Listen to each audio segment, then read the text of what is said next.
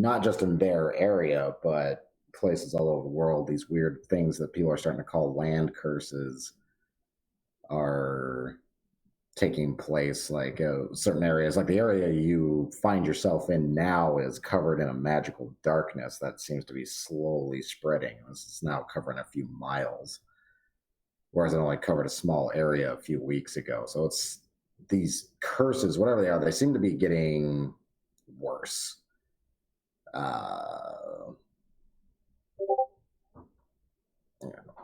Land curses are starting to really kind of affect things all over the place. People, it's affecting trade and all these regular things, but people and whole communities are disappearing. Some people think it's because of this cult. Other people think it's because of other things. Information scattered all over the place. Being a bard, on the other hand, you have a little bit more of an ear to the ground. A curse like this started up roughly where you started originally. A curse like this started kind of your home area, where it just started getting unseasonably cold. And then amongst your bardic travels, you started hearing about these curses over the last couple of months. You've definitely traveled several times before. I'm going to say you've had a handful of like light adventures that have gotten you kind of to this point, whether it's going along with other parties while they go deal with orcs or get a troll out of a mine, things like that.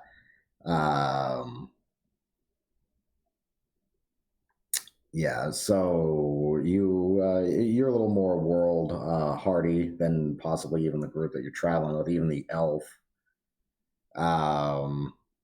You have a pretty good lay of the land. There's, yeah, like that there are roughly like 10 to 11 human kingdoms and a handful of other kingdoms set up as well. Being a bard, you're very, very well connected with information.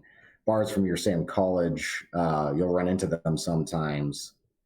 And the standard is you always kind of like trade information, this and that. Oh, I heard this tale here, or there's this song about this over here, or this adventurer did this, or something as mundane as like the weather and trade is great down this way, kind of stuff. It depends. The biggest news that you've heard as a bard is that there is another bard from your college that seems to be somehow embroiled or involved in a lot of incidents that have been going on the last several, well, actually a handful of months. And it turns out this individual is famous, mainly because of his namesake, because his father is someone incredibly powerful in the, well, they call it the church. There's more than one religion in this, but there's one big one, and it's got the biggest organization. He happens to be the son of the high cleric of that religion. So there's a lot of controversy there about him being a bard. But that's here nor there. This individual, the college wants to find him. The church wants to find him. There's been a lot of political situations that he's been involved in. So they've kind of sent word out to all the bards from the college that that if you come across him, or if you can pin him down, that would be, be rewarded. They don't want him like captured dead or alive or anything like that, but he's definitely, a lot of people are looking for him.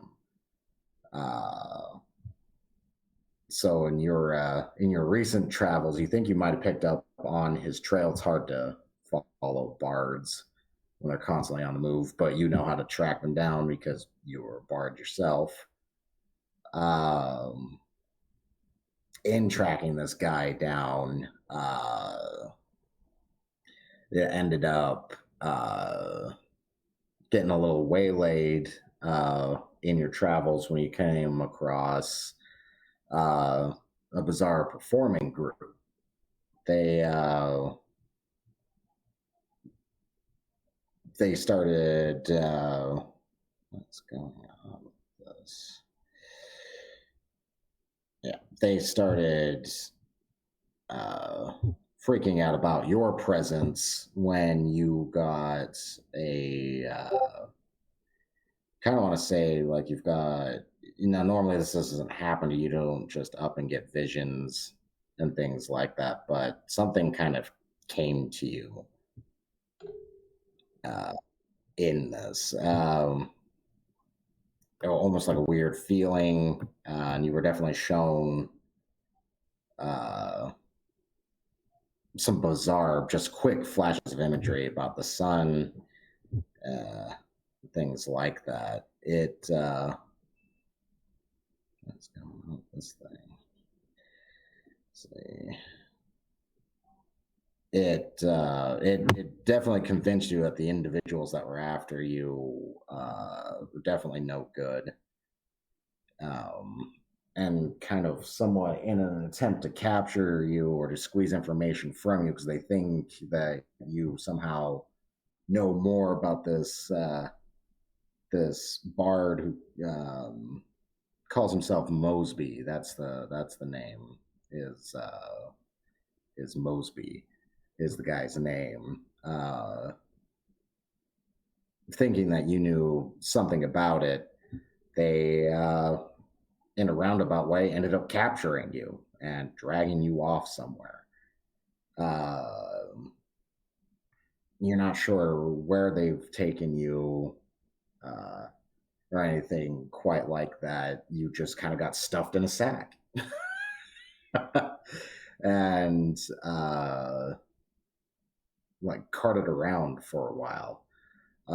You were left alone recently, long enough to try to escape out of the bag. And I'm going to say you've been working your way out of this sack for the last couple of minutes, not knowing where you are because they traveled with you for quite some bit. You'd hear them talking, and then there was a bunch of commotion, and they mentioned something about unexpected visitors and left wherever they stored you. You heard more commotion outside. You still hear commotion, but you don't hear anything from the cultists directly, like around you. You were just you were in this bag that you are now I want to say have wiggled yourself somewhat free of, and are now find yourself in it's only lit by a couple of candles. They weren't using very much light, very dimly lit. You think might be a cellar somewhere, maybe at the bottom of an inn or something like that. But they're you find yourself just freed from a sack. You can see your effects in a different bag next to you. And you're just in this dingy cellar as you're fairly certain, because you've seen it before being a bard, you hear magic definitely being used outside, and there is a commotion. And that's kind of where we will pick up. It's you crawling out of a bag in a basement. And Hammer. Yep. You have you still have some goblins. Will she have heard the things that we heard in our head from the dragon? We can stop because yes, it kind of broadcasted that outwards. You would have heard in your mind it was something like a deep guttural sound, like give me back my heir, give me back my son. Give me back my son. Yeah. And he also said something about We are not enemies, you and I. Yeah, We should pretty stop. much like we should parlay. Basically, is what this dragon's asking to do. Now it did show up with a bunch of goblins raiding, basically. So it's kind of conflicting on what to do. Now that's more I would say, like, I guess slightly out of game information, except for the voices in your head. You're not sure if it was a dragon or not. You just hear a bizarre voice in your mind asking for his son. Okay. And which house is she in, or does she need to discuss that with you? A little circle in the building that you're in. I'll say it is. They had you in the moot. Okay. Or the main house of the village, the kind of the town center. So I will sit back for a moment or two and let Rose speak. So go ahead. Alrighty. Okay, so my character is probably thinking like, what's that voice? Yeah, indeed. This would be a new experience. You've gotten magical messages before where you've heard whispers on the wind, or a piece of paper will fly up to you like a bird and give you a message from a different bard. But maybe this would be your first time getting someone speaking to you almost directly in your mind. And you're still in a very low lit, kind of dingy, big cellar with all your stuff next to you in a different bag, is kind of what you're looking at visually. And you can hear commotion and fighting outside. Okay, so what I'm thinking, I probably will try to open the bag with all my stuff in it. And like a lot of the stuff is broken except for a flute and a rapier. What about your other stuff? Oh. You want to put your gear back on? Okay. Oh, I'm trying to think. What do I have? Okay, time to check D&D Beyond. Okay. Be right back. Oh,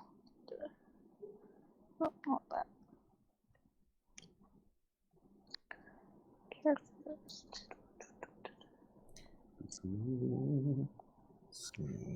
Yeah. There was only 3 of those guys left. Okay, just making sure I have my tokens right. Inventory. Okay, so all my stuff is broken except for my dagger, a flute, some leather, armor, a potion of healing, and a rapier. Nice. Yeah, I mean, you don't seem to be in any immediate danger. It sounds like any violence that might be going on is going on at distance from you. So if you want to like don your equipment and everything, it seems like you have time. You're not in any immediate danger, or at least not anymore. You're not sure where the cultists went.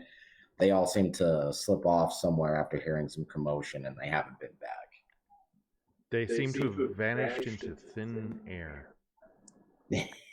Okay, so I put my equipment on, and I'm like,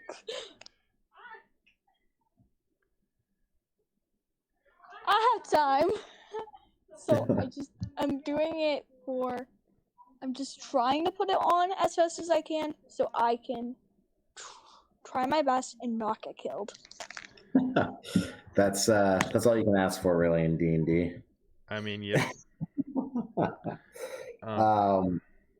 While you're hearing, go ahead, sorry.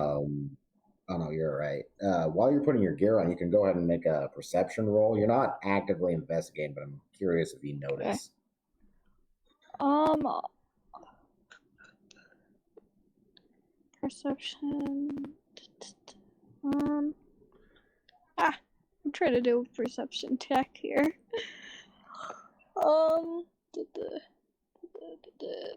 You have here, just a second. 15. All right. Perception, right there. Oh. 11 is what she got. Yep, I got 11.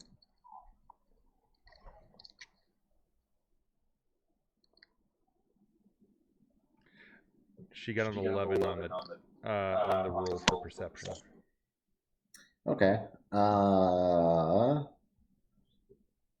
Let's see. With that, I would say that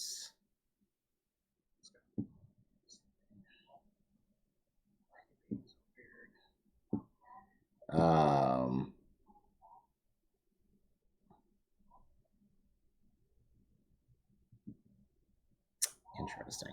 Okay, so with that, you can see that they had some digging equipment. Nothing too crazy, but definitely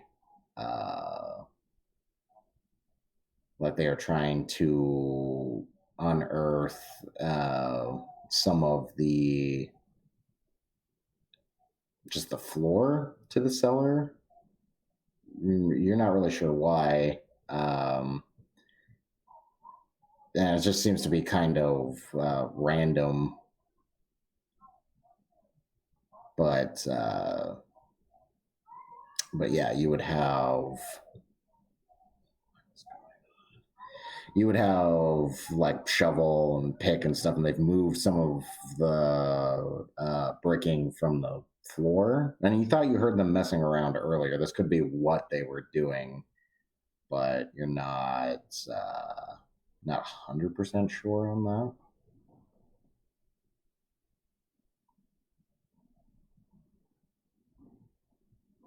Okay. What do you want to do? Okay. Okay. I don't know what I want to do for this. Do you want to investigate the stuff around you? Do you want to? I'm gonna get your head out investigate. and figure out who's fighting. What do you want to do? I'm gonna investigate.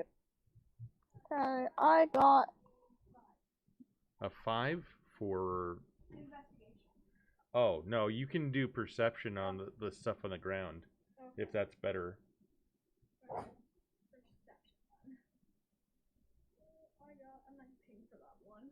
Okay. Tell him. You're muted.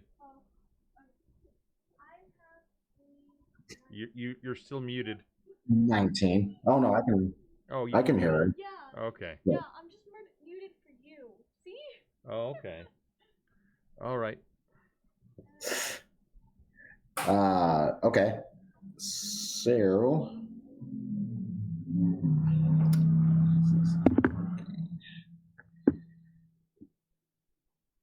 All right. So with that, you would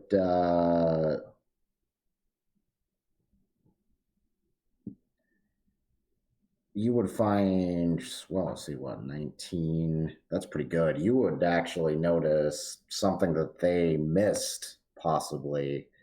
From it looks like what they were unearthing and everything. It seems like they were close to the right spot. It looks like they were.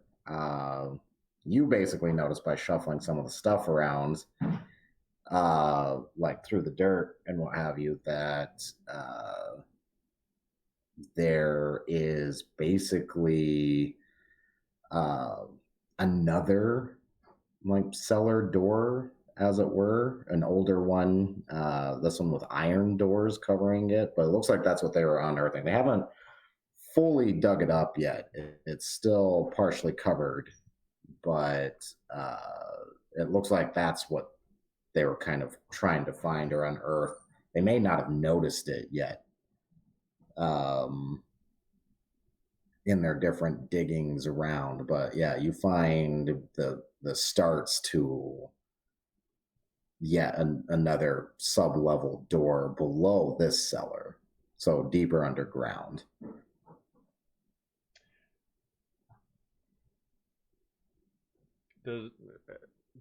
Should she roll an Arcana, or does she feel anything special about this?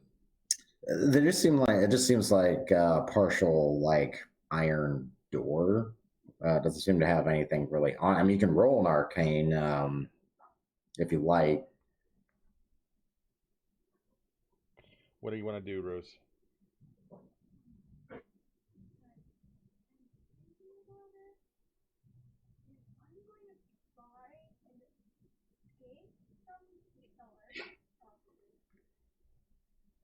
Okay. There's a flight of stairs that leads up to the rest of the main hall there. Very lowly lit. There's only a torch and one sconce in the whole place, so it's low light. You can't make out all the features, but it looks like basically what they call a moot house, or like it was basically like town hall before there was town halls. But it doesn't look like there's anybody official in there. It doesn't look like there's actually anybody in there at all.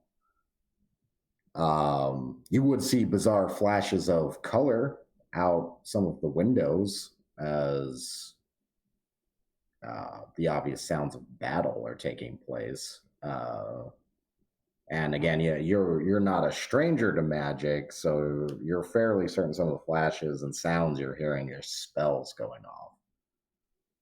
So it's not even just a regular fight. There's fight with magic happening outside. I think I'm curious and would like to go investigate that stuff. Okay.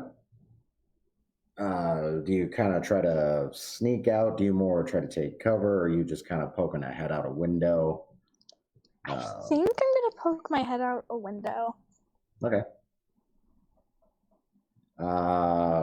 With that, you would definitely see a small group of individuals. It's where that light blue, right here, or whoop, whoop, whoop. It's right there.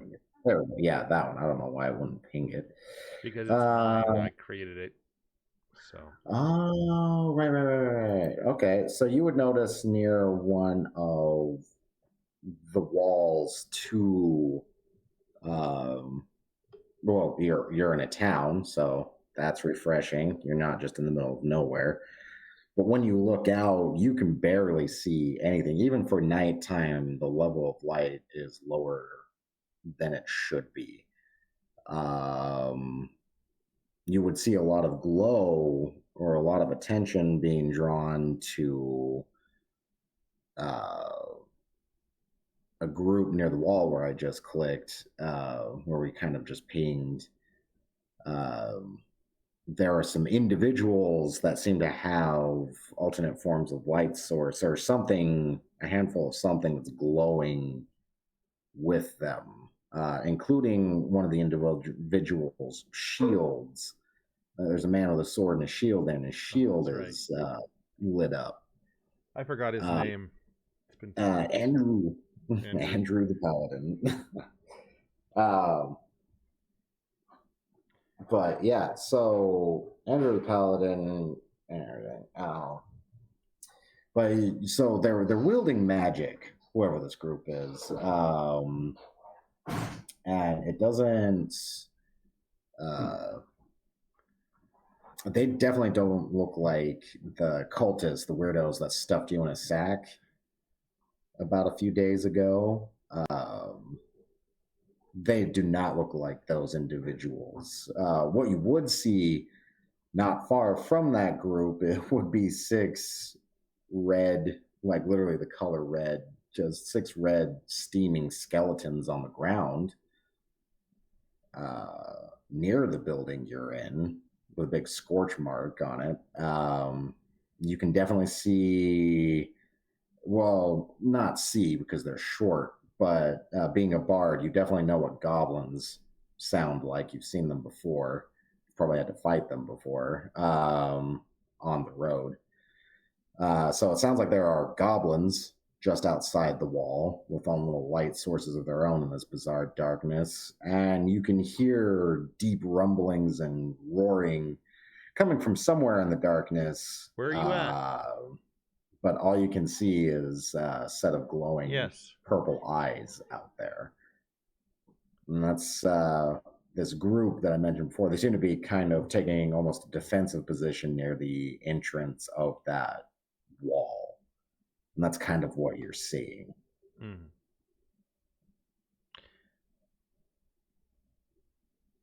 And we're all just pretty much standing around because we were told. Oh yeah, we're pretty much standing there, and you see the dwarf take his armor off and strip down to his civvies.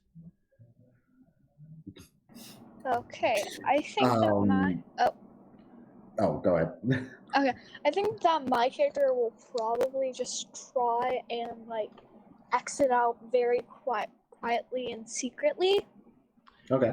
Leandrin has a perception of 16. She does. But you also get a the bard right now also gets advantage on any stealth checks because you're in magical darkness. That's true. Okay. Okay. Do any of us notice her with passively? Leandrin, we got other things going on in our lives. Yeah, you're waiting for the goblins to come through that doorway. You guys have taken kind of another sabotage position or ambush position, I should say. So roll stealth twice, Rose. It's the second to bottom option.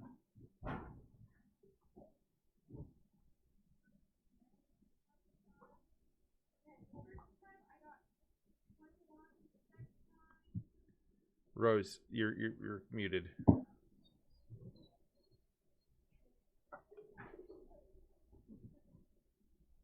First one I got 21, second one I got 13. So you take the better of the two. Yeah. Okay, so 21. I will make a quick roll for Leandrin with that high-end perception of hers. Rolling. It's still rolling. Are you not going to tell me what I get today? There we go. Okay. No. All right. So you can go ahead and make a roll, Hammer. I mean, there is the off chance that you do notice. All right, the only reason you notice those cultists is because they were all lit up like Christmas trees when they came out of that building. So yeah. That's a 14, so that's a negative. I don't see it. Okay. All right. So you were successfully kind of skulking around. So I want to say that's accidentally exited out. So you're successful, Rose. All right. So as you're sneaking around, we'll kind of get back to your doffing of clothes and armor. No, it's just I'm doffing the armor, so I'm now down to AC of 13 rather than 16. Andrew would look over at you as he's getting ready for the goblins to come through the gate, and he's like, "What in the creator's name are you doing? Haven't you ever seen someone suck themselves up?" Oh, you mean like the wild men of the north? I see. I believe I understand. Rockfist helps you psych up a little bit, and he's just like, "You ready? You ready?" Basically, like punching you in the shoulders and like chest bumping you and stuff. Yeah. He took the rage feature, but he still only has levels in dwarf. Okay. So you're both are kind of psyching yourselves up for your barbarian rages. So I have it in its sheath under, just above my beard. So my beard's holding up my beard is holding up the wand so that Well, no, because if it's in the sheath, that you won't, we won't be able to have the light. So, it's just around my neck then, and Okay. I've got the sheath in my pocket. But yeah, I'm just sucking myself up, and I'm ready. I'm ready in action for if and when those goblins come through the door again. Okay. And being as you were taking a ready to action, everybody's kind of taking ready to actions for the most part, except for NPCs. Mm-hmm. So I want to say it breaks down as thus. That I'll NPC Leandrin. She's got pretty high deck. She'll kind of go first, and right now I'm gonna have her take it back with. She had popped the wand off last time as well, right? You both had been using them. She's gonna take a stance back with that. Make sure you guys aren't obviously in the line of fire.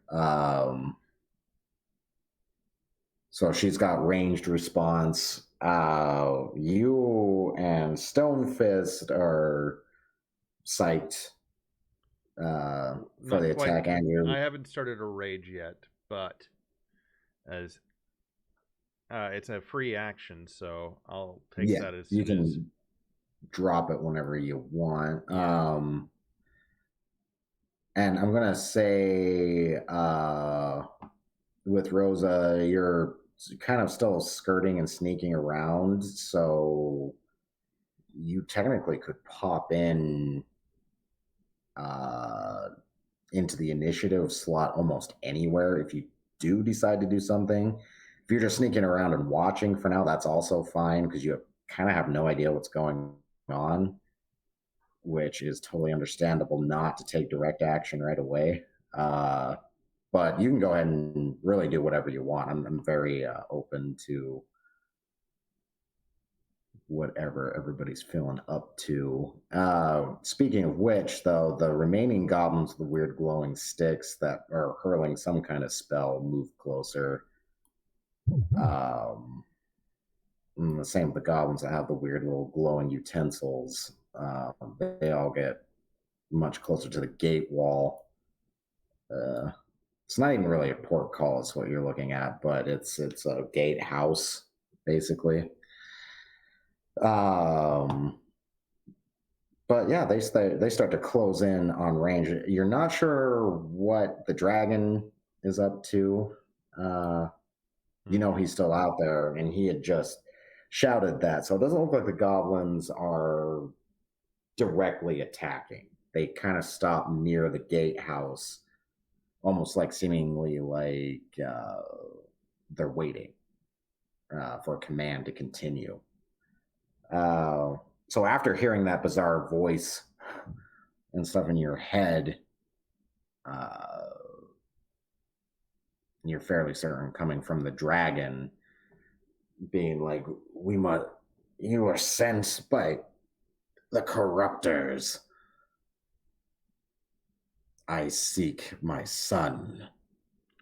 Does it look like we were sent by the corruptors? And I point at the steaming pile of shit that's on the ground.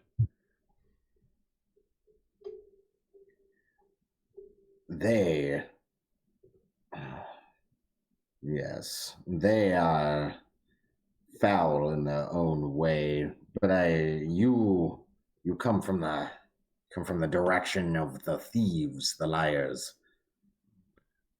Yep, and same could be said of you because you're out here and we're trying to investigate those that have stolen our homes and our livelihood. We're trying to figure out what's going on, jerk. It's just like you come from the direction of Castle or of the Adder Man. Yeah, there's a lot that way. Doesn't mean that we're actually from that guy. Are you saying that he has your son? If so, we'll help you get him back. As long as he go ahead. Knows who has my son. Okay. It is. We have something in common, but I must know if you are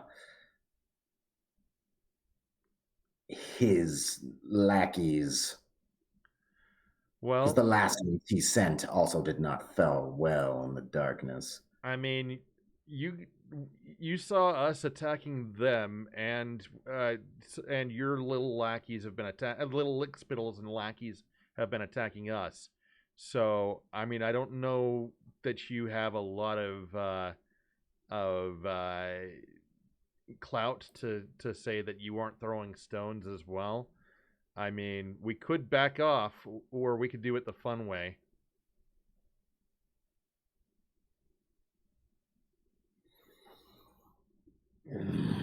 The other man and his lover His are also lover. enemies. Yes, enemies of the cult, but does not make them necessarily friends of mine. What Okay. stake do you have in all of this working for the Adder Man? I mean, he's gonna pay us with brand new weapons if we get just like a parchment of paper from this place. He has not. He seems. We haven't actually seen the adder idiot. We just have been dealing with his head goof,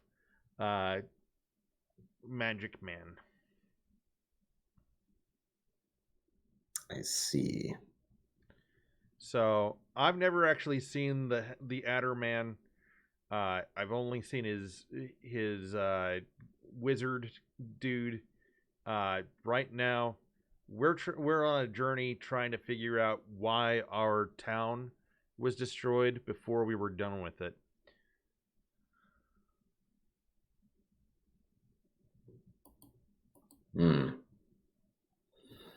So he does not. He does not seek the wand. No, he's trying to go to war with his this other lady and blaming her for all of the calamities that are around here. She's blaming him, and it's all this he said, she said stuff that we're trying to sort out. And we came out here so that we could prove to them that that the other person isn't the one that's at fault for all of this. I have this feeling, and I'm not a very smart man, but I have this feeling that the same stuff is going on with you, where you think that he's at fault, and we're all just blaming each other for this catastrophe that's going on in the world for everyone else. So he somewhat chuckles to himself when you say that. And he's like, I see. This isn't a giant circle of misinformation. Yeah, well, I think the only ones that I'm pretty sure are the bad guys are the guys that are the glowy types that I just kind of poofed into a red mist. So, and the goblins, they've attacked us a few times without provocation, and have not come out the better for it. I am their moon lord, as they prefer to call me. Please, I don't want to see your ass.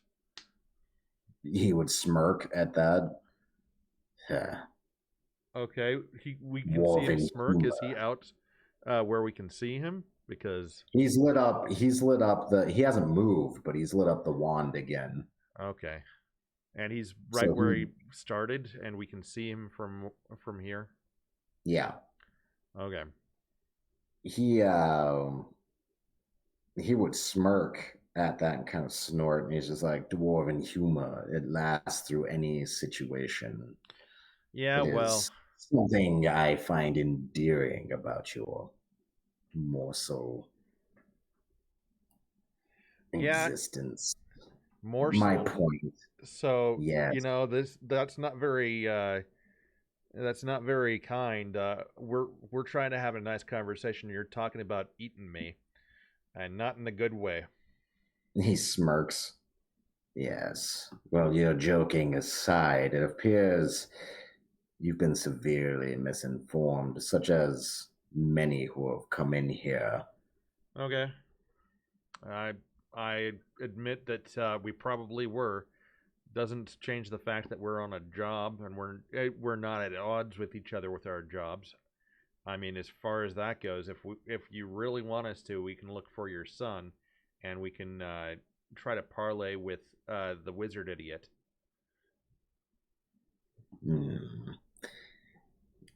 Whichever magic user is under his employ now is more than likely very lacking in any true information. He is quite the liar, and so is she.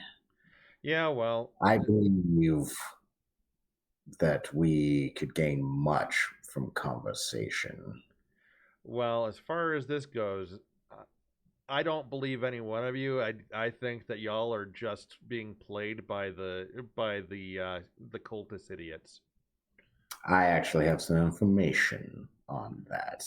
Okay. Sounds like fun. Leandrin seems kind of puzzled. And she would mention, what does this have to do with the wands? And he would smirk, to the point. Elves. And he would smirk. Look, I sent my goblins down into that man's lands as an attempt to add pressure. 1, to flush out any more cultists. 2, to find the whereabouts of my offspring. The goblins work for me, but they are not from this region. We are merely helping each other in a unique situation. And the unique situation is thus the cult itself. I already lived in the layer that has now become active and is causing the darkness. Whatever they've attempted to do has stirred energies within it and revealed to me secrets. And he would smile, tapping the wand around his neck that he wears as a necklace. Okay. But it appears that you are also informed. We could benefit in more ways than one through our conversations. But if you are insistent to complete your job, then I will continue in the nature that is best befitting to myself and my horde. Are you threatening me because we have something to do that seems like it's going to take a few minutes, that you're going to attack us again? Because I'm game. He smirks. Andrew kind of like leans in. He's like, I don't know. I think we should keep trying to parlay. Yes, I believe we have the advantage because we have the wall and the wands, but it seems like this foul thing has information we need. Yeah, but as far as that goes, it's not really to my advantage. I mean, as far as this goes, he's taunting me, and I don't take kindly to that, so I'm going to show him what... Leandrin's just like, well, we have been shooting first and having very little to ask for questions later recently. Maybe if he tries anything funny, we have the drop on him. Yeah, but if we talk face to face, that gives away a lot of the advantage. Leandrin's just like, how about we communicate from here? That seems to be just fine. You chuckle at that. So you are not all meat-headed as the last that fool sent to deal with me. Excellent. Then there is something to be gained here. What a fortuitous afternoon. Yep, I do have fortitude. He would hold his hand up with a gesture, and the goblins would stow their weapons disappointedly, but they stow their weapons and kind of wait. And he's like, what of And he sniffs and gestures somewhere in the town. Rosa, he'd be pointing at you. He's like, what of your assassin? It would be time to call her off as well, yes? I'd love to know about this assassin you're talking about. We just got here. You're muted, Rose.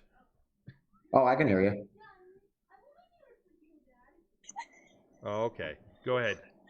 Okay, so Rosa just plays some music because she's super duper nervous, and like everyone notices her probably. Are you gonna play Sleep, or what? Is it just a simple song? What kind of song? Just like a simple song, probably. Okay.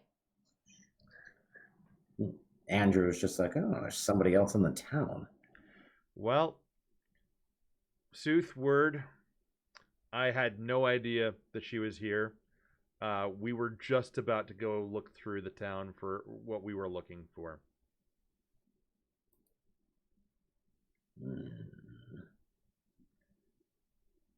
I am. Oh, there we go. He kind of strokes his chin with his claws and is like, I believe you. Good. So, skulker in the shadows, who are you and why are you here?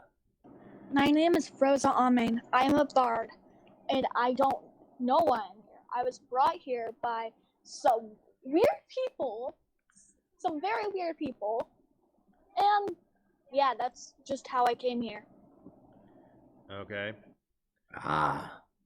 For the time being, since we don't know anything about her, she's under our protection. Don't roast her.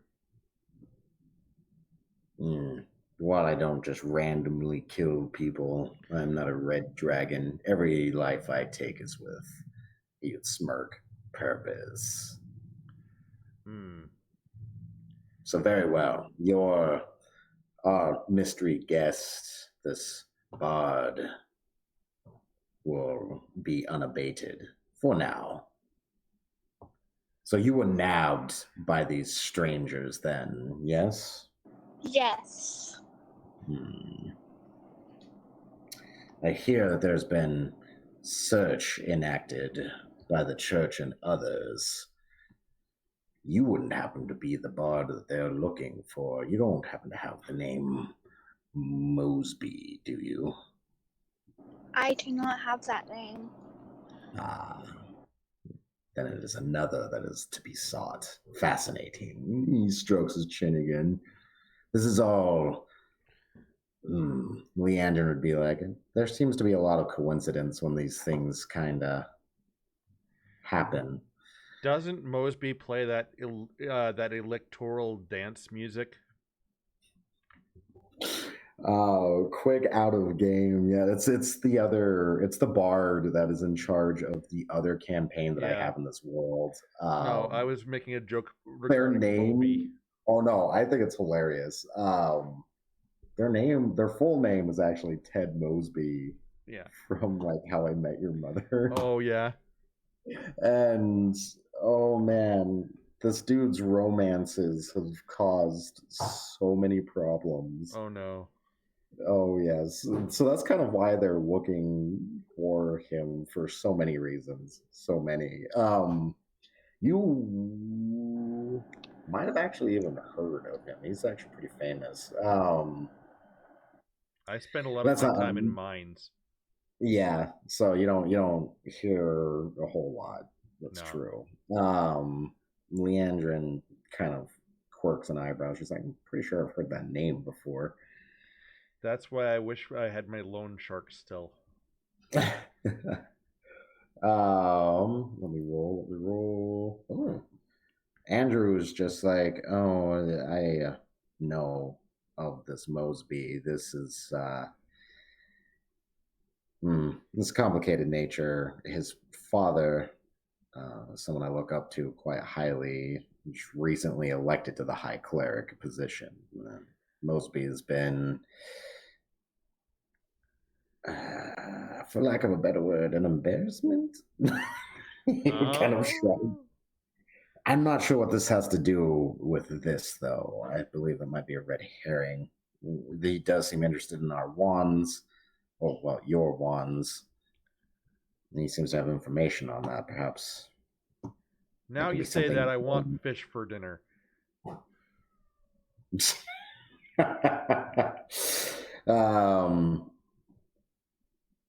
The dragon is just like, so you were sent from the castle Adder, but not by Adder himself. Is that correct? I've never seen the idiot other than in his portraits. Seems like an idiot. Unfortunately, that might be the opposite case. He might be a vile little worm, but he's a clever, vile little worm. Hence the situation I believe we find ourselves in now. He bears a striking resemblance to this story I've heard about a man named Mr. Beans. He would chuckle at that. I know not much of the human dawdlings, much beyond this region. More point in fact, I do not believe he is the one with my son, but is that of his mother's. Not Ada's, but my son's, my former boon companion. Okay. Well, she left with child in bear without telling me. I found out later that I had offspring. Did she wear a yellow clothing or anything like that? No, she is not a cultist. I know exactly who she is. Okay. You might have met her. You have mentioned that her castle is currently besieged. Okay. Well, we were asked to be intermediaries by her to help try to stop the siege, to convince Adder that she's not the one that's at fault for this. Her lands also are under siege, and she has nothing to do with it. We've been there. We saw what was going on there. I personally believe that it's all to do with this world ending apocalyptic thing that's going on everywhere. Our town had it. There's been another. This is like the third town that we've seen that has had the apocalypse type stuff going on, and we're working on it. So you seem to be working quite well, given as you have 3 wands. Yeah, you know that we have 3 wands. We guessed that was going to be the case. Okay, that's a great negotiation tactic. We're kind of sick of everybody knowing that. It's fine. As far as that goes, I see that you have a wand too. We all know about the wands. Great. Are we going to tell the goblins too? Do we want to go into backstory about this? Is this going to be another 2-hour talk, or do we want to actually get down to brass tacks? Sorry, he is blunt. You would start trying. Leandrin would like elbow you roughly, very roughly in the ribs. She's like, "Dude, what are you doing?" And he's just and like, Stonefist is just like, "Isn't this why we hired the elf?" Well, as far as that goes, yes, that is why we hired the elf. But I'm the only PC that's here, so. I mean, quite frankly, you'd get more politics out of my other characters that I have. Oh, yeah. This is the least politic of my characters. And that's why I keep on ruining the day that he was the one who survived. Very well. Since you do not wish to engage in more of the pleasantries of this parley, brass tacks. Yeah. It is. I will merit you this information for all that you have given me to learn. These ruins definitely predate your modern kingdoms by quite a deal. I kind of guessed at Even that. before the grand expansion of the elves. Mm-hmm. My kind, in fact, have stories of these. I always thought perhaps most of it be tale, but given the events of the last month, very much is not the case. Can I make an I have lived assumption? in mine for quite some time. Can I make an assumption that Andrew's waving Rosa over into the group? Uh, yeah, they're kind of, now that they have a bead on you, they're kind of like gesturing to you to kind of like come over to them. Because Wow. Hammer is a little bit engaged with politics and doing poorly at it. Well, as well as you can expect of Hammer, to be fair and honest. He's just like, I will tell you this. The wands allow for much greater control of these curses than most, I believe, realize. Okay. Especially the closer they are to their, shall we say, home location. Okay. These effects can be turned. The reason why I have not turned the darkness from this area is because of what I seek. I will use it to the means of an end until it is over. Okay. So we've got a slight problem with that because, there's people that are wandering in here and dying. They don't have anything to do with it other than they're vassals of Adder. They don't deserve this. They're just dupes like anyone else. You can see that we don't really care about Adder. All we care about is our own quest. And as far as this goes, most of that is we're trying to clean up the shit that's going down for decent people. We may or may not have left another town that was being a bunch of dickbags to flap in the wind. But other than that, we're trying to be good to good people. Have these people taken your son, or it doesn't sound like it? What can we do for you so that once you've turned this off, hopefully soon ish, that we can repay you for doing that? Very simple. Retrieve my offspring. Okay.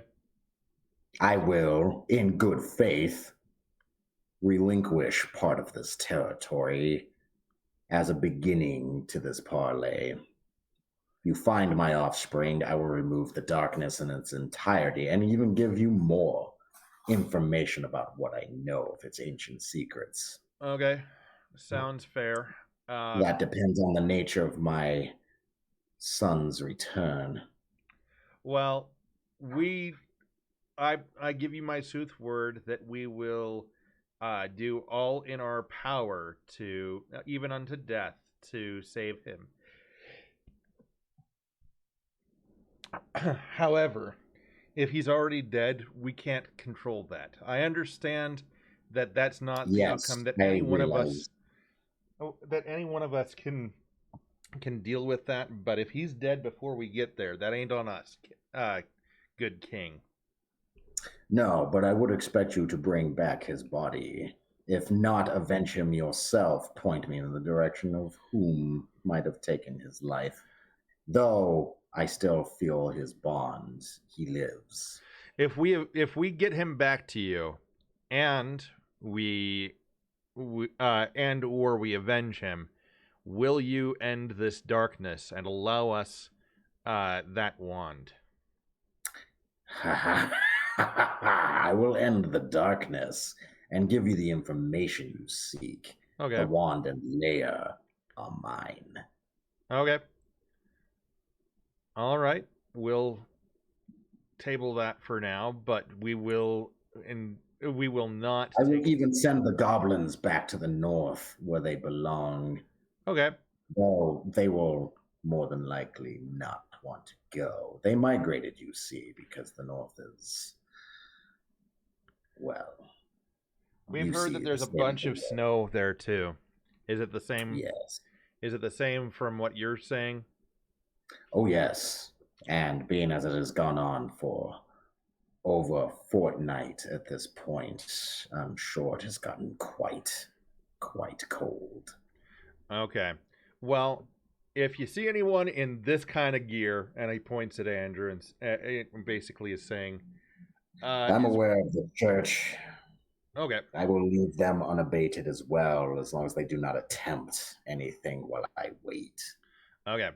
As long as we're out trying to find your son and stuff, we'll be good. Do you mind if we search around this town for what we're looking for? What is it that you seek?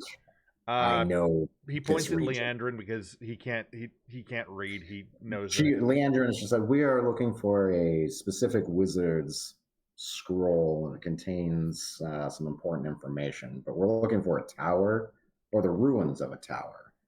Ah, he would chuckle to himself. Yes, I remember this when I was a hatchling. From what you can tell, he's because some of you have some information on dragons, especially the bard. Mm-hmm. This is a younger dragon. He's not a full adult yet. Yes, winter is coming, or be able to tell. They are known to be bigger than houses, and he's roughly the size of a house, if not smaller. So he seems like he might be slightly on the younger side, but that could still mean a few hundred years. He's like, yes, I remember this is a hatchling. If you seek the wizard's tower, you are standing in its base. Okay. The town was constructed upon it after its fall. It's much larger than I think people realize. And he would point to the wall, the old stone wall that surrounds the town. There's the base to your tower. What you seek more than likely is underneath, if it survives. Hammer turns to Rosa and whispers us to try to not be do anything. Okay, you've been here longer than us. Have you seen any entrances to any cellars or anything like that around here? Anything that might help us? I was just in a cellar. It's that way. Points to this thing. Right. I can't really do that thing. It's fine. The big, the big circle. Okay. So what this dragon is saying is this entire town was a wizard's tower a few hundred years ago. Like that circle is its base. The town's wall is the foundation to this tower. Well, and she just said, yeah, there's some sort of basement. I was trying to get her to say that she'd seen a cellar door, but she didn't catch that's what I was trying to do. But is there anything? Have you seen anything that might get us even deeper down into the earth? In the cellar that I was in, I saw a door. Oh. That was dug a bit down. Okay. I can take you to it if you would like. Let's finish talking with the dragon. He does. Okay. As far as this goes, he's probably as close to attacking us again, but I'm not showing him any deference because he attacked us first. So they call me the Moon Lord, the goblins, because of what I don't want to talk about your butts, sire. And he quirks an eyebrow. Leandrin elbows you harshly again. She's like, you were doing okay there for a minute. Just try not to insult the thing that can eat our face. Okay. Okay. He chuckles. All right, It Lord. is fortuitous that you met this traveling bard. It seems that the dragon of fate is upon us. Is it okay if I call you Lunar Lord rather than Moon Lord? I'm almost about to chuckle. He would chuckle and literally grab his stomach with his hands. Like, this is a full hearty laugh. My true name is Logan Robar. Oh, okay. All right, Logan Robar. Do you mind if I call you Loro? Yes, I mind. Logan Okay. Robar is my full name. Okay, no, Logan Robar. Not like a name like your human name of first and last. Just one long, prestigious, and proud name. Okay, Logan Robar. We're gonna go into the cellar over there because we seem to have a lead already. Good fortunes to you, and I will give you back your daylight, so for which you seek. And he would gesture with his hands in the wand, and the darkness from this whole map tile would recede back about half a mile. And as I agreed to in our parley, now know that I have your mental frequencies and your sense. If you even think of crossing me, I will find you. Did you just break wind at me? No, I did. It just happened spontaneously. Leandrin's just like, it was from nerves. That's what he does when he is nervous. She elbows you again. Nervous. No, looking at you. You are nervous. That's why you are gassy. I am nervous. Performance. The dragon just chuckles. Okay. I enjoy your jokes, but do not let them wear thin. 17 I will plus meet 2, upon that's you. 19 for performance. He seems happy with that. Okay. She's like, they're like cats. You have to stroke their egos. Okay. She's just, it's like, very well. We agreed to the conditions of the parlay so far. We have to warn you as well, though. We are more formidable than we seem, so no double crossing from your end. And thank you nods. for the clip, You have my word, and the word of a dragon is clad. I give you my word upon the artifact that I have bonded with. It will hold me to my word that we will attempt to find your son even unto death. So be it. And he gestures his hands again, and the goblins would leave back into the tree lines. And now that daylight shines on him, he does have a bit of a shimmer to him, and he is amethyst. He appears to be, it almost looks like he's made out of it. Except for, with the exception of his eyes and his tongue and his teeth, he does look like he's made out of amethyst stone.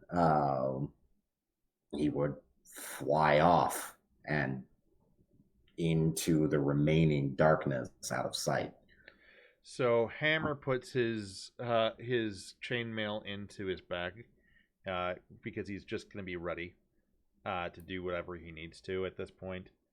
A little bit freeing. He can do a little bit better in stealth, and it's only a slight disadvantage for armor at this point since he's got AC 13 as opposed to AC 16. And he also has what is it called? He takes half damage for a lot of the physical damages, including piercing, slashing, and bashing. So Leandrin goes to check. She's like, oh, now that we can see and the goblins have dispersed, I'm going to check on Halfbeard in the cart. Yep. So does she use her whistle to bring the dog to us? As that was what we had discussed before. Yeah, she had brought the dog to her, but now she is going, now that the situation's kind of... Well, Halfbeard would have known to follow the dog. Right, well, Halfbeard's still out. He's still... No, it was Halfbeard. And who was it that was with him? Was it just the dog and Halfbeard out there? Yeah. So she goes, checks on that. He's still rendered unconscious from the alcohol he was forced. Mm-hmm. And the cart appears to be fine. They seem to be okay. Okay. That being said, while that's going on, okay, Rosa, we have two dwarves that, for the most part, seem to be just wearing kind of dirty clothing with some weapons on them. Well, no, the one is caked in weapons.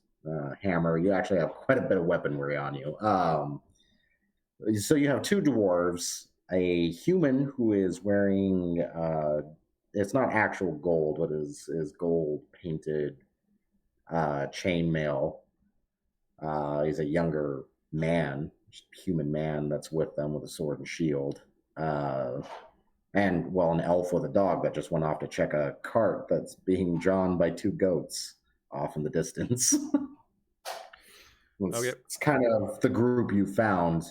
And your bard would also realize that the corpses, the red burnt skeletons on the ground, are the 6 individuals that kidnapped you from the Eastern Road a few days ago and stuffed you in a bag.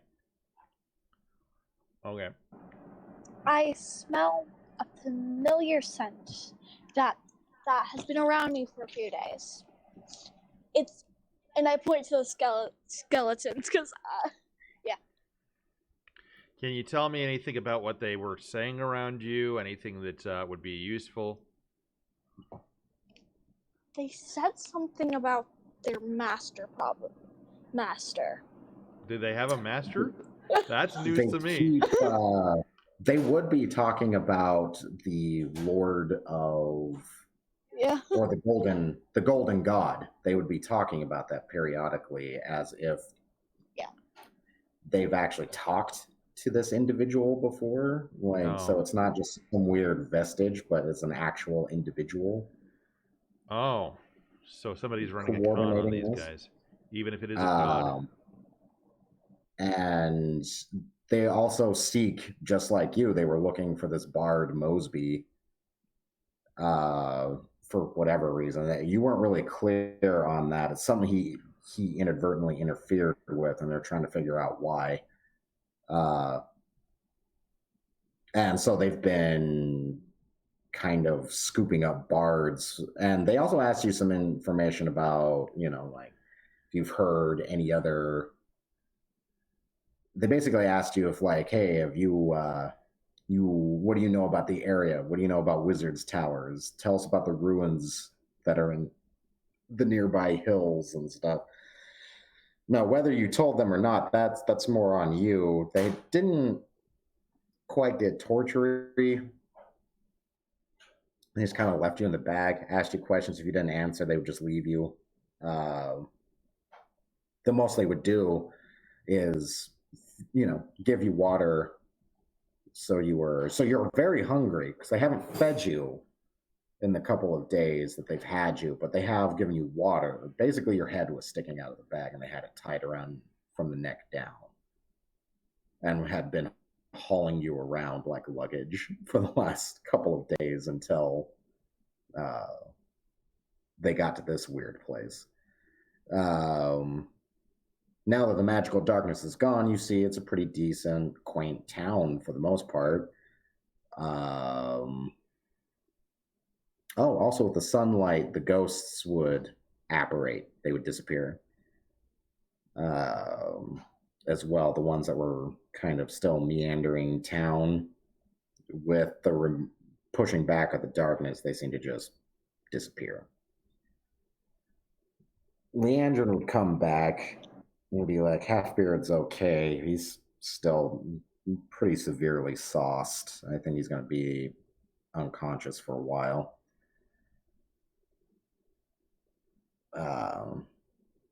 So she's like, the cart and Halfbeard are fine. She would mention, she's like, I don't know, I had a good feeling about the Lady Moonflower. Do you think anything that dragon was saying is real? As far as that goes, I think that the dragon is telling the truth. but isn't telling the whole truth, or it might just be the truth as he knows it. So as far as this goes, you still think this Blackadder is playing everyone? I think that he might be. I've never actually met the guy yet. No, but we were being spied on while we were talking to that wizard in the castle. Yeah. So as far as that goes, it's likely that he does not know what like the wizard may not know everything. Like he's the left hand that the right hand doesn't know anything about. I think that right now it's a possibility that he doesn't he's a mastermind, because the dragons are fairly perceptive from what I have heard as a babe.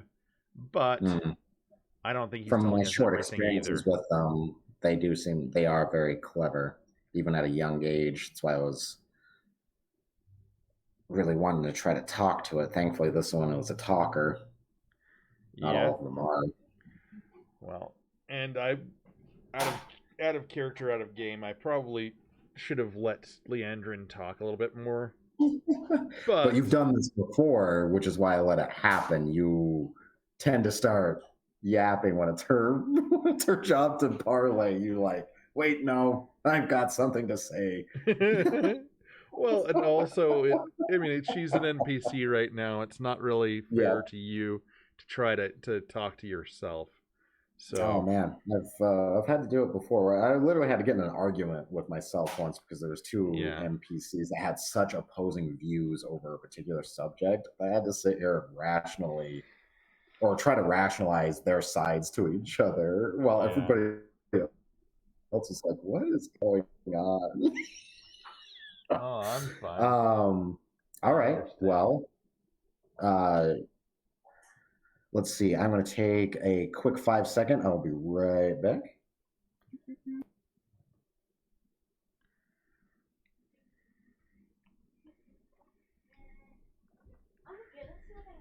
You want to grab me one too? I would like Gogurt, if you wouldn't mind. I'll hold on to the granola bar because it's not going to go bad. It's going pretty good, Orbalist. Thank you for popping in. I don't know what happened to Error, but we've got Rose here with me today, and she wanted to try playing as a one-shot in this week, and then she's going to be regular in the off week as well. So, how are you doing?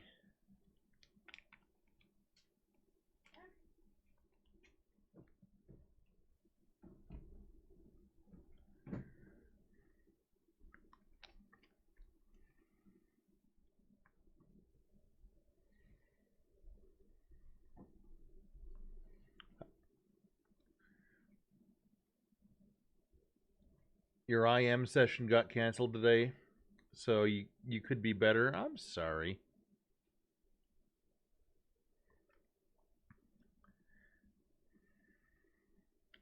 I'm just gonna turn this off so that I don't have people staring at me while I'm eating.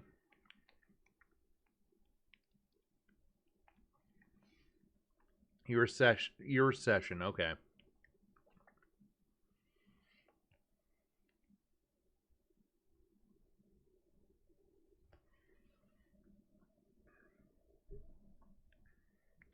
Well, I'm sorry that it got canceled. Did everybody else just have other things to do, or what's going on?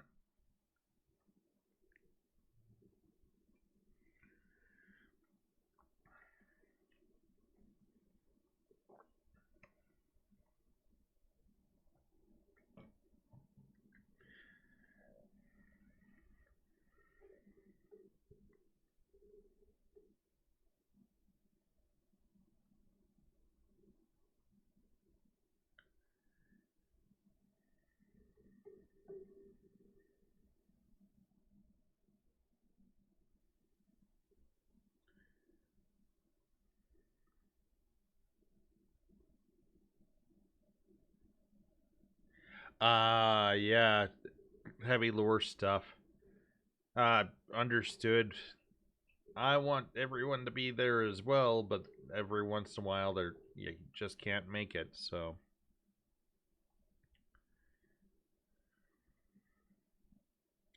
I mean, we could start doing stuff like I start pulling on everything here, but the DM's not here to say no, you can't do that yet, or have the NPC moderate what I'm doing.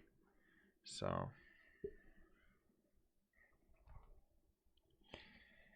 but yeah, this has been a really fun campaign so far.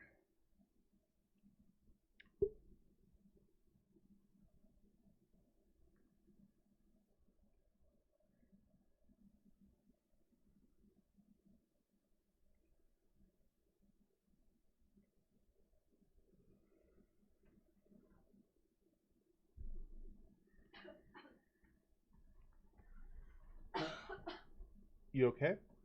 Yeah. Okay.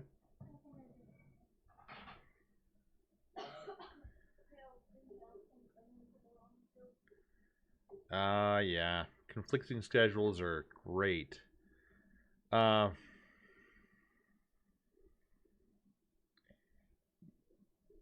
yeah, a lot of what's going on with me is Rose is going back to school, and that's going to be fun because I'm going to start having to drop her off at around 5 a.m. to her mom's house so she can get to school at 7, because I've got work at 7 as well, and I plan ahead too much sometimes, but it's kind of important. So,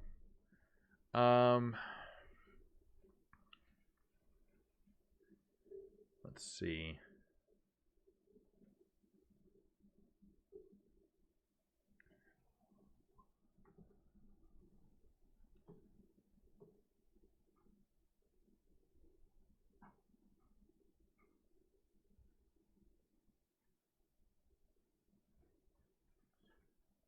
In any case, I'm really happy that you could make it, and I'm grateful for all the lurkers too. Appreciate you guys for being here. Does help out quite a bit. Let's see.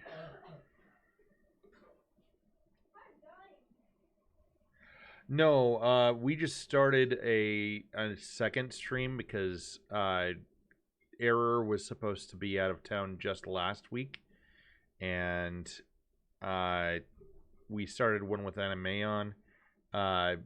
So we're gonna start doing every other week a different session. But yeah, it seems like I don't know what's going on with Error. Hopefully everything's okay. So.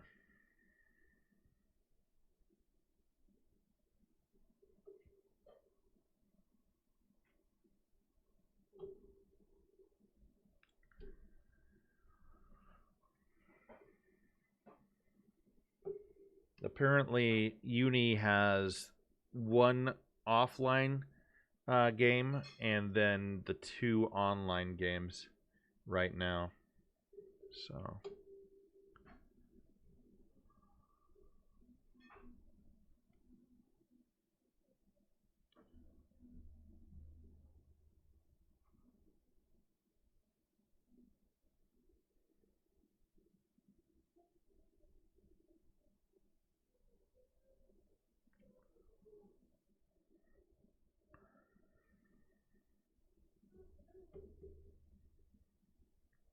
Yep.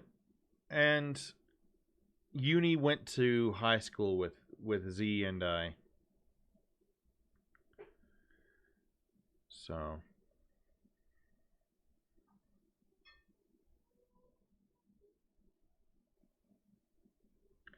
I mean, as far as this goes, it looks like we're playing every Sunday right now. And we're right now. You wish your friends took the time to learn. You tried, and they were too lazy. Yeah, well, a lot of this is a lot of what we do is improvisational, and it's a lot of fun. If you wanted to hop in on one of the games, I'm pretty sure that he'd be fine with it. We pretty much go your West Coast time, right? So you would be going from about 10 a.m. and we've been going until about 5 p.m. your time, usually. But as far as that goes, we could probably uh, make some discussions to see if we can fit some better time periods, if that's too long or too short. But yeah. Welcome back, Canned Uni. Just talking with my chat. I've got Orbalist in chat, and he was saying that he might want to join in. So,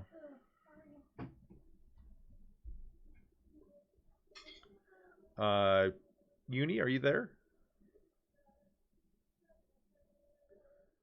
Oh no.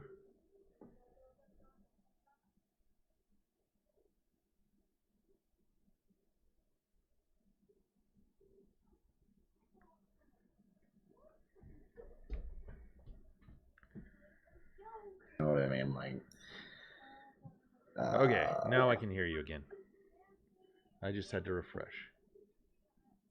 Okay, awesome. Everybody can still hear me all right and everything, right? Rose just went and made herself a sandwich, so she can't hear you for the time being. Now no she worries. can hear. I'm gonna pop you guys over on a different tile or different map here for a second. Anyway, your Sunday session is from 10 to 3 p.m. Okay. Well, this has just been the time that we've been able to do everything. Sorry for interrupting that. I was just mid conversation with Orbalist. So you are all right. If well, I'm sure, like, if someone else gets added on, they need to start later in the day. I don't know if that would interrupt anything else for anybody else, but yeah, I wouldn't necessarily mind messing around with time, like starting times and whatnot for people. So he's West Coast, so 3 p.m. is when he gets off, so that would be 4 p.m. for us, which would be starting time, which doesn't quite work because I've got I've got the community stuff that I frequently end up hosting. So that's right. Yeah, we'll have to. Yeah. Where is my little under thing there? There we go. Okay. All right. So now that you guys can see normally, Dragon is gone. Yep. Town is basically, well, I mean, it is. It's abandoned.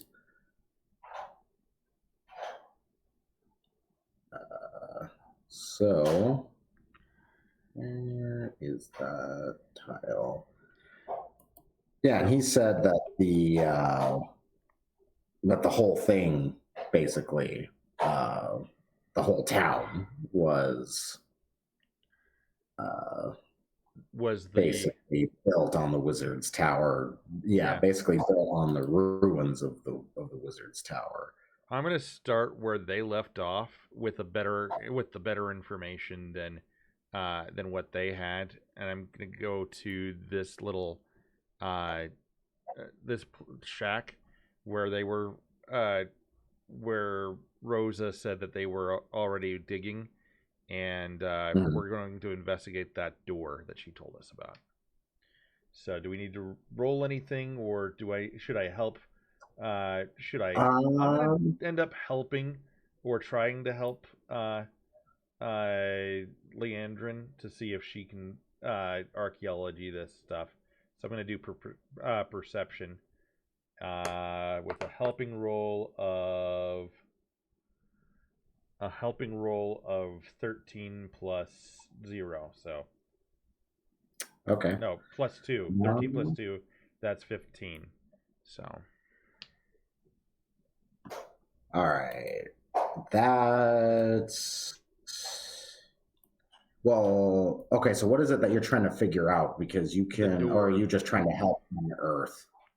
Yeah, trying to help unearth this door that Rosa told us about in this town hall basement or cellar, as you called it. Gotcha. All right. And I've got my my shovel and my pickaxe, and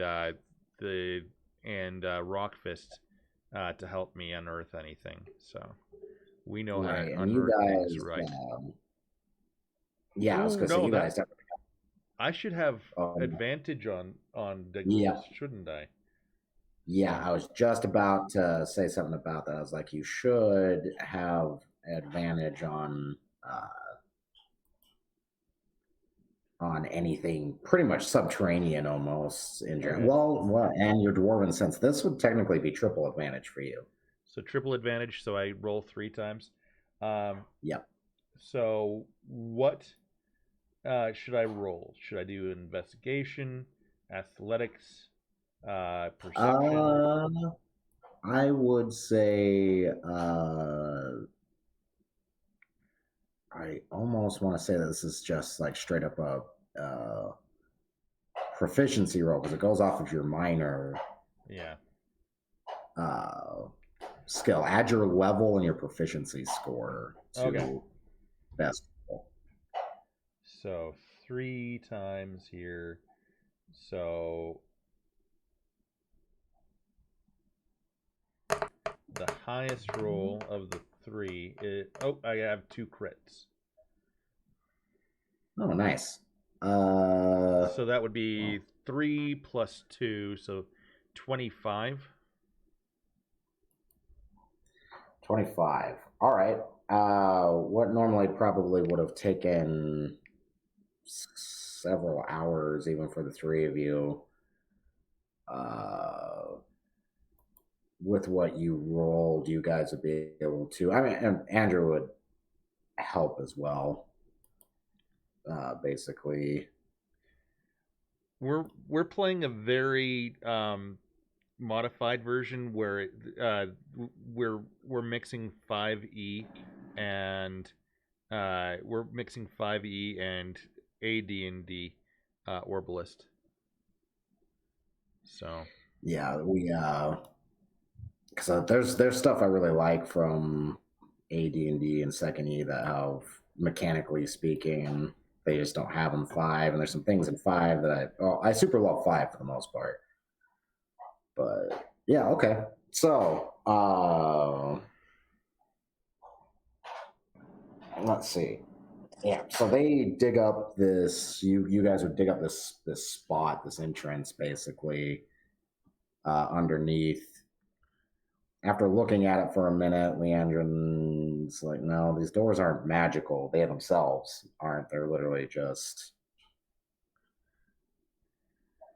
reinforced doors." okay, I pull the doors open. Do I need to make any check? No, it's enough. Because of the dirt in them, you could tell they used to open a lot easier, but because of time and being covered in dirt, they're more difficult to open. But you're able to still open it by yourself, which Okay. means they were probably constructed at some point to open a lot easier for someone of a lower strength value. Okay. So by virtue of being the NPC, I wave Andrew down. All right. So basically, he steps down and he's like, "I definitely sense magic down here." Okay. As he makes footfall on some steps, he's just like, "Oh, there's, damn." And he says, "I seem to have triggered something." When he says that, you see light. It'd be more. It's not like crazy luminous like I've described before. Or anything. You see what looks like, torchlight just kind of spark up down there.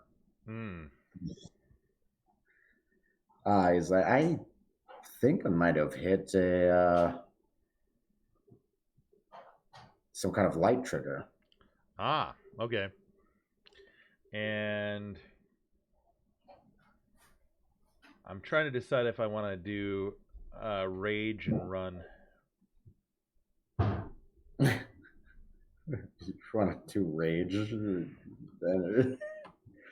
What if there's nothing down there but just a ruin? No, there's nothing. No, I don't want to do a rage and run yet. No, right? I mean, you can, and they're just... All right.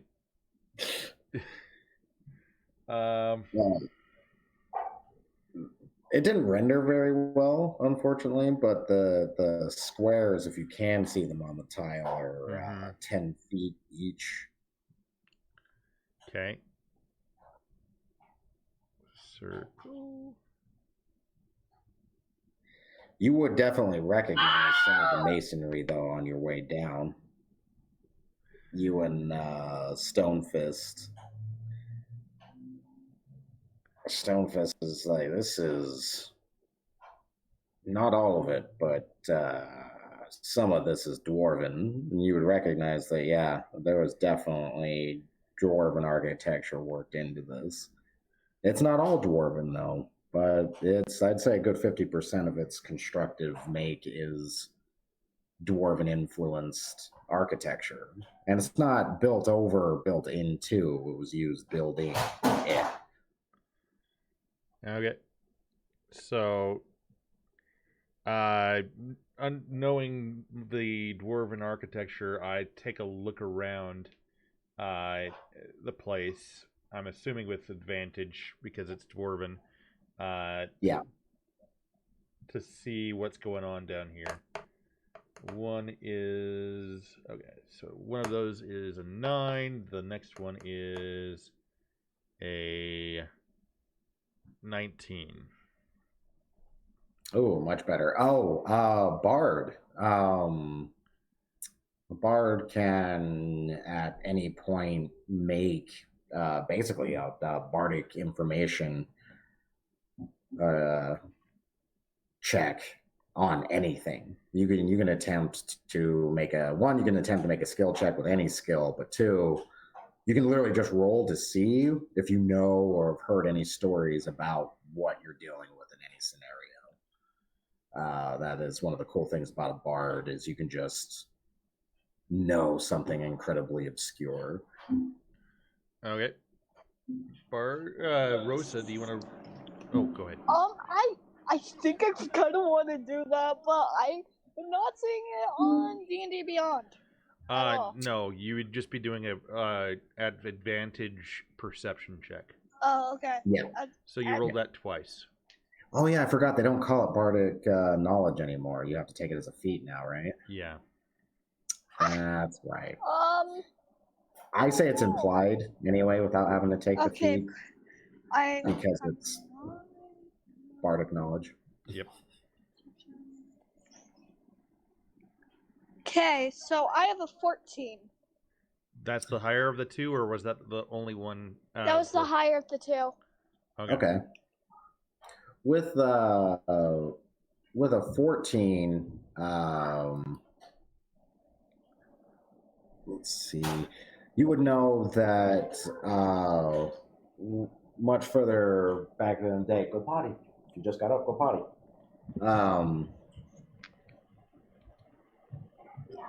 That much further back in the day, early kingdom stuff, humans, dwarves, and humans, dwarves, and halflings mostly, and sometimes elves would like construct things together. Like they would literally live and work together because of the convenience and the safety of it. So this would place it like within at least 500 to 600 years old, pre-Five Kingdoms kind of stuff, before the legend of how all this got started took place. The dark times, as it were, like what was known as the beginning age kind of stuff. Wait, it seems like the stormy thief from like the beginning times and like beginning of times and like Sounds like our luck and what we've been doing before. Hey Rose, sorry, I'm gonna mute myself for.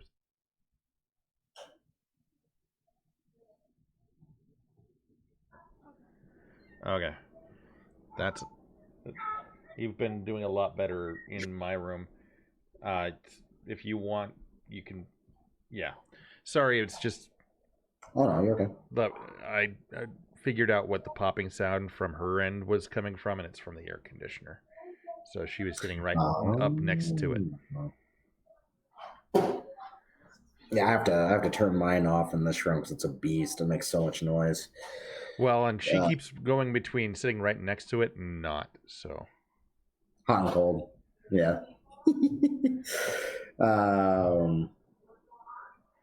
But yeah, so there is that. And if this was a wizard's tower, I mean, it would be massive. It would have been massive if the walls, what the dragon said it was. I mean, modern ones to be, like literally like a tower. Not the construction of this thing would have been monolithic, given its base. Like this would have been, yeah, ridiculously huge. It must have had hundreds, if not thousands, of people living in it, depending on how tall it was. Yeah. If it was, like. So there's also that, and like I said, there's a main landing down here. All the light sources you see are those torches or braziers that kind of were activated by one of the steps on your guys' way down. It doesn't seem to have triggered anything else. Nothing else like seemingly crazy seems to be happening. It just seemed to, turn these braziers on. You see it lead off forward. On the walls, let's see, it's been buried for a long time. I'm actually going to roll and see how well kept it is. Probability dice. I don't know why it's taking so long today to tell me what my dice rolls are.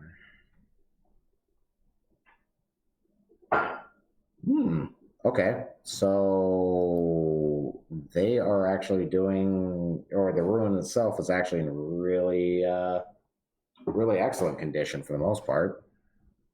Okay. So the big square area you guys find yourself in, there doesn't appear to be really any items in it at all. Seems to be a big open room with another leading further into wherever this is. On the walls, though, are it basically be kind of like what do they call those when it's little tiles that basically make a picture, a fresco, I believe it is. It's different than a mural because murals were carved and stuff. This would be 2D. This would be basically fresco. Yeah. Yeah. But it does. This fresco does, or these frescoes seem to take up the entirety of the walls in this place. Okay. Is there anything on the frescoes that look really important? There's a lot going on. You'd literally have to roll insight or history. Insight or investigation or history. Okay. Those are all 0, so that means the same thing to me. The bard has advantage in all of those. Basically, any information gathering bards generally have advantage in. So it's useful that you have. Yeah, I only have a +3. Well, you can still definitely. Yeah. So Rosa, do Leandrin. you want to? Yes, I will be rolling. Okay, what were the three again? Insight, investigation, and history. Yeah. Okay, so I got 14 on history. Okay. All right. Even Leandrin seems kind of stumped at what she's looking at. You, on the other hand, this would correlate more with what you were talking about before, where this seems to talk a lot about peoples working together. Just because of monsters and stuff, the world was dangerous, much more dangerous than it is now. Is there anything where we could do rubbings from the wall that we would be able to save information for later on just a spare bit of parchment? Some scenes from it, sure, because these are quite expansive. Okay. It would be tiles, so it's little tiles making up the pictures and everything. So you'd be able to make out shapes really well, but finer details actually painted on the tiles and whatnot. So you definitely can, but it'll be lacking in some detail. Okay. So Hammer just pulls with out her the 14, paper. What? Huh? Oh, there was more with her roll. Go ahead, sorry. This also is actually some of it depicting the actual legend that I was just talking about. The legend of the original, like basically they each individual of this group became a ruler of a kingdom themselves. There were 6 of them, and basically it describes them saving a bunch of people and everything. The bard would be kind of retelling this as a legend. The information dump I'm giving, so you don't have to sit here and repeat it after I say it. But basically, this is depicting that journey that I wasn't expecting the rune to be in such good condition, so you guys really lucked out. It was all random roll. So it basically depicts an epic, or out of game. It's talking about the very, very first campaign I had in this game world, that I ran a couple of years ago. But it basically describes 6 individuals going out, quelling evil, settling the lands, and it seems like there is something familiar in some of this. No, it doesn't carry any of the symbols or anything, but there's definitely depictions of dungeons or these weird ruins. Not all of them, but these ruins being either fortified or used. It looks like they're traveling from them, or to or from them somehow. Also, so this is the legend of how 5 kingdoms and basically human kingdoms in general came to be. And this seems to be chronicling it quite extensively with a lot of detail. Okay. I'm assuming that you tell us all about it, Rosa. Is that correct? Yes, I do. Okay. Yeah, that whole feel, and like I said, you don't have to repeat everything I just said. She's been kind of, as you guys are looking at it, and either trying to take rubs for it or anything, probably just filling you in on the legend. But given with what you rolled, you definitely also would notice that there is information that you were even missing from the tale. This seems to be a chronicle of it.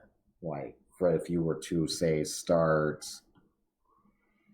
from the entrance and go left all the way around back to the right side of the entrance,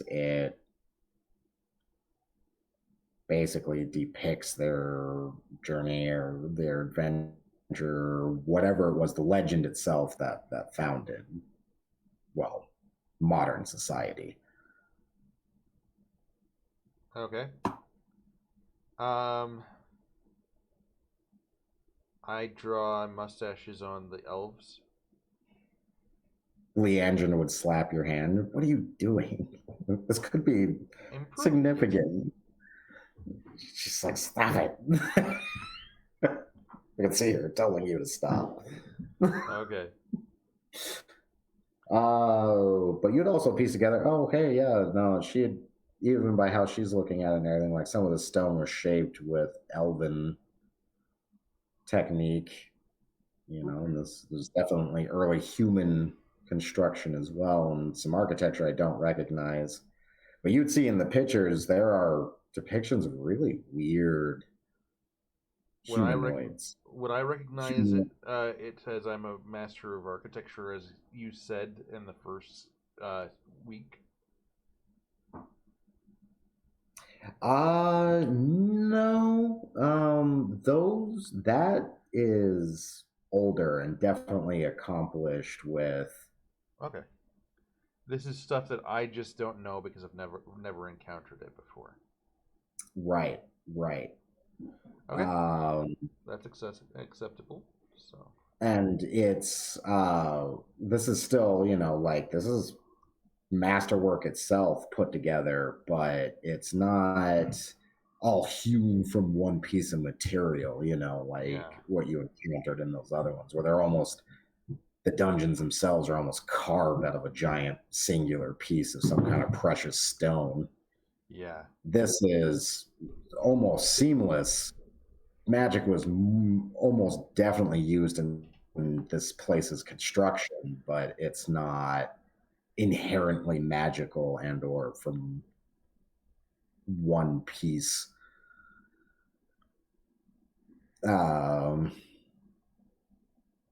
But yeah, not what we're looking for yet, though. So.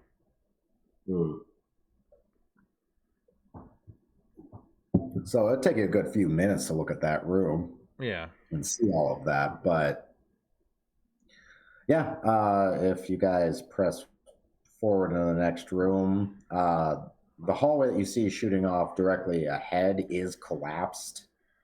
Oh, okay. No, where you're at is fine. I mean, entering the next room, if you see it lead off directly ahead of you, that hallway is collapsed. Okay, so you're saying to either side of you is an archway that leads off from either left to right. The pillars in here.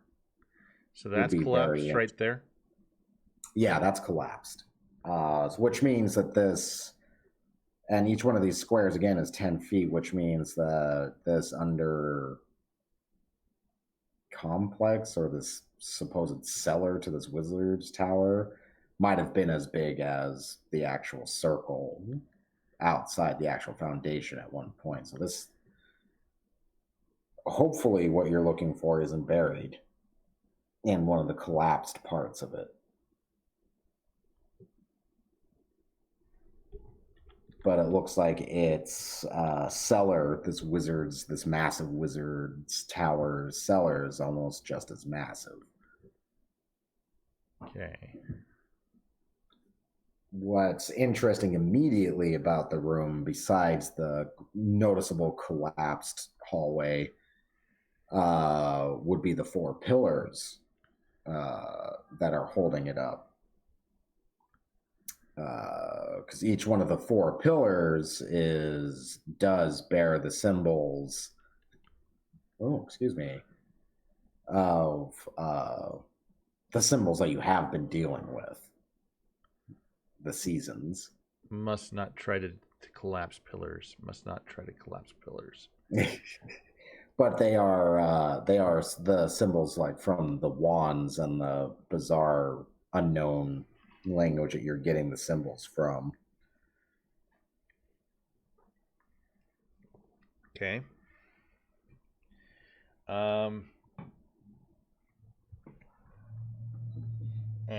I tell Leandrin to put this in her journal because I cannot read.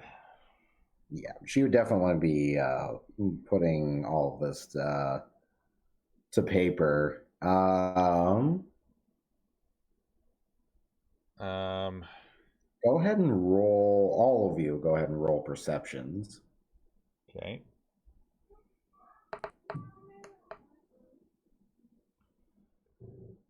$14.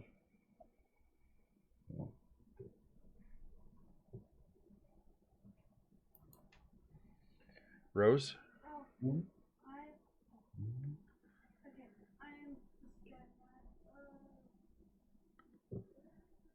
You roll for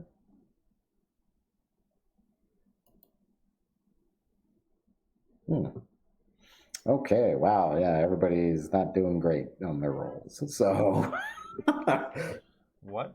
I got 16. Yeah, unmute. She got a 16. 16? Awesome. All right. So you notice that the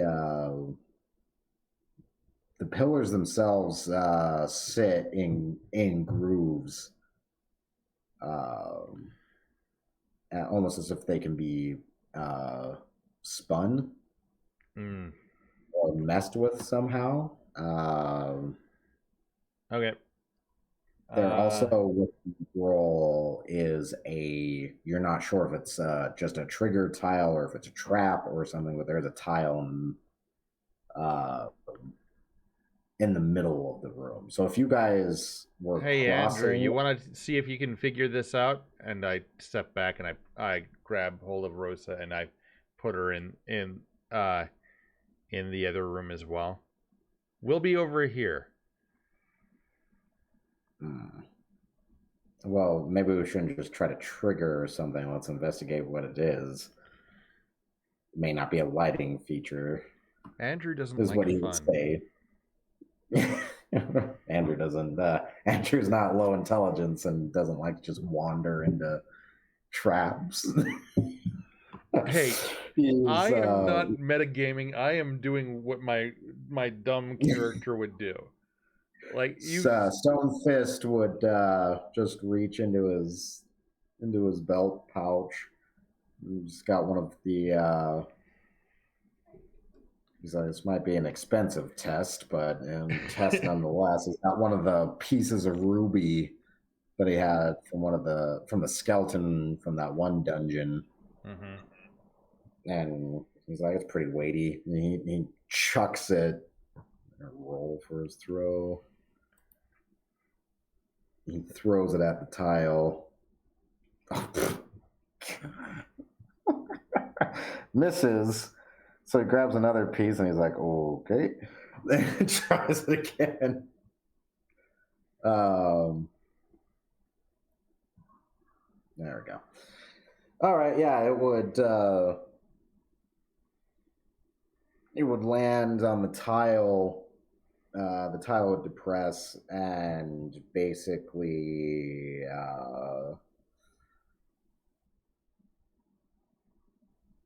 it seems like a ghostly figure of a robed man would appear on that said tile. Here, kind of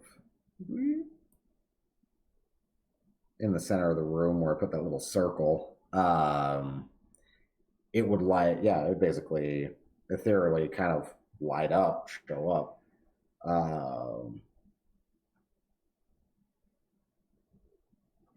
And it's just seemingly just kind of standing there.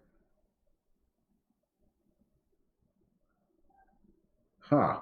He just says, well, there are no spears or fire or monster. What is that, a ghost? Doesn't seem to be doing anything. Andrew looks at it and he's like, I don't sense any undead. That's not a ghost. Okay. Hammer punches it? No. Probably shouldn't punch it again. Well, if you guys re-enter the room,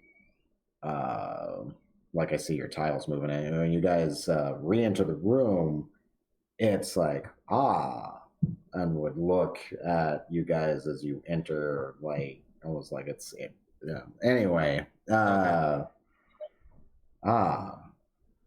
then it would say something in some bizarre ass language. Leandrin's like, that's a new one on me. I don't know what that is that he's saying. Andrew's just like, I must admit, I have no idea what that is either. What language is it out of game? The bard could make a roll. What do you have? What? Okay. Roll history. Okay, roll history. Roll it twice. Press 6 and. Okay, 15 is the better one. Okay.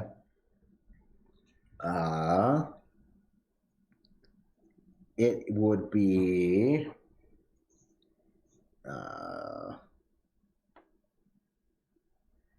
Yeah, let's see. With that would make.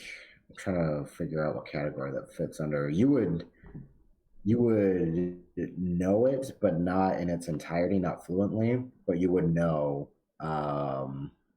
It is what's known as, a lot of people call it first speak or master speak. Basically, it's the root language to all the different versions of human language, at least in this area or in the known world. Some believe that it's also the root of arcane speaking, so it has some. It's like a combination of like arcane and an ancient, like common and something else. But you're somewhat able to understand it because you've heard songs and lore and stuff like that written in it. So the bard can, for the most part, understand what it's saying. Okay. Okay. But yeah, it's speaking basically the first human language. All right. And what does she understand from it? It basically is saying in broken kind of sentence form. It's basically welcome. Welcome. Something about student and learning. You would also get if you are here, you are here to learn. Yeah. About the foundations, and you get in the sense that he's talking in like foundations, like as foundations to, because he kind of gestures around and to the pillars and stuff. He's like basically foundations of the foundations of knowledge, the foundations of lore. So this will be you, and he gestures to the pillars, must choose where to start your learning path. Turn the pillar that either fits or best interests your school of knowledge. Know that everything here must be earned. This information is powerful and therefore must be achieved. Wheel of morality, turn, turn, turn. Teach us the lesson that we must learn. Oh man, but yeah, kind of. So you're not sure if this is like some kind of student training ground. He said the information was dangerous or powerful and must be gained. So maybe this is some kind of special learning center, like a hold for information that you have to have access to, possibly. It seems like it's one of those. You're not entirely sure because you can't 100% understand what he's saying. But does she that's convey kind of the to us what gist. she understands? I'm assuming. Okay. Are you reloading, Rose? She can't hear anything. Let me try to refresh from my side. That generally tends to help. Okay. Hold on a second.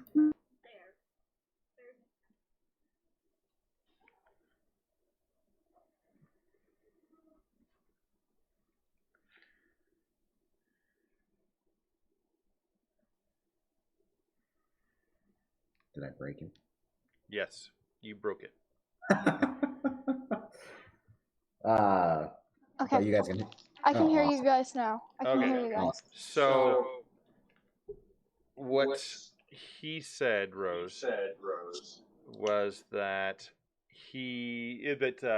this was a man that you can understand. He's basically saying, you're here for the foundation, and basically you take it to mean the foundation of magic. And then he said, choose wisely which path best suits you, or best suits you, or something like that.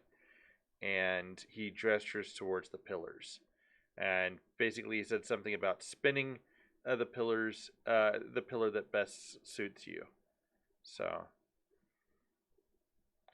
are you going to spin any of the pillars? Okay. Well, the 4 pillars that you see in the room. Sorry, it's a little pixelated. It didn't load right, but the 4 pillars that you see in the room covers one of the 4 seasons. So it goes basically, spring, summer, autumn, fall, or autumn, winter. But the symbols that are used for them are severely out of date, and some of them you don't recognize, though you get the overall gist of what he's talking about, because you do recognize some of them, so you do recognize them as the seasons. They're just very weird symbols for them on there.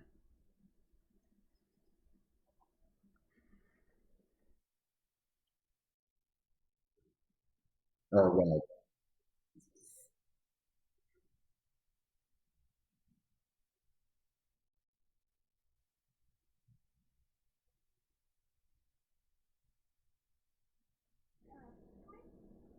oh, I can hear you all right. oh, okay, she can hear you. Okay, so Uni can hear you. It doesn't matter if I can hear you because you're in the same room. I spin the spring one. Spring? Yeah, spring usually is like a festival time. Okay. All right. Well, I'm being a bard. That's very relatable. So she goes over. She spins the pillar, and so it would spin. Blah, blah, blah. It would spin with a greenish kind of glow to it for a minute, and both the archways actually to either side do open. But they seem to have like a green, like the green symbol shows up above both of them when you do so. The doors leading into this room close, though.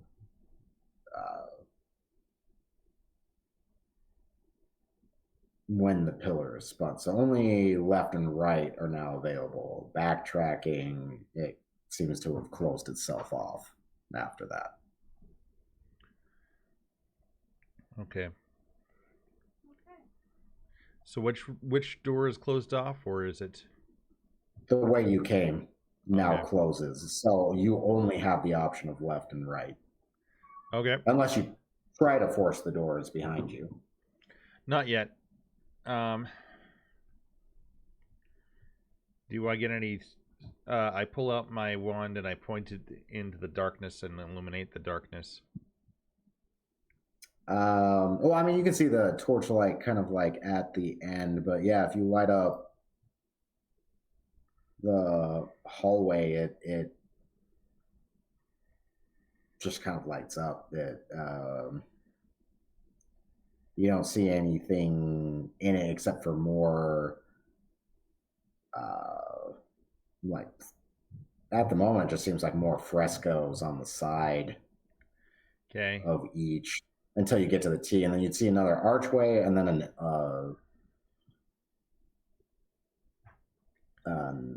a hallway that L's.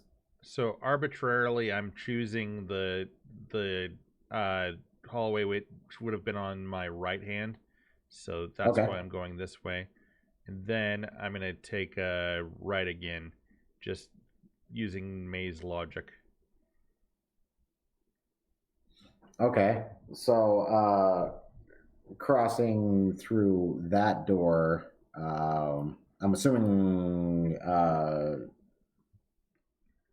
does the bard follow, or do... The bard goes to the left. Wait. Why? Don't split the party. Okay, then I'll follow. Okay. Oh, all right. Okay, so if you were to split off, Andrew probably would have gone with you, or one of the NPCs would have. But all right, so everybody kind of falls as a group into watch your head, you goofball, into this bigger chamber here in the center. There's it seems almost like somewhat of like a reflecting pool or a shallow well. And as you enter the room, the tiling on the wall would light up with green energy and make a depiction of like forests and things where there was nothing on the walls before. All right, goof. All right. Yes, silly. All right. So it would, the walls would kind of like light up with what actually looks like some festivals and things being they're being celebrated and what have you. On some of it, it looks like that some of these heroes and stuff are that you've seen from the depictions before from legend fighting some of the plants on some of the depictions. There's celebration, and there also appears to be some fighting when that weird glowing vestige of that man would show up again randomly in the room, still see-through. Basically, it would be saying, behold, the different tales, the different tides that come with each season.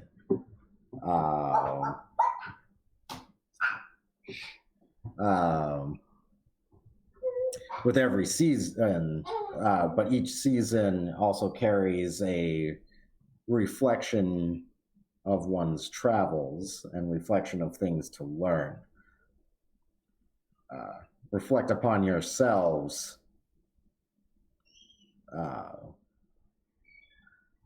Yeah, he's like, basically here, reflect upon yourselves and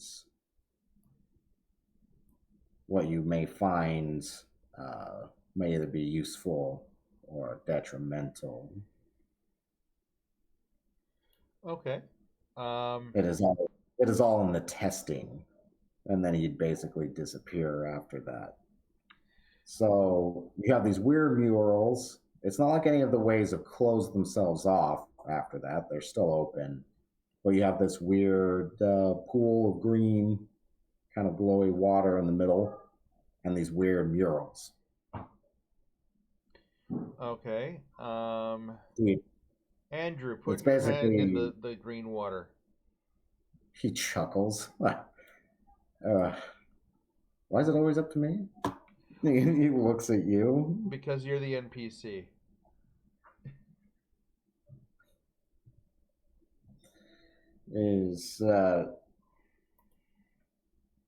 He's just like, well, I mean, do we think that that's what it means? This is almost like a training grounds in some ways. Okay. Perhaps correct. Or it could be a riddle. It didn't sound like he was speaking in riddles, but if this is like some kind of information vault, there could have been something to what he said, but I don't know. The only information I know about magic is attached to a red glowing stick. Indeed. You would say, well, very well. You have your... We're not going to be doing this for every room, mind you. Okay. He's just like, he looks around and he's like, I don't sense any evil. And I still don't detect any undead, so I'm not sure what that is speaking to us.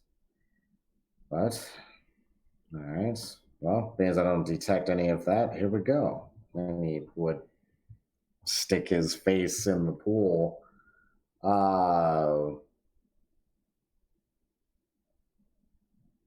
Yeah, in doing so, I didn't say head, I said hand, but okay. Well, it almost looks like a scrying bowl, and he has seen those before, being as he's a paladin. The church has them. Yeah. So he kind of recognized what it was, or at least was banking on that's what it was. Awesome. Okay, so he sticks his face in there. The walls would depict to what looks like depictions of him doing different deeds. Are any of them embarrassing? No, not really. Looks like he's like saving a cart at some point from goblins. Looks like at another point he's just healing the sick and everything. These all seemingly taking place during verdant time. And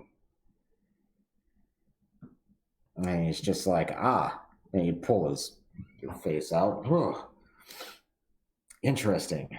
I've never experienced one of those like that before, wicking the water from his face. We saw what you did with the old lady. He would turn and smirk. Indeed. It's good to see that your humor sticks up in any situation. But he looks up and around. I believe that this is kind of a test of one's mind. He looks around. The murals go back to normal slowly as he's saying this. I believe anybody who wishes to continue with a form of merit is going to have to do the same. Okay. I don't know how to explain, but I've been given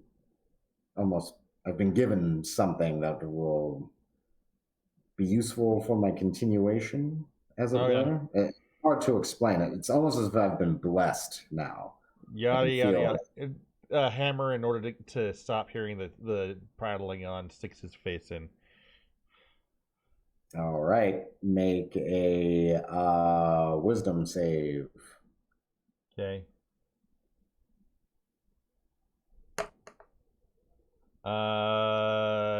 13. 13. All right. So, dunking your head in, it's a lot deeper than you thought. You kind of almost like weeble wobble. You teetle toddle right in and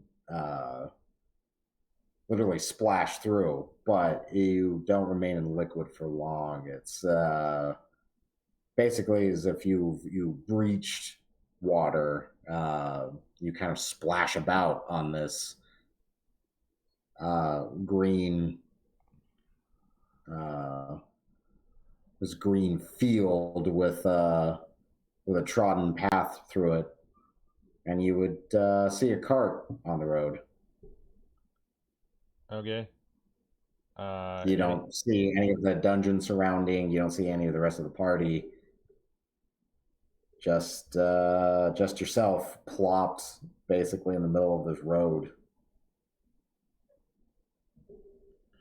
Okay. So, all right. From the bard's perspective, he hasn't gone anywhere. The dwarf just kind of dunked his face in this bowl of water. And he's just kind of sitting there. All right. So there's nothing really. I haven't. All I see is this cart. I go and look inside the cart. All right. Well, I mean, it is wheeling down the road. It's not unmanned. Okay. No, you'd see some it looks like some. It's like a cart of halflings. They're the cart is a little crude or oddly constructed. They're wearing some weird clothing, and they would say something to you. You know, basically, you're assuming in this language.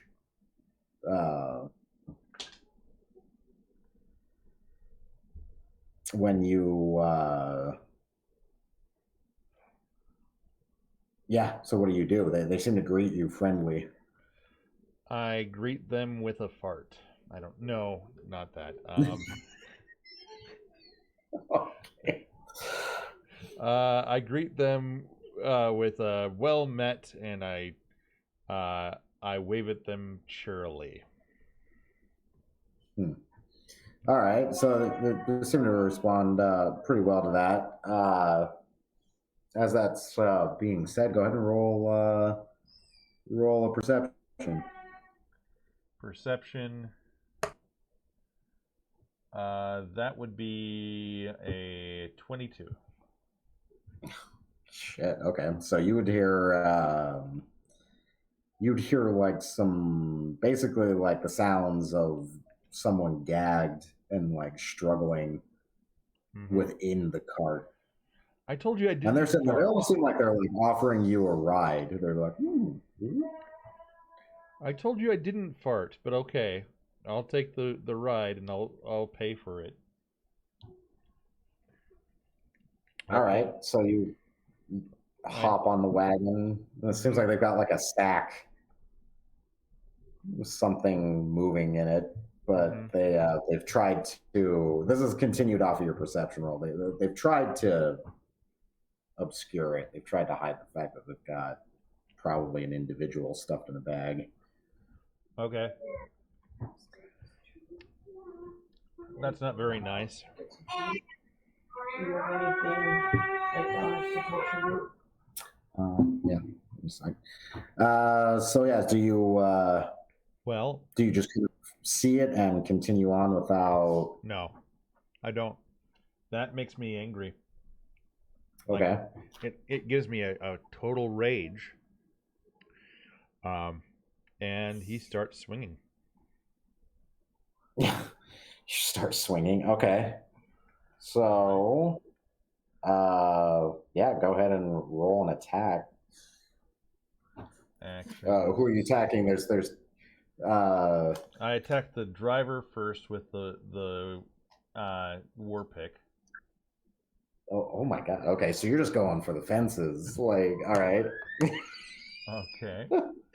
It appears like all they have on them are like little daggers, but yeah, okay. So, 15 plus 2 because I'm raging.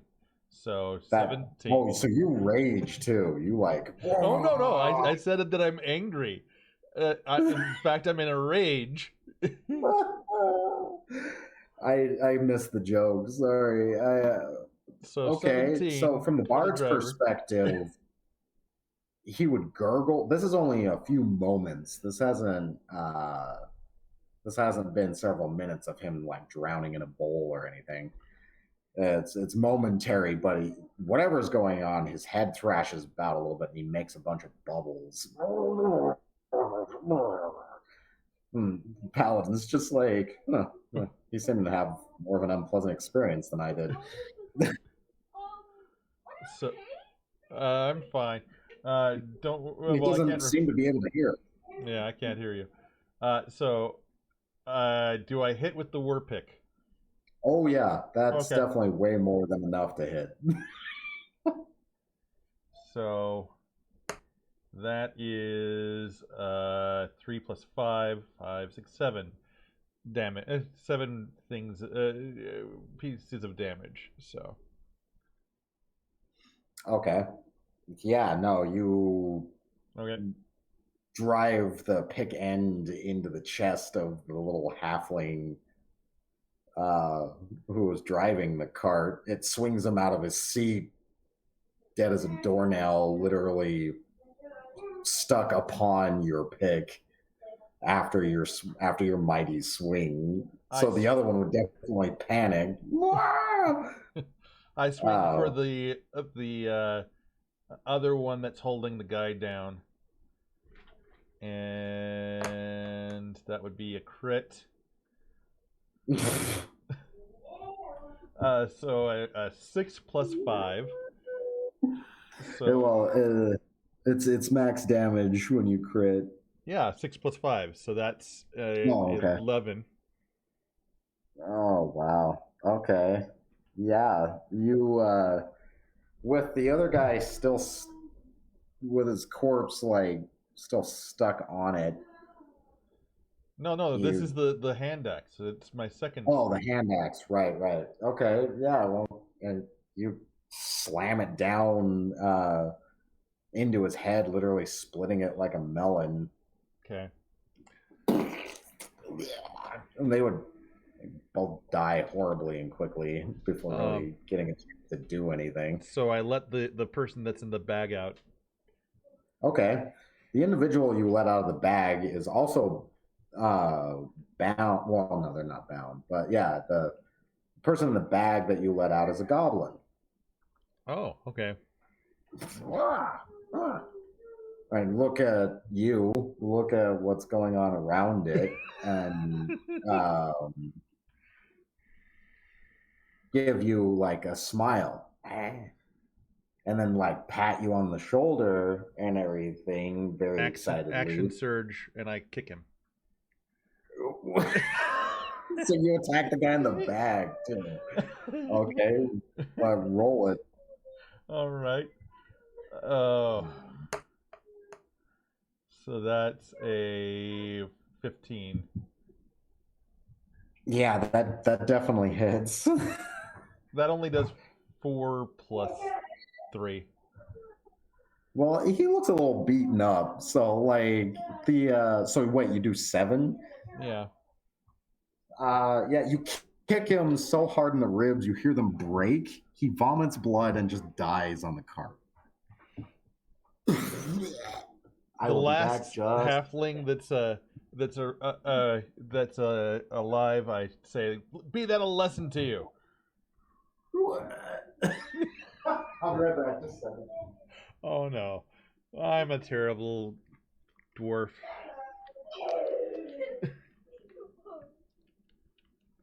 Oh.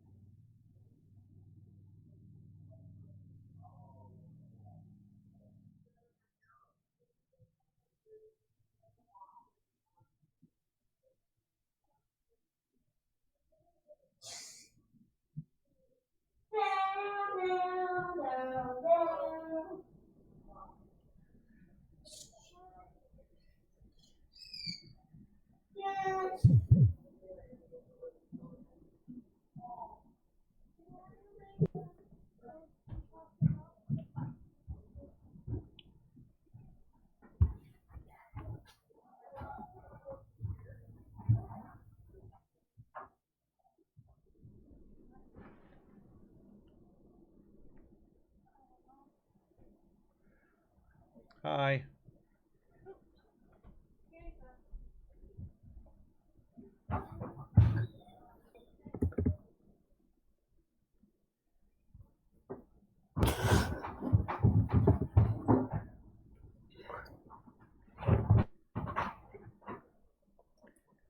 Hello, how are you?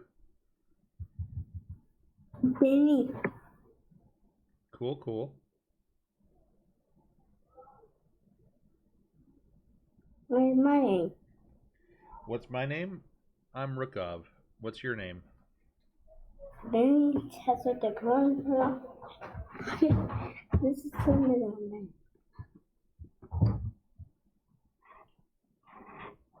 I see that.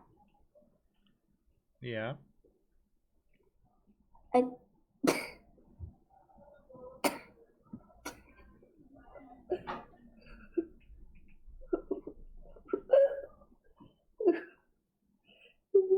no.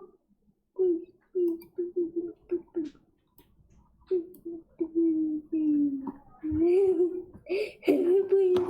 please. Turn this video cam. Birthday light. It's not in the back.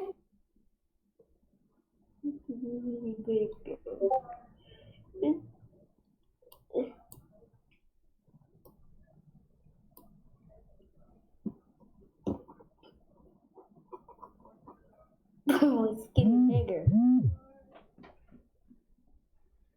Oh God.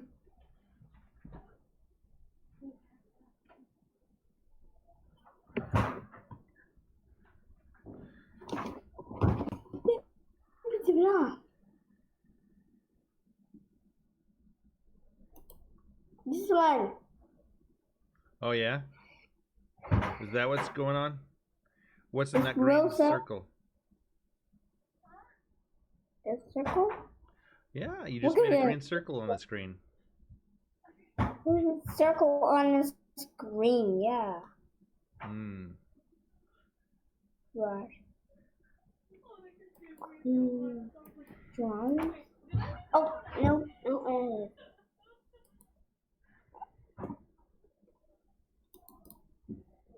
This is a mouse. Look at this mouse. Yep, it is a mouse.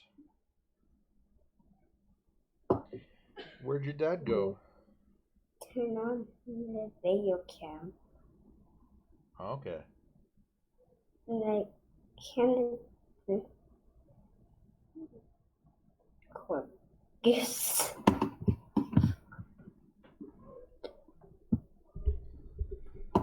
What do they give? This is when we're there. This is up. Don't worry, I did this. I did it. Ow! Stop hitting me! Oh. Don't turn off this video cam. Oh, you're trying to turn off the Don't video turn cam? off the video cam. Oh, okay.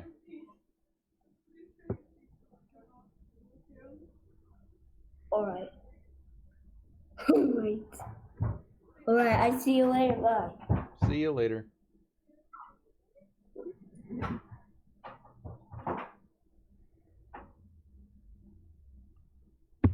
This was so much fun. But look at it. Why is the mom, Rosa?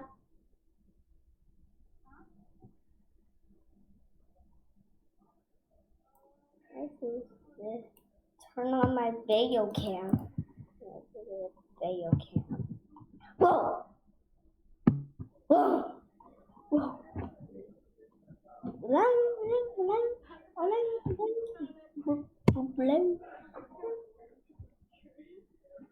Exiting narrator. Don't want some. See. What the fudge?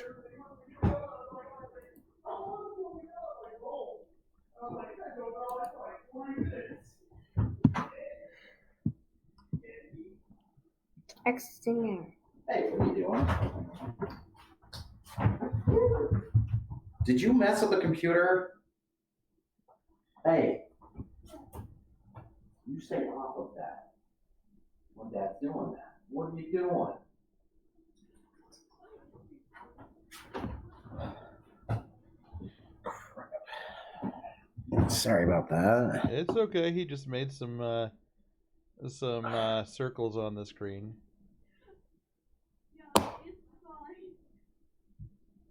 What did you do? Freaking turd.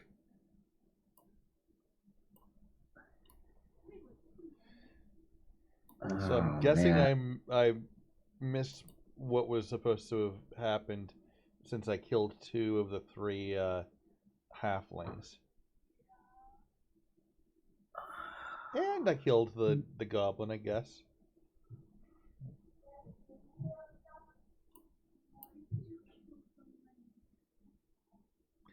Can you hear me?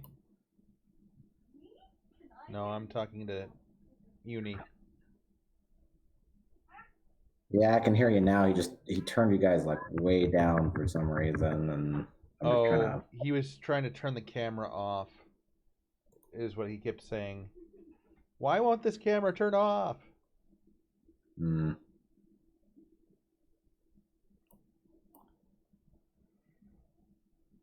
Anyway, no, there wasn't a third one. There's just the 2 halflings, and so I seem to have murdered everyone on accident. No.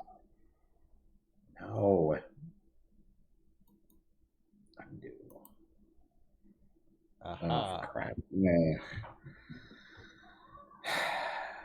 Okay. Awesome. It's okay. Yeah, all right, so try to fix that a little bit. Okay, well, yeah, so all right, from the bard's perspective, with this dude's head in basically this bowl of water, you would see on the walls that there is this it's a darker green, very grim kind of green color, and there you would see Hammer, or you'd see the dwarf you're traveling with, because I don't think any of you in fact even introduced yourselves. I did say I'm Hammer. Oh, that's true, yes, okay. Andrew would have introduced himself as well, as I'm Andrew, Paladin of the Church of the Creator.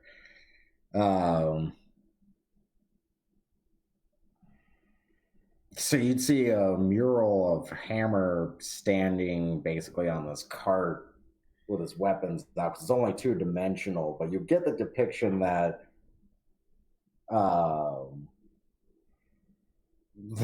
there's everyone dies.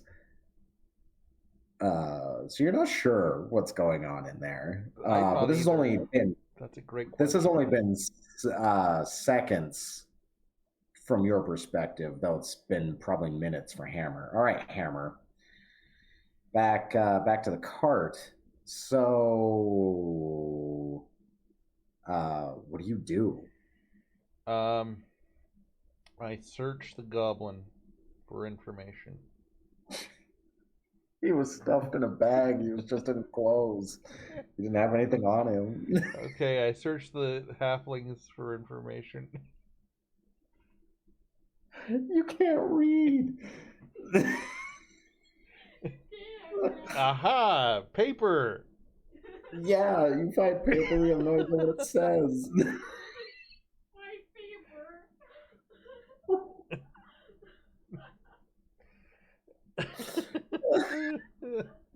You're freaking murder hobo. Okay. I take the cart out to the woods. So you start driving towards the woods. Okay, so once you hit the wood line, some goblins would show up out of the brush. Seeing blood-covered you, immediately point some weapons at you. There's 3 of them. Okay. Do you speak Goblin? No, I don't. I throw one of the halflings at them. Roll initiative to attempt to do this, because you're picking the body up, and so they're just like, okay. Isn't it an athletics check? Okay, so it's initiative? Yeah. Okay. I got a 16. Wow, they're first. Okay. Okay. So the first one would lunge at you with his. Well, they all have spears, so they're going to try to spear you. So the first one's going to try to spear you. That definitely misses. That's a critical. Okay. For one, one of them. So that would be, they're short spears though. They're for smaller creatures. So they do a dice lower. So you would take 8. 8 damage. Damage as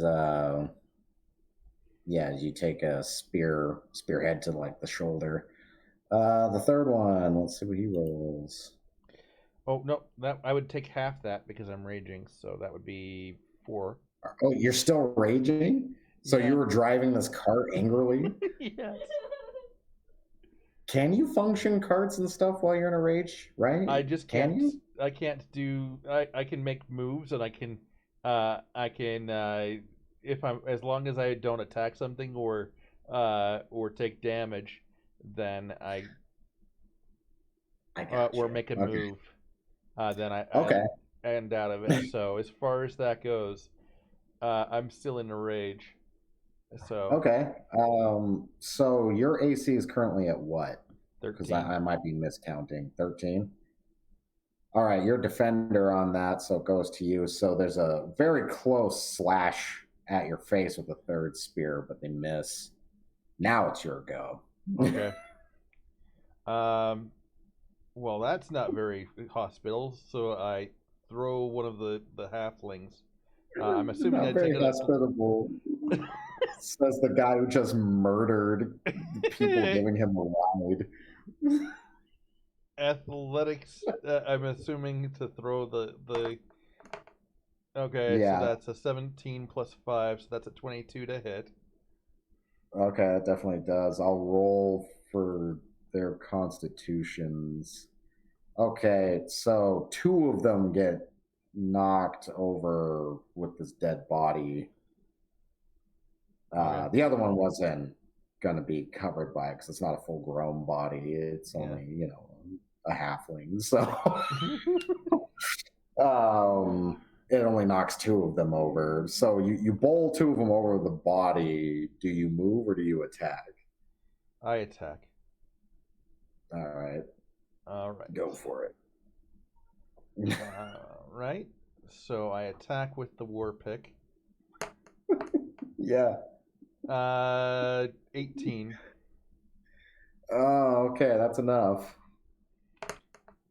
Max damage, so that's 11 plus another 3. So that's Right. 14. Yeah, you just drive the pick through the top of his head down to the base. Okay. And so he's kind of just stuck on there. That's the problem with the pick. Now you've got this goblin corpse on it. Okay, that I mean, as far as that goes. As the other ones start getting up, everything swirls into like a green mist, and you would realize you're, face down in a bowl of water. Okay, so I stand up. Well, that was weird. Do I actually take the damage or No. Oh, okay. No. So I'm at 39 again. Okay. Yep.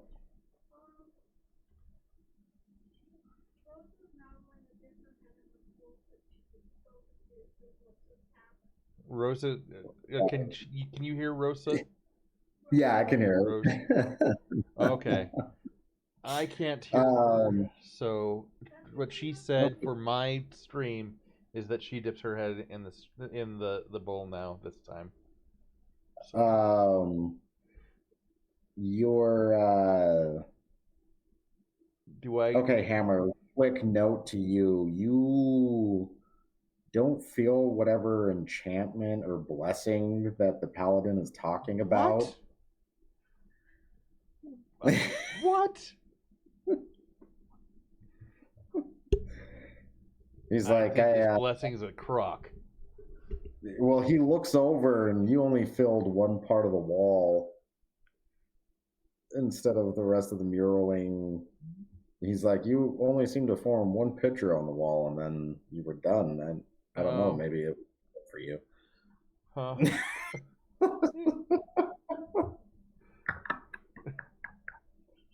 It's because he didn't murder everyone right away. Oh, okay, no. So I seem to have murdered everyone, including the goblins and the halflings. Okay. I murdered some of the goblins with the halflings. You okay, Ken? Goonie, what's the matter? Oh wow. Okay, so from the bard's perspective, kind of the same thing happens. You all of a sudden find yourself somewhere else, and yeah, you were on a path, and there's a cart approaching you, led by a pony. You see some woods in the distance. It seems to be a nice spring day. Oh.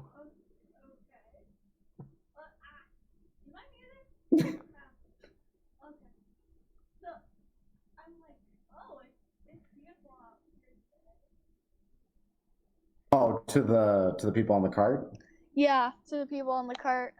Okay, they're just like, oh, yeah, because you can understand them for the most part, because of you knowing the ancient common. But yeah, they're just like, oh yeah, it's an excellent day. Wonderful. You seem to be in the middle of nowhere, and there's some dangerous bits out here. You need a ride? I don't need a ride. Right. I am a traveler, so I can pretty much find my way around stuff, and that's what she says. Oh, very well. Well, let us not interrupt your day any further. We got an important prisoner to deliver. You have a good one. And you have a good one too. They wheel off. The goblin. And as they're yeah, so they wheel off over the hill. So what do you do? You're on this path. It seems to be running just, you're fairly certain east to west, but you're not really sure of your exact location, wherever this happens to be. Not what I would have done. Oh. Which direction do you go, Rose? I go to the east. Okay. A little while into your travels, you would see two goblins pop out of this bush onto the road. There's a chance you may or may not speak Goblin. You can go ahead and roll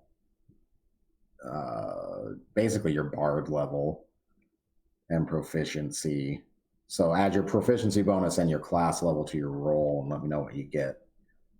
So it would be a +5 is what he's saying. Yeah, at this point it'd be +5. Yeah. Which one? Just roll a die. In D&D Beyond, you're gonna see a. In D&D Beyond, you're gonna see a. Oh, I see. Okay. Okay, what should I be pressing?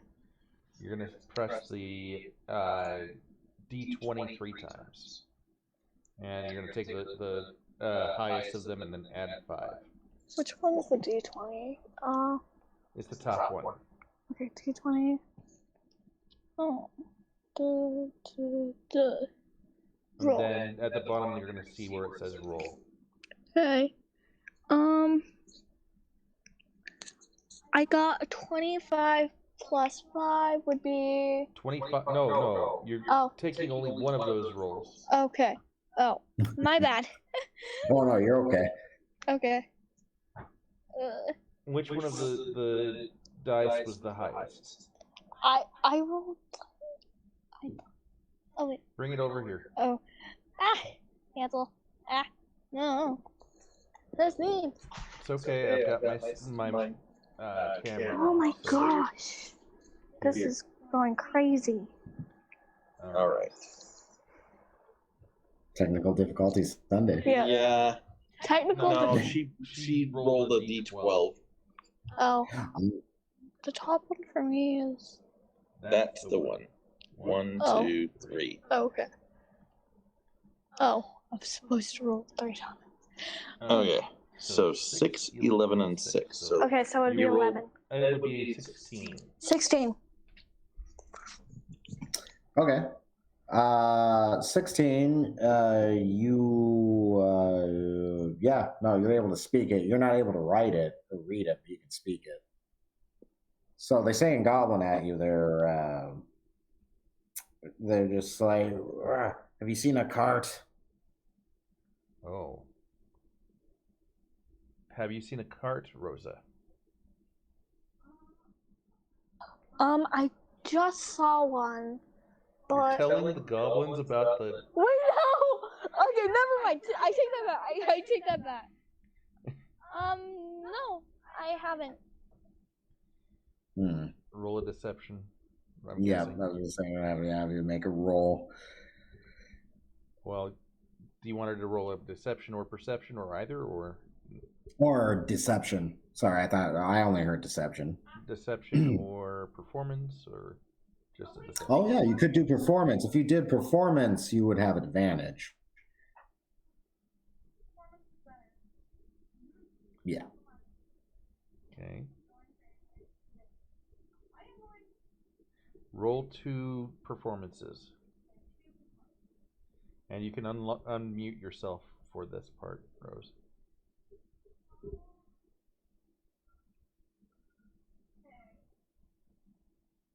$25 is my higher one. What was Nice. the roll on the die? Okay. I actually rolled the die. Okay, but what was the roll on the die? What was the one the number before the 25? It was 14. Okay, 14. Okay. Yeah. How did you get a 20? All right. Oh, come bring that to me if you don't mind. I got no, we're not rolling a die. Oh my gosh, this is going insane. Okay. I have a Performance plus. check. I have a That plus. was wow, wrong one. Oh well. Yeah, she got 25. So Yeah, I Nice. have a 7 bonus. I have a plus 7 bonus on that. Okay, so it wasn't a crit. Yeah. Okay.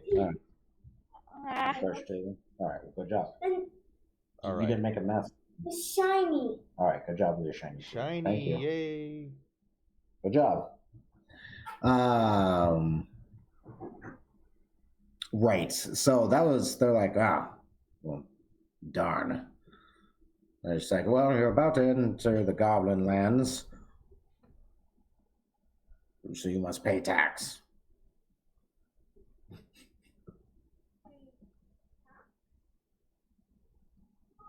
Yeah, to enter the country. Okay.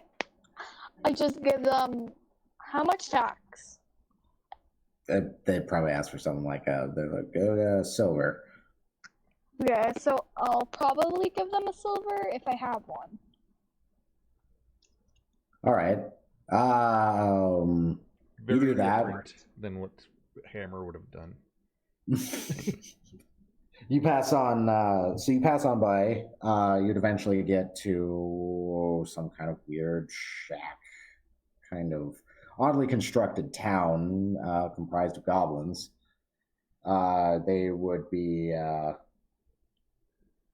They'd be very excited to see you.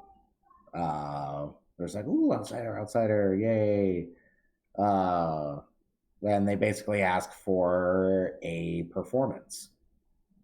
Because they see that you are a bard. They're excited. We don't get many out this way. Humans don't like us. Oh. Well, that's unfortunate. Well, I would be glad to give you a performance. Okay. Do performance check. How many performance checks should I be doing? 2. You have advantage. Okay. So, yeah. Twice 12 and okay. The 23 is the better one. All right. So with a 23, you put on a very good show. They're very excited, and basically it looks like a kind of like an important female. Oh, sorry, that was my cup.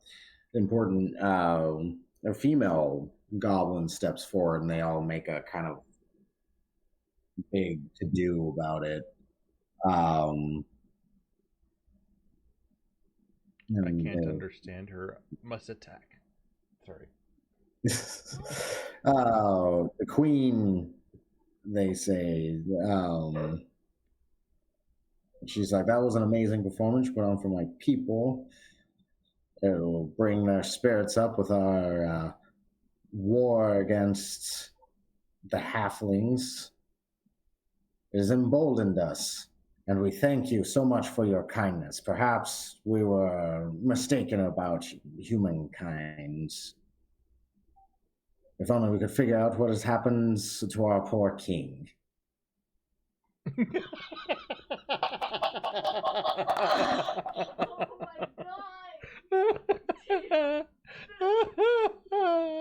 my god!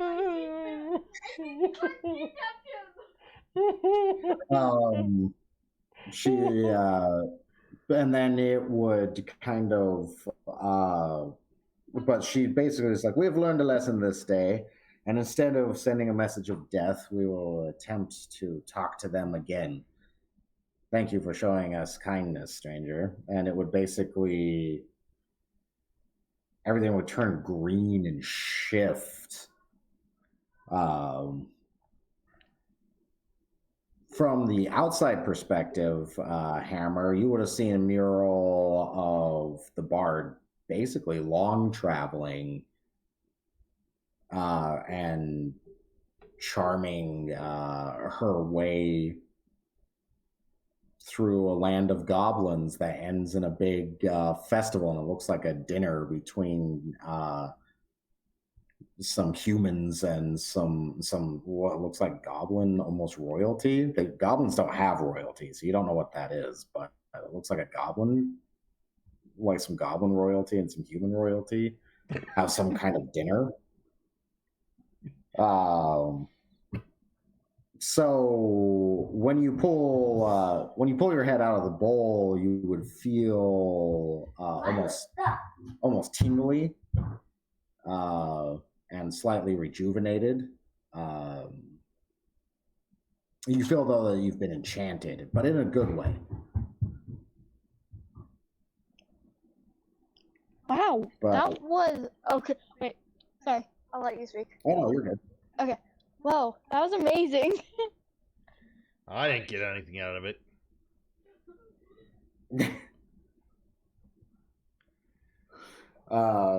The paladin's like, you feel tingly as well, yes? I believe that we've been enchanted. Yes, I do. So, let's see how... Leandrin. Wow. All right. So Leandrin puts her head in, and it appears that she leads the humans to giving the king back, but also but it also looks like they also make them leave. So it doesn't necessarily go in total violence, but it looks like she more helps the human side in hers. But you also see elves in it as well, so you're like, oh, like I guess it's got multiple endings. What about my ending? I like mine. She pulls her head out, and she's like, huh, it's almost like a morality puzzle. Stonefist gets drunk with the halflings, and it appears has a revel after turning the goblin over to the humans with halflings and dwarves. He basically took reward money and went and had a party.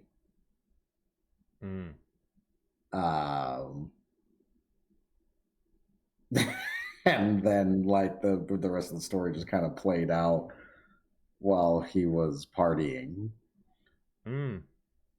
So that seems like a good ending. He pulls his head out and he's just like, oh, huh, I'm not drunk anymore. And he looks around.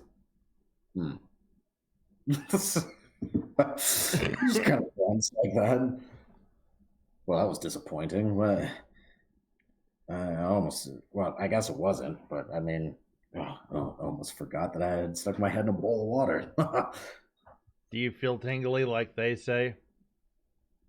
Huh? They're saying yeah. Okay.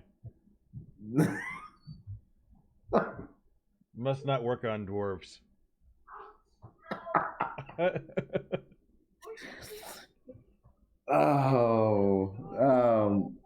So Andrew's just like, well, I mean, we have a hallway and the rest of this place to press on to. Okay. Well, I searched to see if there's anything I can figure out. You can't raid. Okay, yeah. Awesome. There's a raid. There's a raid? I do not have a raid. What? Oh. No, I said you can't read. I was quoting you. Oh, you can't read. Yeah. Oh, paper with writing on it. I can't read.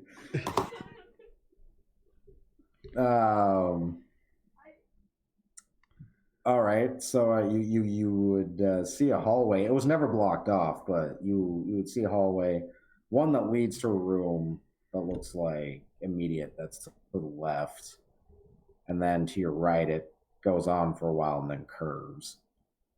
Okay. So, anything special in this room? All right. Well, something interesting happens. Leandrin, Andrew, and Rose pass through. You and Stonefist bounce off the almost like as if it was rubber in a way. Mm-hmm. No harm comes to you, but you just kind of you can stay in the hallway. You can move through the hallway just fine, but trying to pass through that doorway, you just kind of get blocked. Oh, I get it. The way that I played the game wasn't the right way.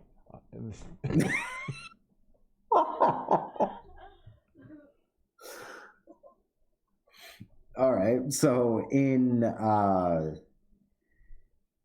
this next room, that weird vestige, that weird see-through depiction, maybe it's an programmed illusion or something, would show up again with the three of you in the room.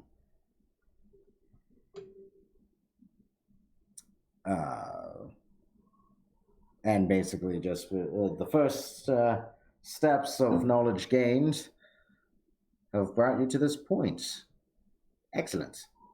And now you will be tested on aptitude as well. Good luck. And you would disappear, and then in the room there is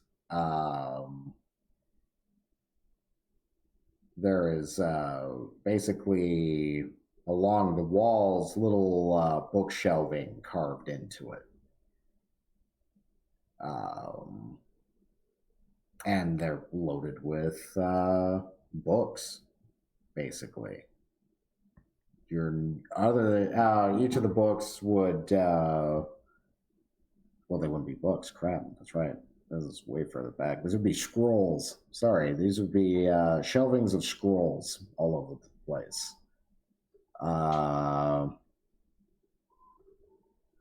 And yeah, there could be hundreds in this room on each of the shelvings.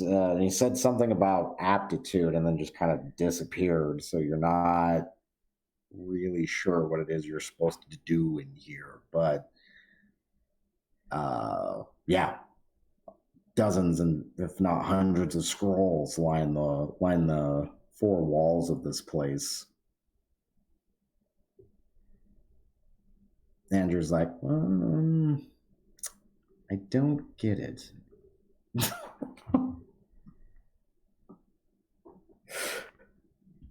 Just out of curiosity, at what point did I fail the test?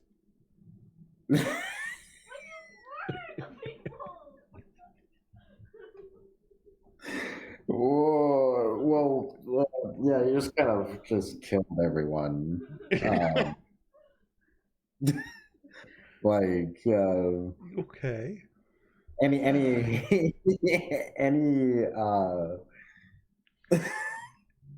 violence for story, for any of the story choices to progress, you killed. So you killed everyone on the cart, and then later with the goblins, you murdered them. So oh, okay.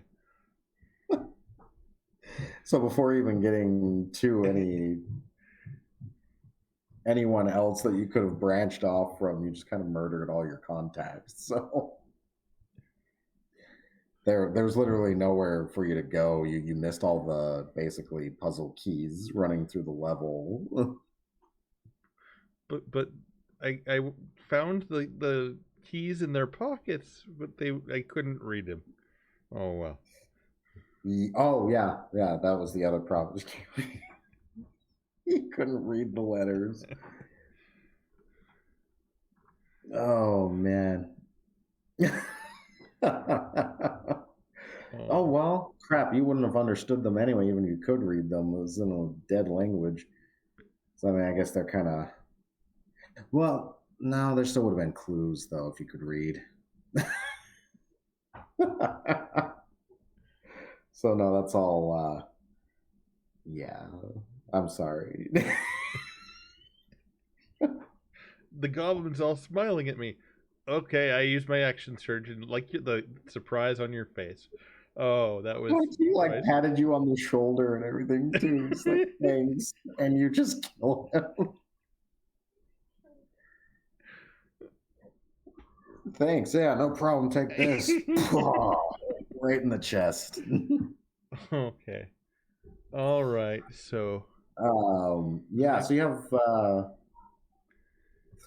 the three of them are the three of your party are in this weird scroll room, kind of left with not very much for a clue. Andrew looks around for a second, doesn't touch anything when he says, I don't understand what it is we're supposed to do. Leandrin also, she's like, stumped. So they're kind of looking around, not sure exactly what it is they're supposed to be doing. We should probably. Hammer sticks his head back in the stuff and does exactly the same things. It would just be water. Yeah, okay. When you stick your head in this time round. Okay. Never mind. I failed the test. Oh well. What were you saying? Oh, she said you failed the test, and then started laughing. All right. Well, yeah. So speaking of which, you're standing in this room, with these scrolls. Two of the people you're with are not sure what to do. What do you do? Do you do anything? Me? Yes. Yes. Okay. So do I need to do any checks or anything? Well, should I? You can, yeah. Okay. I need to do insight. Okay. I got. Wait, how many times should I do insight? That's the one time for this, I believe. Okay, so I got a 14. Okay. With your insight, you'd be able to tell that the scrolls, though jumbled up, have 4 distinct colors to them, basically color ribbons that bind them.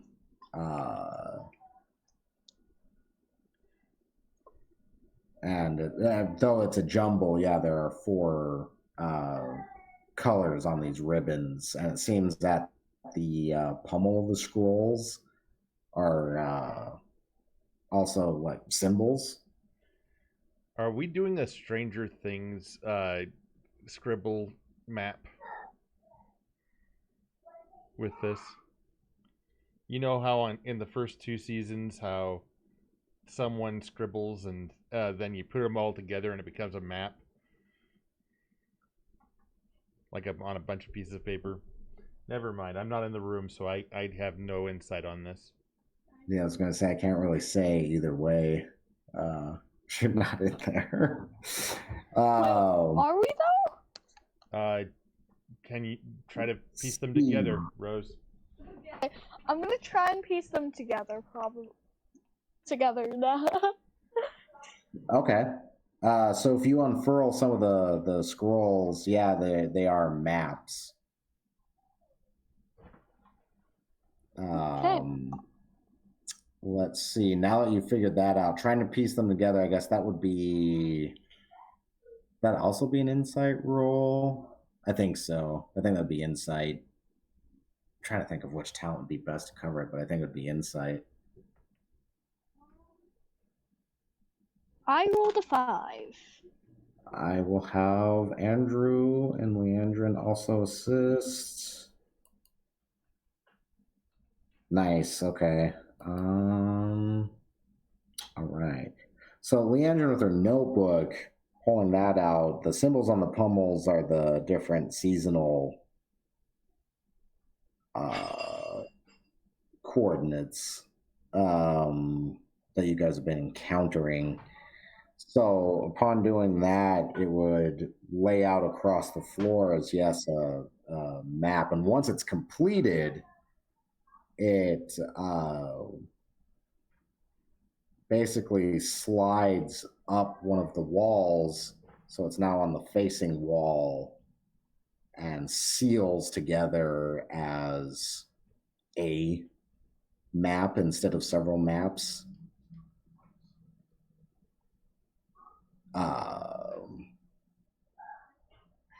And it looks like it is, well, I did not have a good image of it on the computer, but I have the map. You will be the first, since this place is construction and in time period, will be the first individual to have seen this map. Or individuals, I should say. Yeah, it's going to be kind of hard to see because I can't really pull it up, but it basically pulls up a massive map. Okay. Also, I wrote all that in my journal. Okay. Does Leandra do that as well? Yeah, oh yes, definitely. And I'm also going to make a roll for her with that as well. And she has advantage. Oh no, triple advantage with that because it's... Okay, with all the rules together. All right. She would piece something together. Just this alone, where I'm pointing, if you can see it on my camera.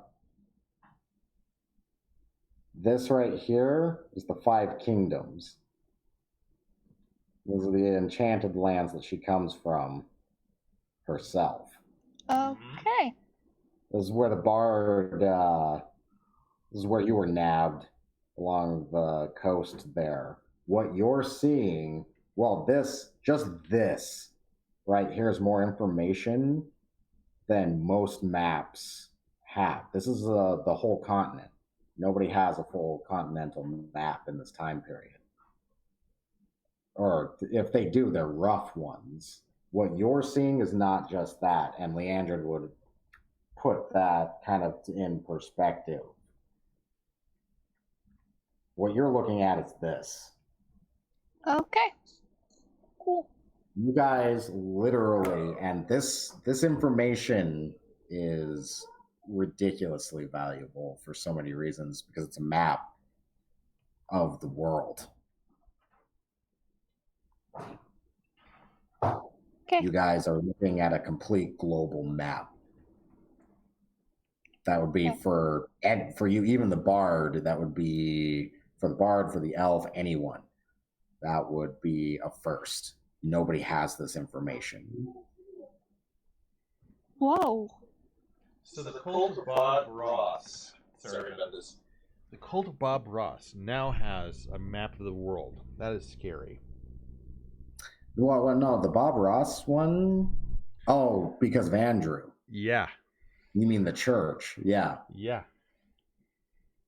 He would say that too. He's like, by the creator, you know, looking at it. So yeah, out of game. Yeah, that could be considered a scary thought. What is the cult of Bob Ross?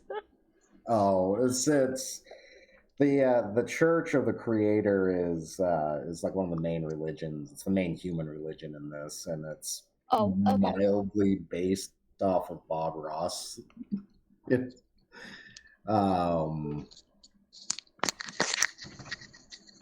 He was like a painter and stuff. He's a really funny guy. Yeah, I know about Bob Ross. It's the god is very mildly based off of that. So they use some of like his isms, like there are no mistakes, only happy accidents and stuff. But they just call him the creator and stuff. It's not there's not like a symbol of an afro or anything.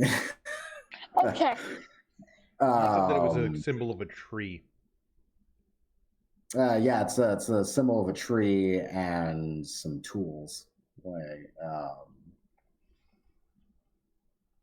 But yeah, the cult, the ones that nabbed you in a sack, their symbol is a sun with kind of a mean face on it, and they worship something called the Golden God.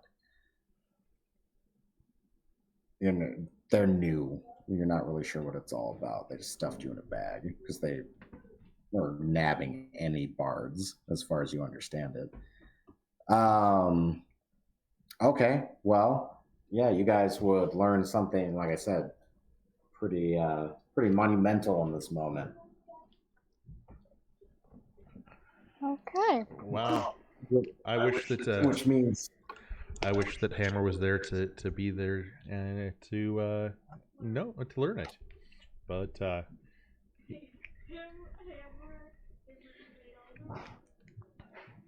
for some reason, my choices weren't the right choices. Just kidding. Leandrin would want to definitely copy this map down in her journal, but it would take her hours to put it in there. So that's something you guys are gonna. She's maybe suggest sticking a pin in. I can't because this isn't. This isn't. Well, they would step back out and speak with you. That'd be interesting too if you were to poke your head.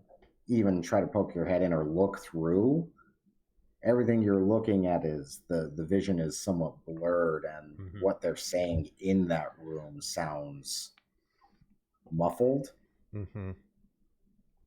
unless they step back out.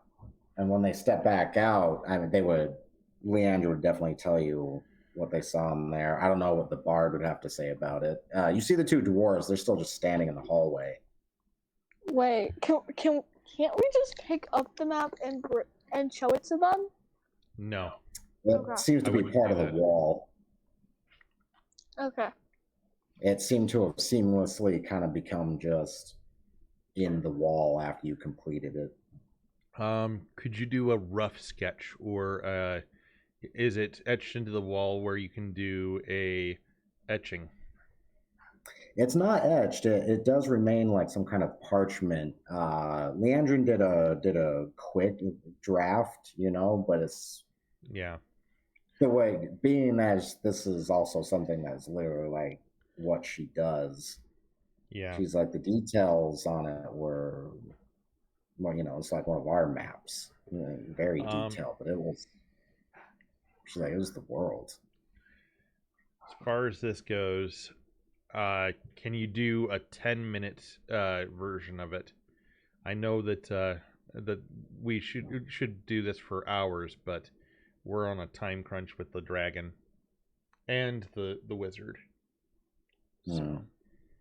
Oh wait, did the dragon give us a time? No.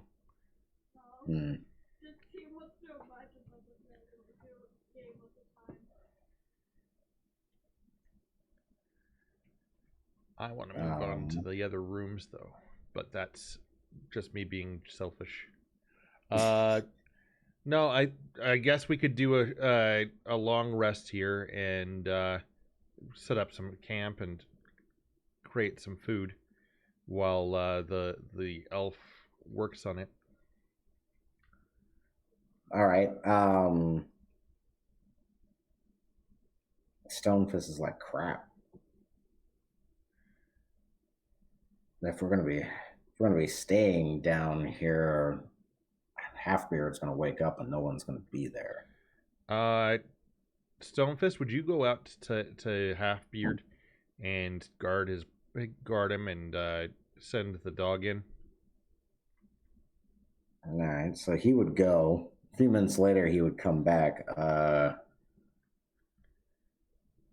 The doors beyond where those pillars are blocked. Oh, blocked. Closed, and I can't get them open. At least not by myself.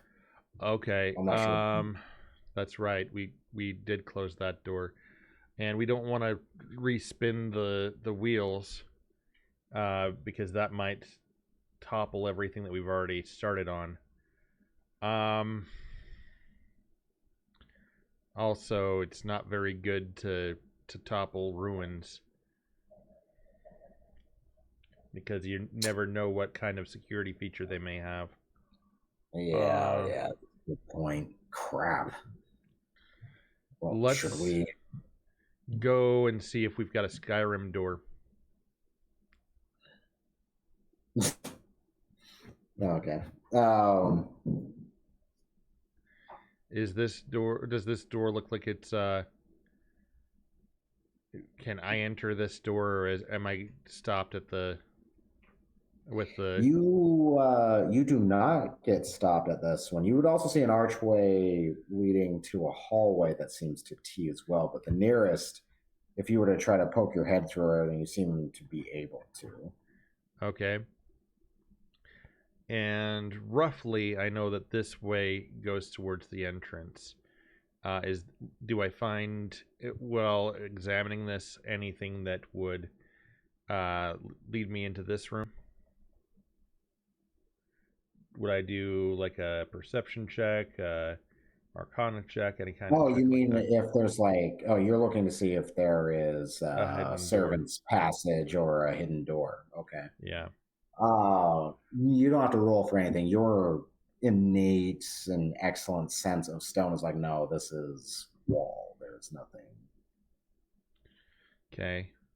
connected through there. But looking into this place, there's something pretty interesting in here. It's some kind of workshop. Okay. You would have to roll to see if you could recognize. The same with the bard. You can definitely, upon looking at this room, roll to see what kind of workshop it is as well. I'm proficient with mason's tools, smith's tools, and woodcarver's tools. Okay. There is some masonry tools in here, but that's not the whole workstation. Okay. So should I roll my level, or would this be like something where Stonefist would be able to roll his level because he's got dwarven stuff? He's taking the levels in dwarf. I forgot to roll for him. I was going to say, I just rolled for the other two. Roll for him. This would be more up to your choice. It's going to be skill, like a skill roll, or you can attempt to roll. Okay. I'm gonna do a perception then.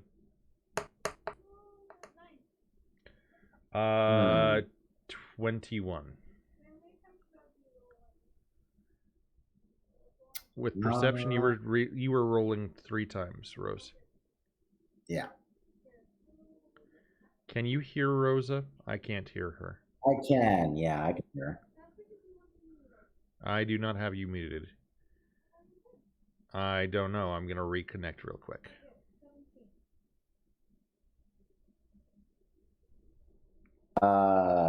This is basically this is a magic workers station. This is for the crafting of things like staves, wands. It's magical items, basically, workshop. It's like an artificer workshop, but we're not in Eberron. Yeah, artifice, unfortunately, is a technology that does not exist yet. Okay. But it's close, yeah, very similar. It's for more of the making, you know how like wizards can make more, not mundane, but like expendable magic items. Yeah. and what have you. But this could also still be used to make actual like focuses, like wands, staves, grimoires, other magical items. Like I made a wand of burning hands or acid splash. Stonefist and I create a battering ram. Oh, you go in and start trying to mess with it? What No, we just look to see if there's the materials to make a battering ram. What can I make? I don't want to roll. Like the door to the city.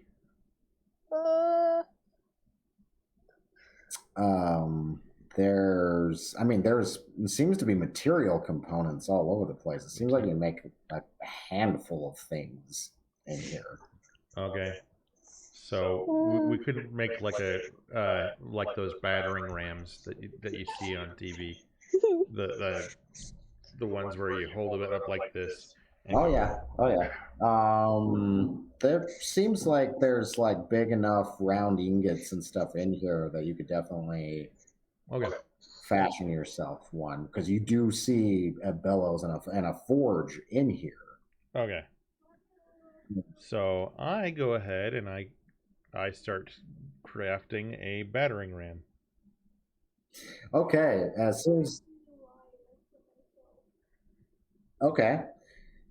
you do see tools and bits and pieces for making basically bard instruments or mystical instruments in here as well. So you do see that. Upon each of you going to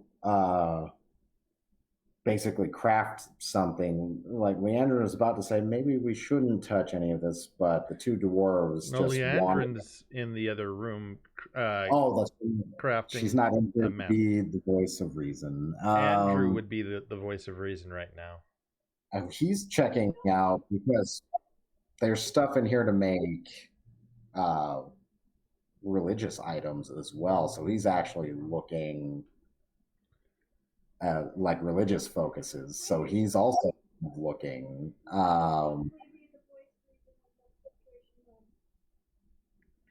What would Rosa say? Because I see some stuff that could be pretty dangerous. Every other room has had that man show up for some kind of like test. Maybe this is another one. Okay, fine. And he. Well, wait. What? Maybe just one individual at a time. Maybe you two should do what it was you were about to do, as long as it isn't destroying something. Okay. And we'll see what happens. So we go this way towards the archway that you were describing. And you guys don't even try to do anything. You're like, screw this room, man, and leave. Yeah. Andrew's like, I don't think that's what we meant. All right. So you look what? You look down. You see that there is a room beset at either end. Okay. We look in this room to see if there's a way out, because that's basically our goal right now, is to see if there's a way out. Right. So Rose, do you stay in the room like with the paladin? He hasn't started going after them yet. They just kind of grumbled and took off as they were told they couldn't touch anything. I'm gonna go after the two dwarves. Because I want to make sure that they aren't doing anything bad. I mean, we're just doing perception rules in a hallway. I got a 17. Okay, so what? Looking into that room, there appears to be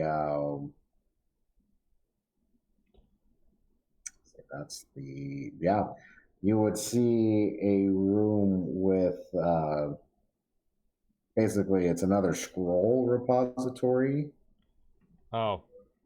Boring. You can see you can see the scroll that the wizard was describing in there. But that being said, each scroll repository is in some kind of casing. Okay. It seems to be a cross of masterwork metal. It's not actually glass, but either crystal or gem as the display glass. These things are reinforced and they are masterwork. Do you guys check out the other room? Nope. That's Leander, the other end of the hall. we found what we came for. Well, I'm still in the middle of what I'm doing. This is a long process. That's good, though. We're not going to break into it yet, but I thought you'd like to know before No, definitely. Yeah.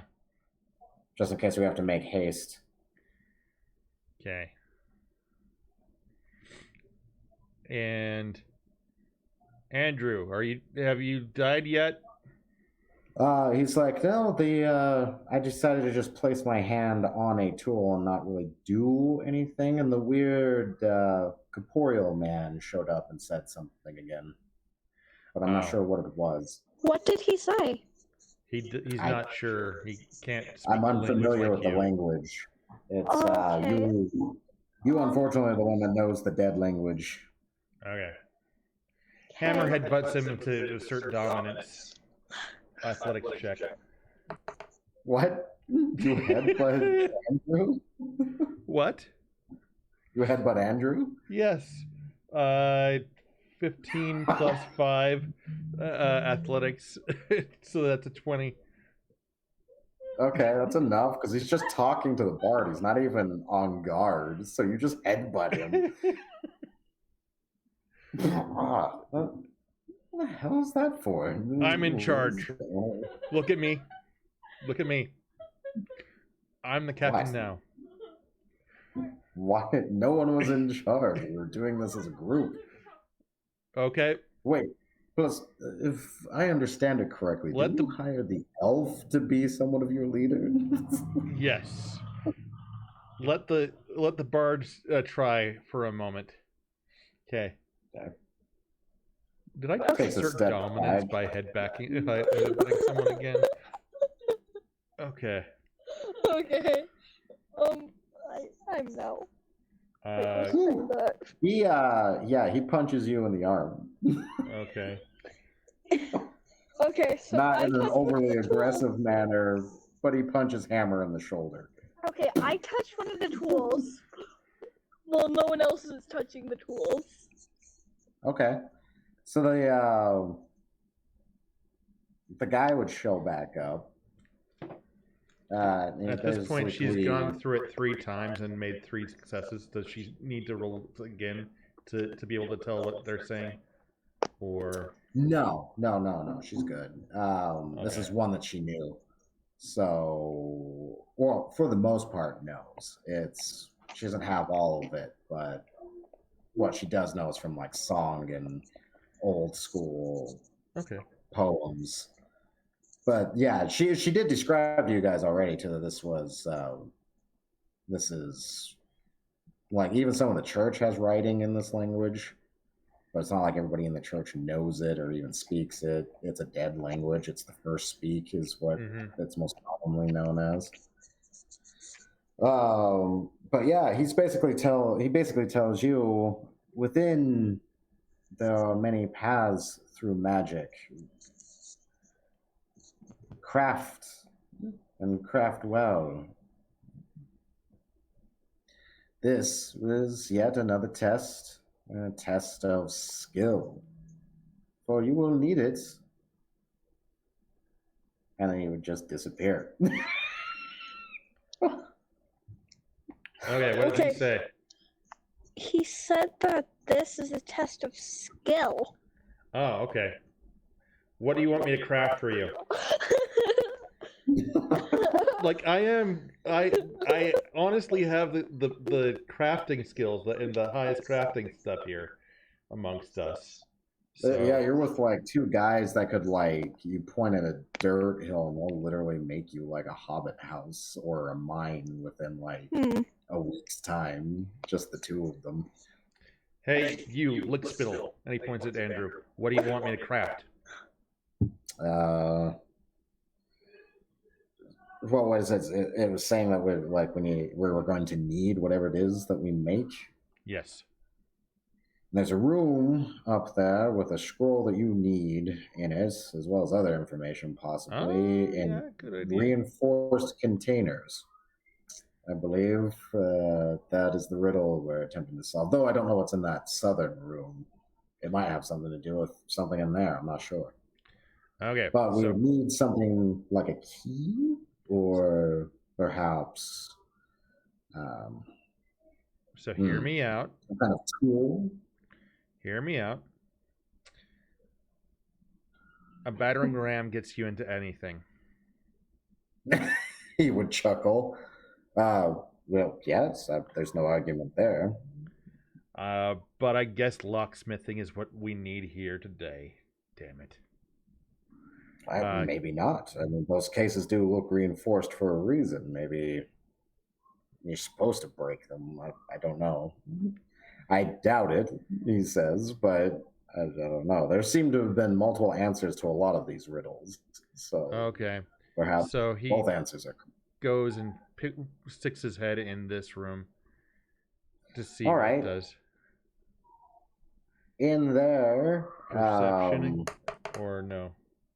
Nah, this is a pretty straightforward room, just like the other one. It doesn't have anything on the walls, but this one's not full of casing. It has what looks like a pool of black bubbling liquid in it. A lit brazier, and then just by sticking your head in, you'd see the vestige of that weird. You're assuming it's a wizard.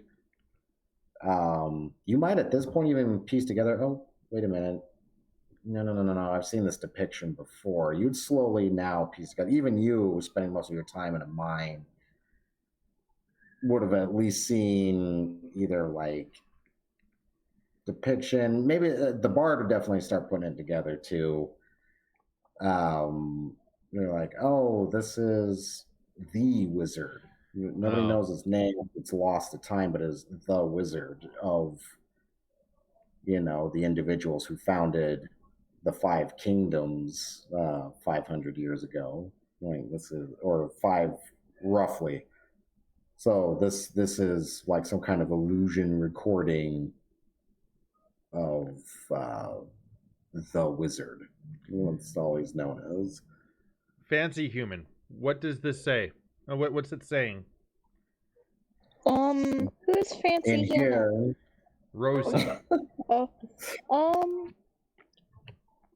Wait, what does it say? It does. It would be like here is a dangerous test, but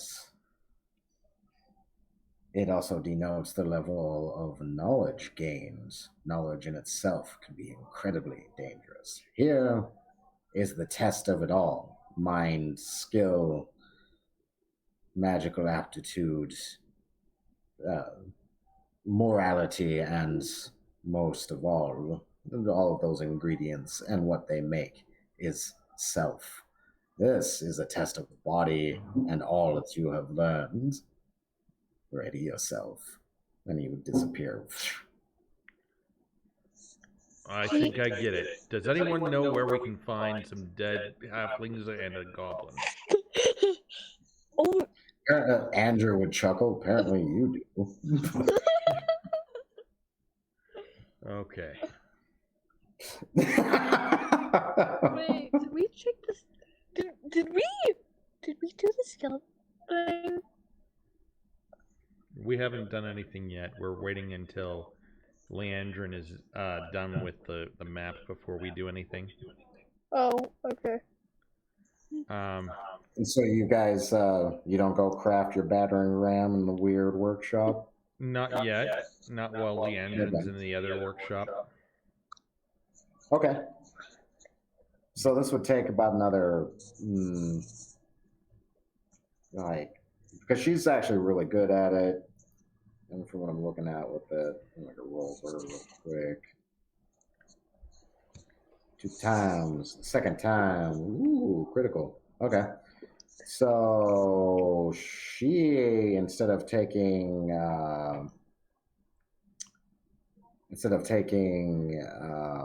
Forever. Yeah, like 3 or like 4 hours to do, it only takes her about an hour, about hour and a half. And she's able to get this whole thing down in her journal. It would have to be a small whole map, and then she would have still had to have done it in sections, even in the journal. But yeah, no, she'd make her way around. I'm assuming you guys take a short rest. Okay. While she's doing snacking and stuff. So since you guys are kind of chilling out in one of these rooms and everything, does as soon as she comes by, I explain what we find in the room in the top right and the room in the bottom, with the boiling tar or black stuff, and points at Rosa to tell us what to remind us what the guy said in the tar. Well, you basically compared it. What I said, that's fine. It's okay. No, more. That's fine. Like it's more implied. I'm not gonna make like have to repeat every time I info dump on you. Yeah. Which unfortunately is somewhat of the burden of the bard. Yeah. The bard tends to just know stuff. So what I'm thinking, do any of you during your short rest does anybody would want to cover anything dialogue wise, especially with a new person kind of just being here? The cult just shoved this lady in a bag looking for this place. I'm Hammer. I'm kind of one of the people that is around here, and we're on a quest to smash some heads.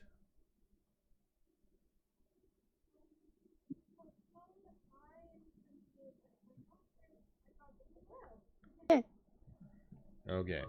Andrew's just like, well said.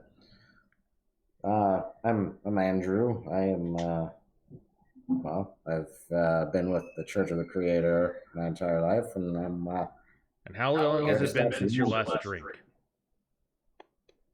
A couple of days. Hi, Andrew. He would chuckle. Yes, it's not like I don't imbibe. I just do it in moderation. Okay. Just making a joke. That's all there is. No, I got you.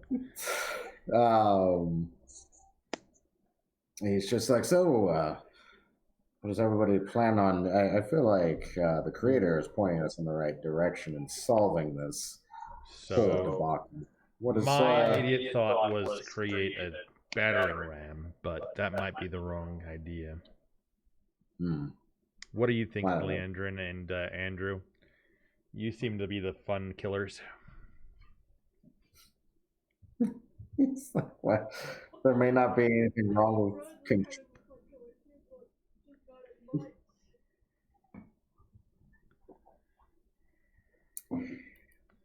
Leandra would just roll her eyes, and Andrew is just like, well, battering ram may be something we need to leave. If those doors don't open, you may not have the wrong answer there. Might also be useful for the scroll case, possibly even. We're not sure. But possibly also crafting a key. Why don't we make both? There's nothing wrong with that. Plus, we also have a hit of goo to solve. That might be part of it as well. So, does the guy in here say that we can only make one thing, Rosa, or can we make multiple? Okay. So Hammer gets to work and create. Well, he goes and he studies the scrolls to see if there's any sort of keyhole or anything else that he can suss out. Done that. What? Perception? You don't have to roll perception for that. The some of the cases, well, in fact, most of them do have some kind of locking mechanism on them. Okay. What about for the scroll that we want? Because that's all he cares about. That one, it does have a kind of like a key mechanism on it, but it looks like it requires 3 keys. 3 keys. Okay. So rather than a battering ram, he talks to his apprentice, Rockfist, and says, "What if we were to make one of those Raven bars, crowbar, to see if we could pry it open, and make 3 of them, and one at each, and put a lever at each of the key points, and all just push it at the same time." Yeah, that would definitely pop the lid off of it, even if the locks are built all the way in. That should still get us in there. Okay. You said that, so it's got 3 key holes on it, huh? Yeah. Well, this looks like we've got enough material. We could easily make keys, because it's not like we haven't made locks and keys before. Make 3, I don't know, keys and 3 of these crowbars, and okay, try them both out. All right, so he's gonna go make 3 key rakes. Okay. One, just because it's thematic. One he's gonna make out of amber. One he's gonna make out of ruby, and one he's gonna make out of what is the blue? Oh, sapphire. Sapphire. Yeah. Okay. That would be something you would notice. It's not in solid form, so you wouldn't be able to. No, as far as that goes, that's going to be what the grips are going to be made out of. The keys themselves are going to be out of ingots of iron and or steel is available. That's what. That would be something interesting you would notice. Any gemstone that you are working with is in liquid form, ready to be set. You're not sure how it's kept liquid. Yeah. In these vials, but with your stone sense, you can literally smell it. You're like, oh wow, that's liquid ruby, or oh hey, that's liquid, sapphire, or so on and so forth. And they seem to have it for the array of gem types. The ingots themselves are quite interesting as well.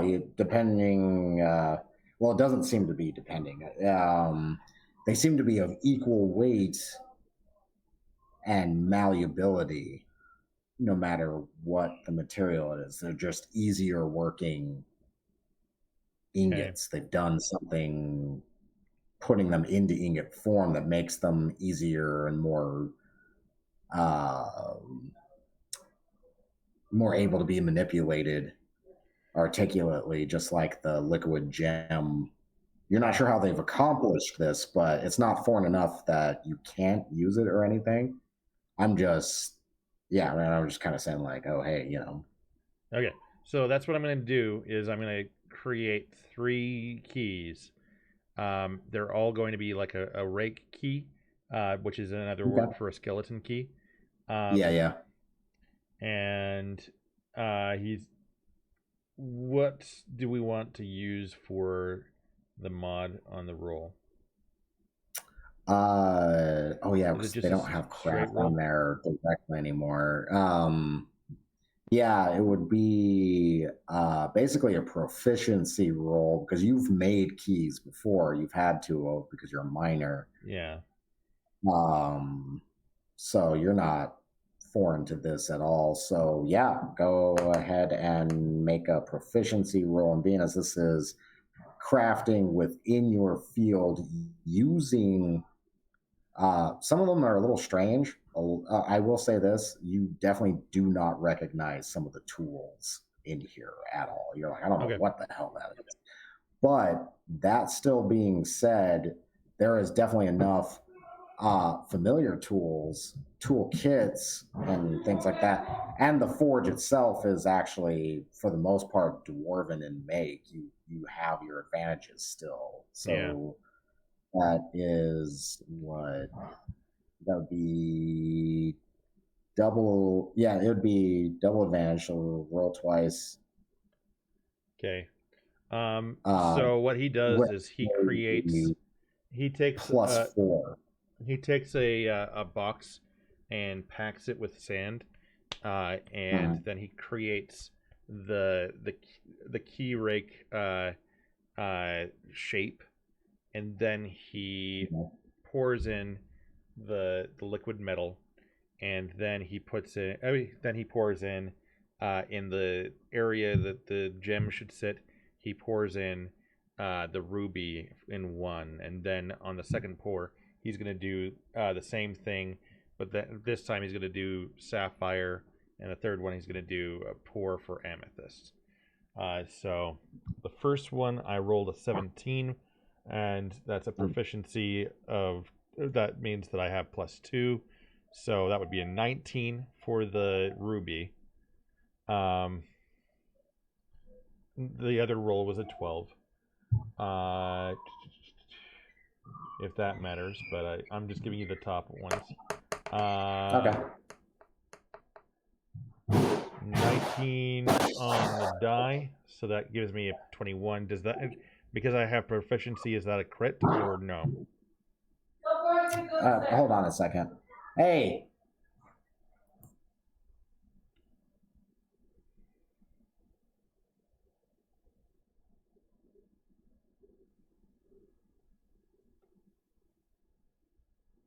Anyway, sorry I didn't catch that last time. What'd you say?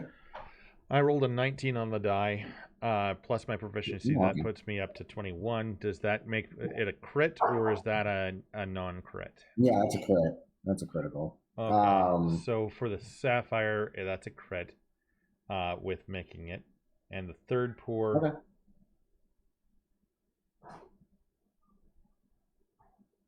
the top die is a 15, so that gives me a 17 total. All right. Roll 4. Nice. Okay. So normally this process would take hours, but the workstations that you use and everything, you still do the same processes, but you realize it sets and everything much faster than normal. Normally what would take several hours or another short rest to do takes an hour. Okay. These keys are ready to use. They've already cooled and have said they're fully functional. Okay. So we go and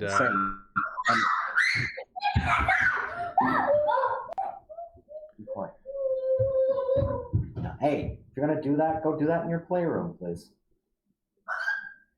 Anyway, sorry. For the second one, since the oil seems to be boiling, Hammer and Rockfist know about how to dissipate heat from a certain spot, so they make a heat sink blade. Okay. So basically, so that once you hit it, if it's either tar or fire or something else like that, it's not automatically just going to break. It's not automatically just going to break because it's got some dissipation to it, and as long as they've got enough what is it called, air that's flowing through it. So if they keep it moving, then this particular blade should be able to vanquish whatever is in there, or if it's just that it's too hot, it will help dissipate the heat that's in that particular room, because that's his perception is what's going on, is that it's a boiling pit of oil that needs to be fixed, and basically he seeks advice from both Rosa and Andrew and Leandrin to see if they think that that's a good idea, or what they think that particular room should be.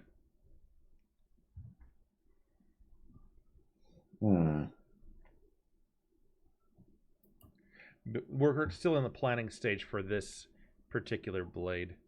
I haven't actually cast it yet.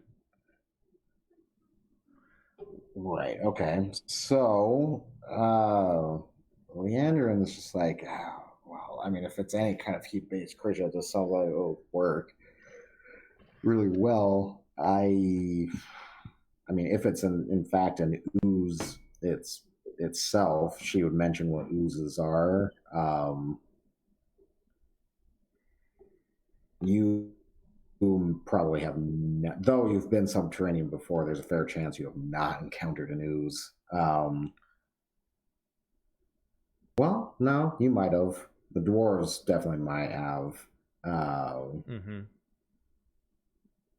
But she's like, it could be an ooze.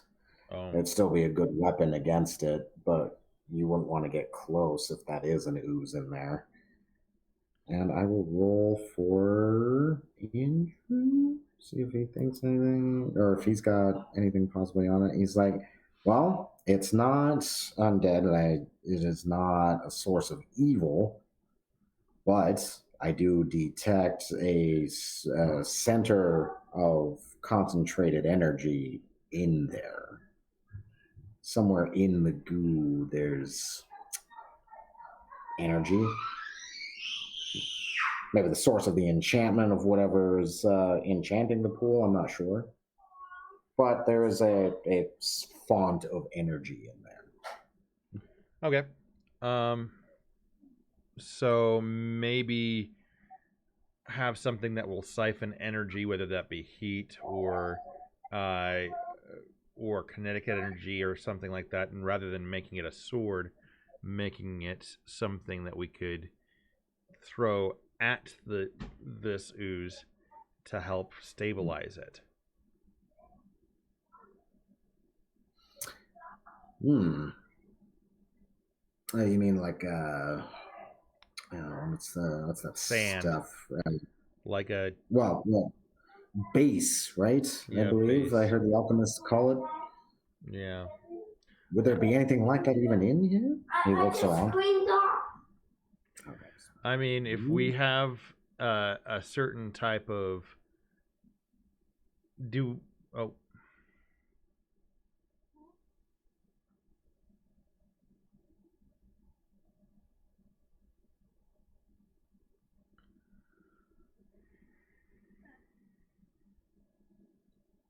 Yes. Yeah, sorry about that. Anyway, continue. If we have a certain type of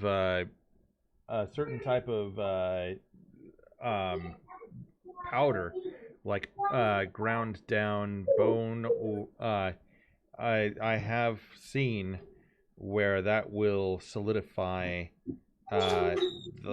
any type of that can solidify any type of ooze, or not ooze, but any type of liquid thing. I'm talking about gelatin. Right. So is there like a bone meal in here? Well,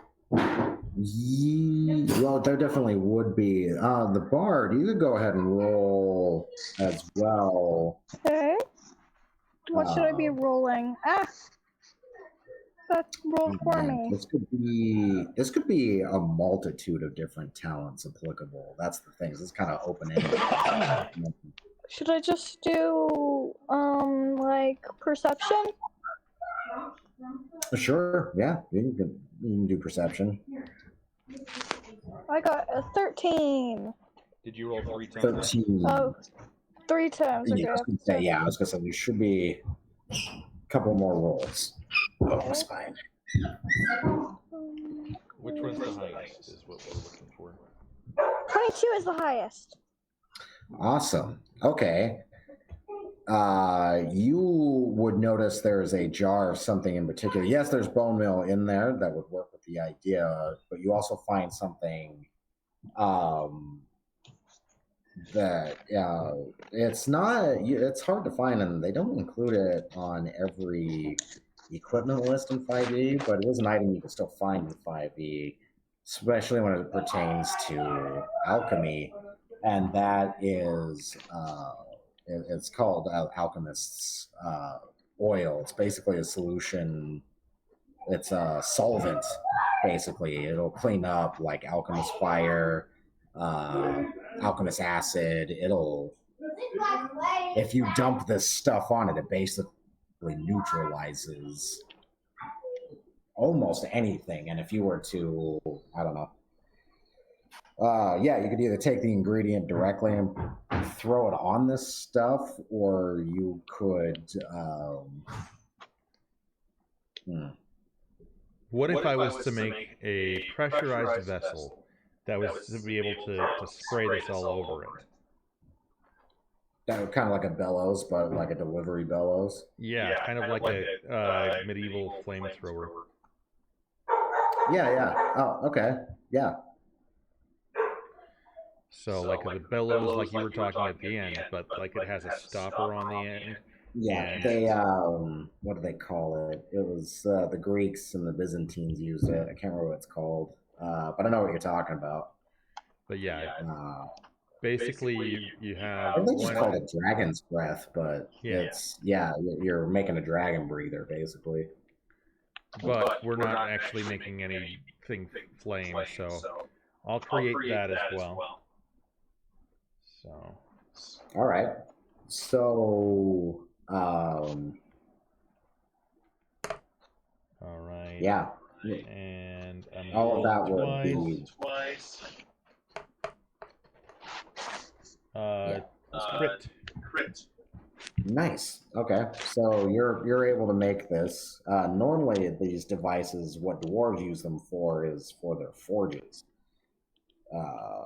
It's instead of they use it for battle, but where it gets its origins for dwarves is forge use.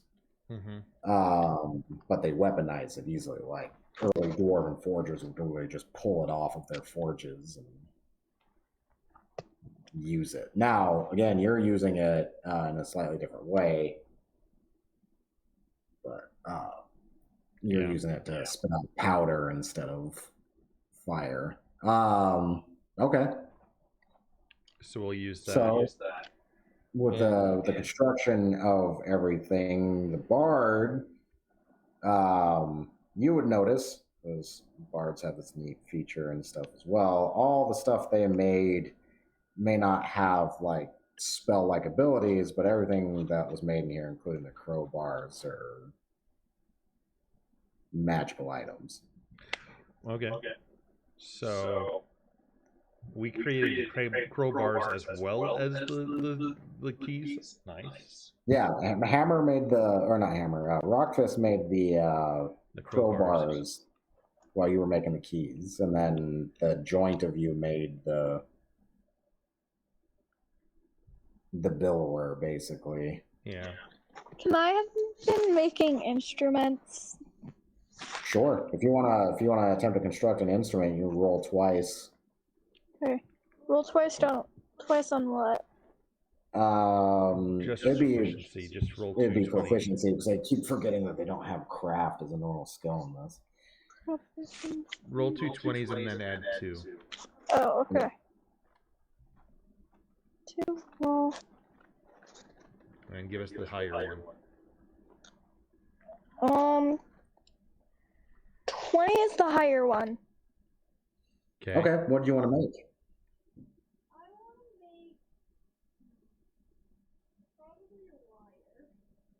Okay. Okay. With that roll, you would make a liar that has a +3 to performance. Oh. And for the door, I create a upgraded war pick for myself. For the what? I create a better war pick for myself. Okay. Because I'm going to try to solo it, I guess. The higher of the two is a 17 + 2. The other one gave me the finger. All right. With with the addition of making the hammer as well, this would take about 2 hours. Okay. To make all of these, which it's not a hammer, it's a war pick, but yeah. Right. There's no way it should take this short amount of time to make it and have it settle, but you're able to do so. All right. Like I said, somehow the materials seem to settle quicker.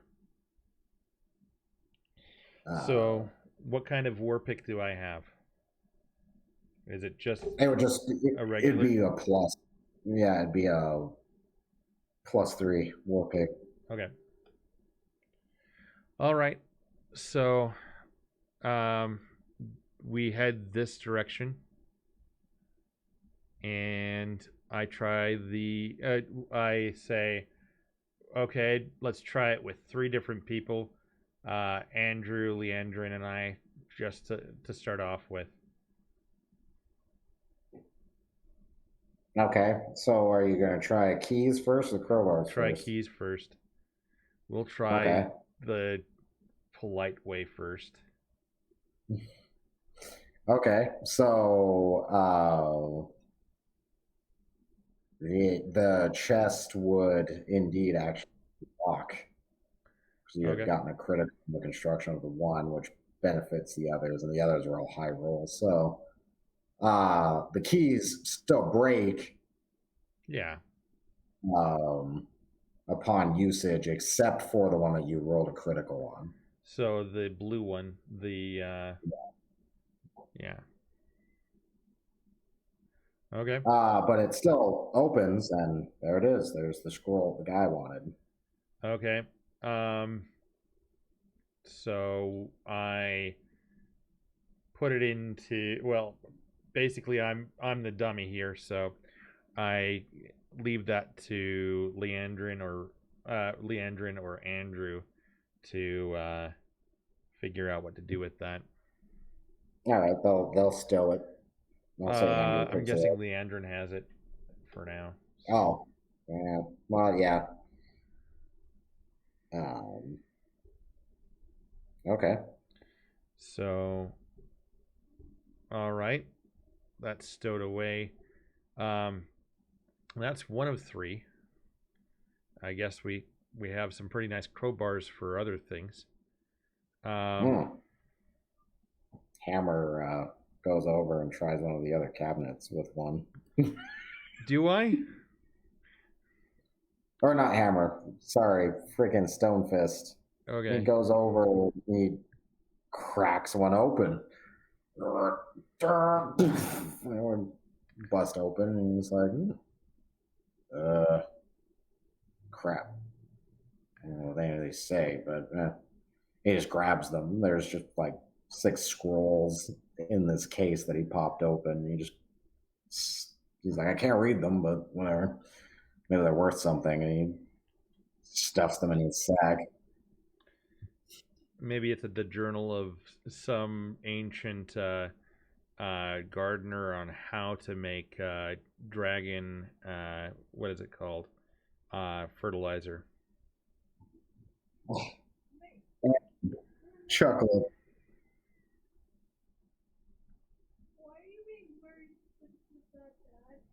Because there's there's someone in the room that I'm not being specific enough for. So.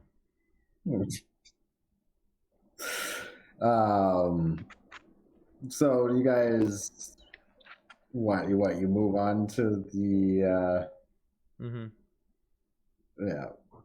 I don't know. They could be scrolls about Dragonkill. They could be scrolls about anything. If this was built by the wizard, which historically, so far speaking, might be the first wizard. Who knows what those scrolls contain?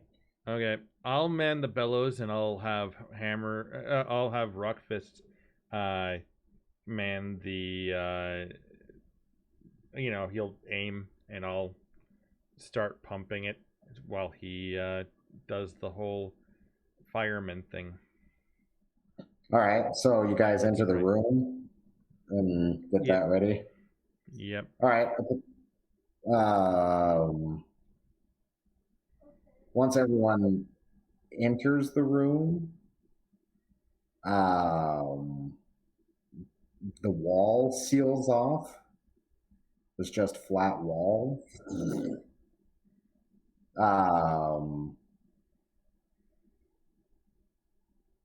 And then from the goo, the boiling whatever this goo is, it itself doesn't move, but something from within it definitely pops out.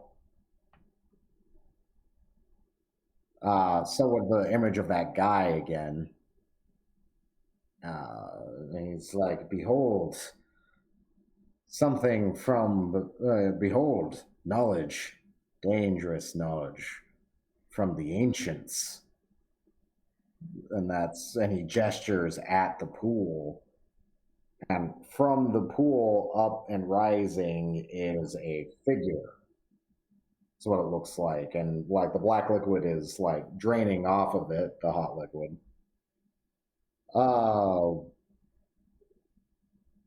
Best describe it as it looks like a 7-foot tall suit of armor. Oh. Okay. Yeah, I mean, it's dripping with this stuff. It's not like it's full of it or anything, but it's dripping with this black liquid. It's still standing in the black liquid. Okay, so let's clear. I mean, I guess this is a different type of game. We're playing a water pressure simulator. Oh yeah, within the well, you'd have to roll perception. It has glowing eyes.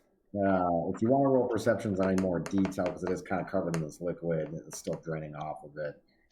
You can, or 2 on the die. So I assume I don't find anything. No, it's just this big goo-covered suit of armor. Yeah. You think?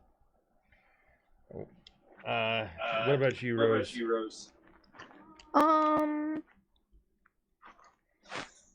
For what?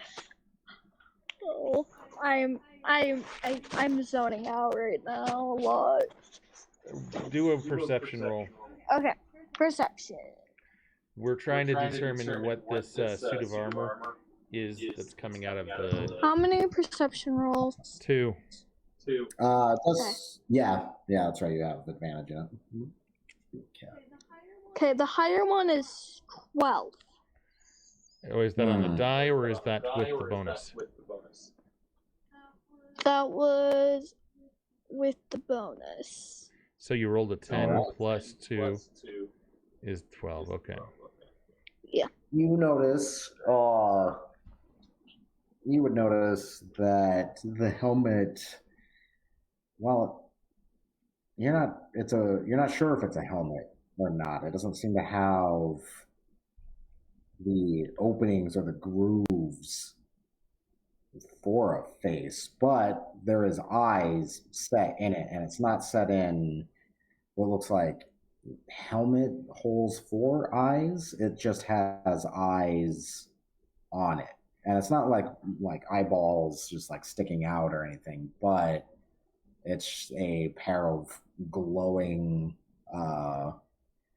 orange eyes set in the helmet, I guess. But the helmet has no visor or really anything like that. It's carved with a weird pattern, but it's if someone were to be wearing this, they wouldn't be able to see out of it, at least not normally.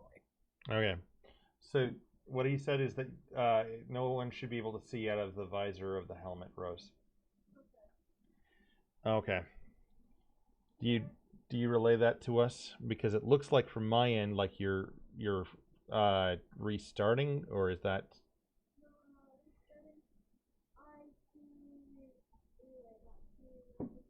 She says that she relays the information to us.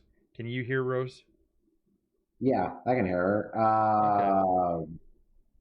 The paladins, like I've heard about this before. This is animated armor. We have some of these decorating some of the greater churches. Well, not like this. I've never seen one like this, but they're ornate. They're basically enchanted armor to protect places. Okay, can we power wash it? I'm assuming so. I mean, yeah. Okay, so I'm gonna let you guys.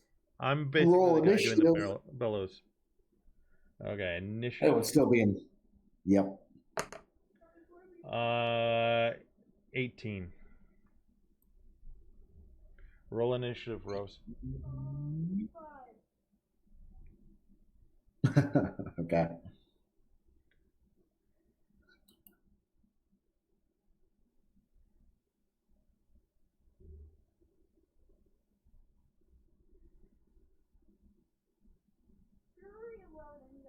I am.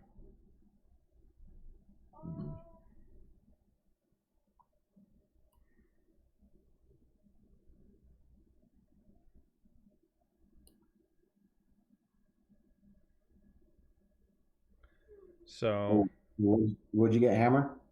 I got an 18. Okay, you are first.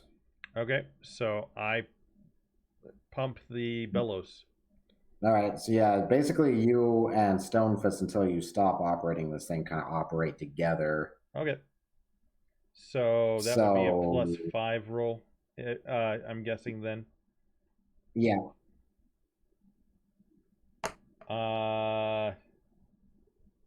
So that would be a 17. 17. Okay. That would hit it. Yes. Do we roll for damage, or is that not like really a normal damage roll? It's to be sopping stuff up, basically. Okay. You're dumping like a solvent on this thing. Okay. So, Rose is going to the restroom. Your contraption still definitely has an effect. It basically covers the figure in the powder and the pool that it's standing in. Well, it's not even really a powder. It is like a gel. It's basically solvent, universal solvent, just the medieval version of it. It would spritz all of that goop off of it. Now, is that a good thing or a bad thing? Yeah, you can definitely see more detail on it now. You in some ways you did power wash it off. It doesn't. Andrew even would say as that's happening, is just like, oh, it's very bizarre armor. You would see it's not intersectional pieces of floating armor. It is one giant piece. Yeah, this is like a well, you don't know what a construct is, but it doesn't seem to be for fitting on anyone. It has joints to move, but this is not armor. Okay. But Andrew's like, that's the source of energy that I'm feeling, though, is coming from that thing. It seems like it was about to, or is about to do something. Another detail you can tell now that you've cleaned it off is that it has like scrolling kind of carved into it and everything of a weird pattern.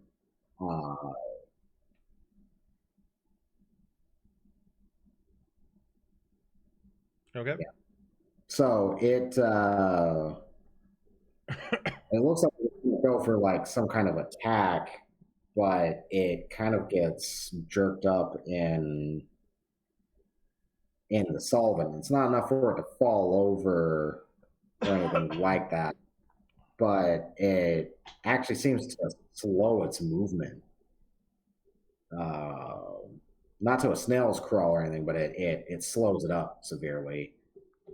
So it will do its secondary. And what? There is 1, 2, 3, 4, 5 of these. I'll roll d6. Okay.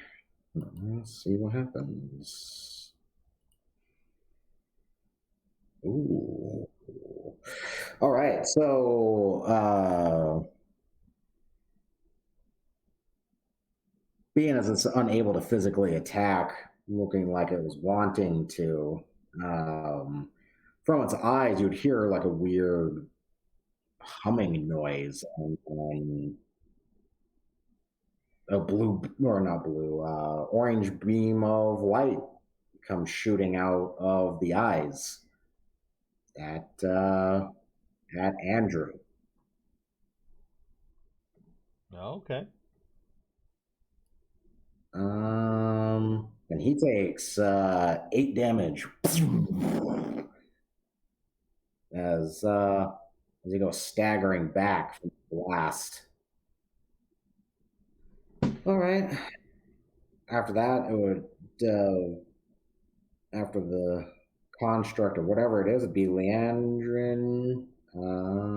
She's going to attempt a wand attack on this thing. And oh crap, she misses. Beam is close to its head but misses, and it hits the back wall, covering it. Or no, she's using yeah, no, it would just be the sunlight blast. So you would see the elf wield a wand, and then from it would be a giant blast of what looks like sunlight. Okay. But misses the metal construct. Being as you and Hammer were operating together, or I mean, you and Stonefist are operating together, go for him. But Andrew then charges his weapon and attempts to go in for an attack.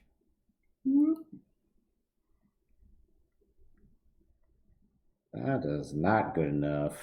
So he swings at it and his sword clangs on it. And this thing definitely makes well, yeah, no, I mean, it would make a clanging sound. This thing is definitely made out of metal.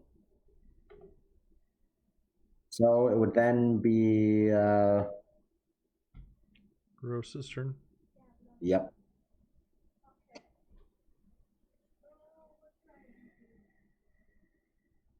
Well, you did say that you wanted to be a healer. There's one person that needs healing.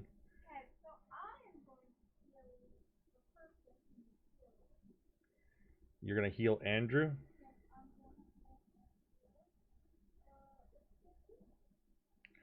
Nice. So you basically run up either singing or fluting. Some kind of music is involved, but or you could direct the flute at him while doing it, and then I believe it heals him. I thought she had the liar. Did she want to use that? That's right. That's the liar. That's right. Forgot about it. Okay. You don't roll anything for it. It's under your spells, and you just tell us what the bonuses are, and then you add an additional 3.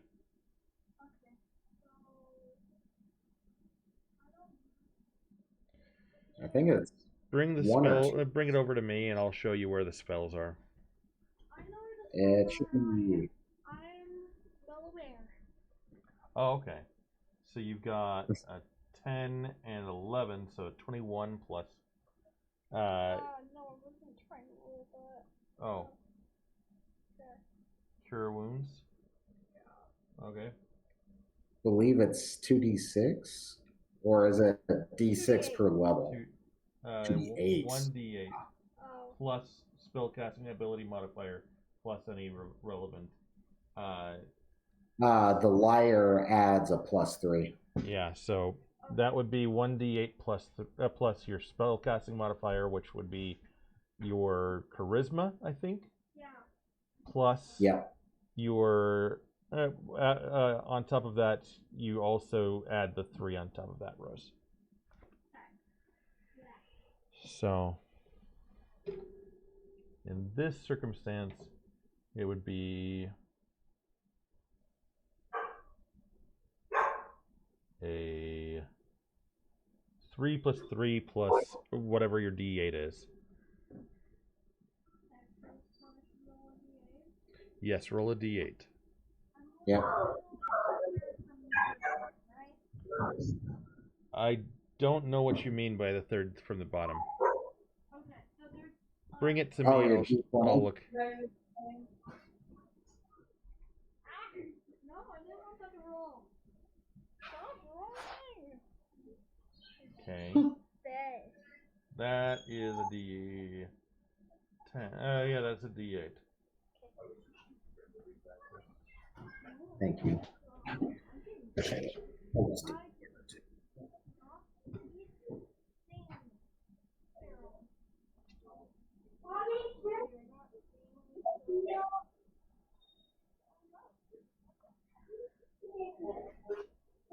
Rose, you can actually roll from the roll20.net, and it'll actually show you what the D is.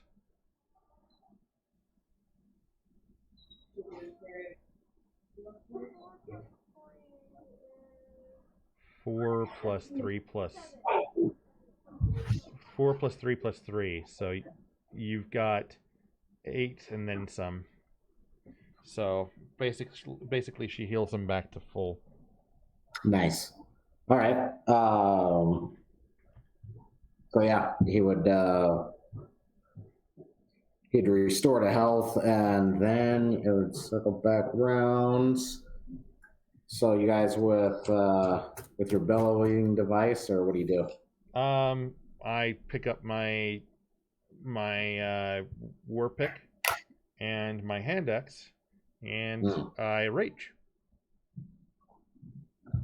All right. So I go in for the first strike for the war pick. Okay. All right, so that is a 15. No. 15? 15 plus 3. So, or is the plus 3 to hit, or is the plus 3 to damage, or is it both? It's for both because it's a magical weapon, so the plus 3 is implied in its usage period. 15 plus 3, so that's an 18. 18 to hit. 18 hits. Okay.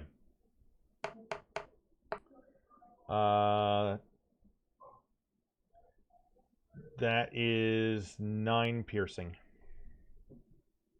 Okay. So, yeah.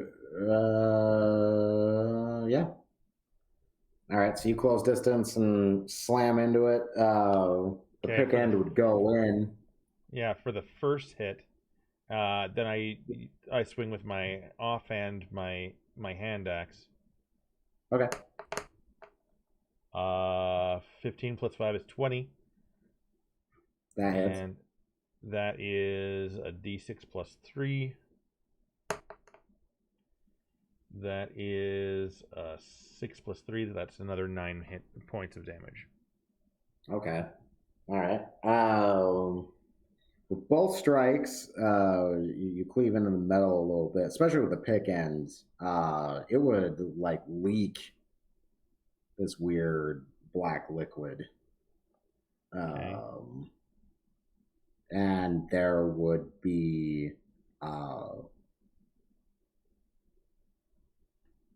basically, it seems like lightning or sparks of electricity. Okay. All right. So you do that. So that frees up Stone Fist. Okay, so that's the first round. That's the second round for me. Stone Fist goes at it with an attack of his own, but it defensively attacks. Another one of those eye blasts beating him out. Boop. Oof. All right, dealing a nasty 11 to him. As he's running towards another burst of that orange energy comes out of his eyes, almost knocking him to the ground.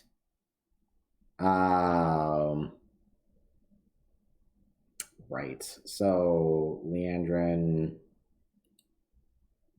damn, with another missed blast from the wand, misses him again.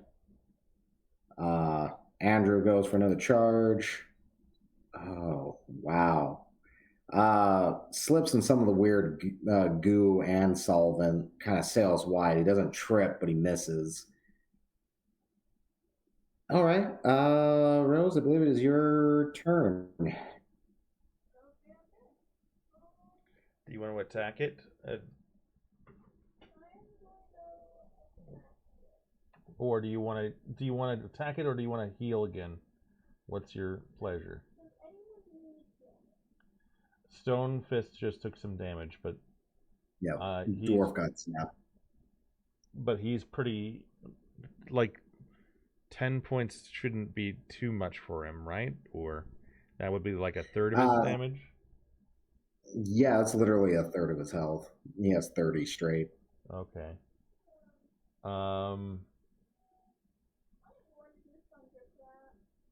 She's gonna thunderclap it. Okay. All right. So that would be a con saving 13. Oh crap! Yeah, that'd be a con save for everyone in that direction. Non-friendly. She can choose who to attack. No, non-friendly. That's right. You're good. I'm thinking of old and school. she's using the instrument. The lyre. The lyre. Right. So she's got an extra 3.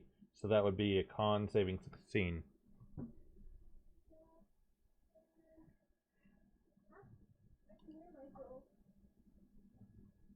Oh wow. Okay. So, all right, go ahead and roll it.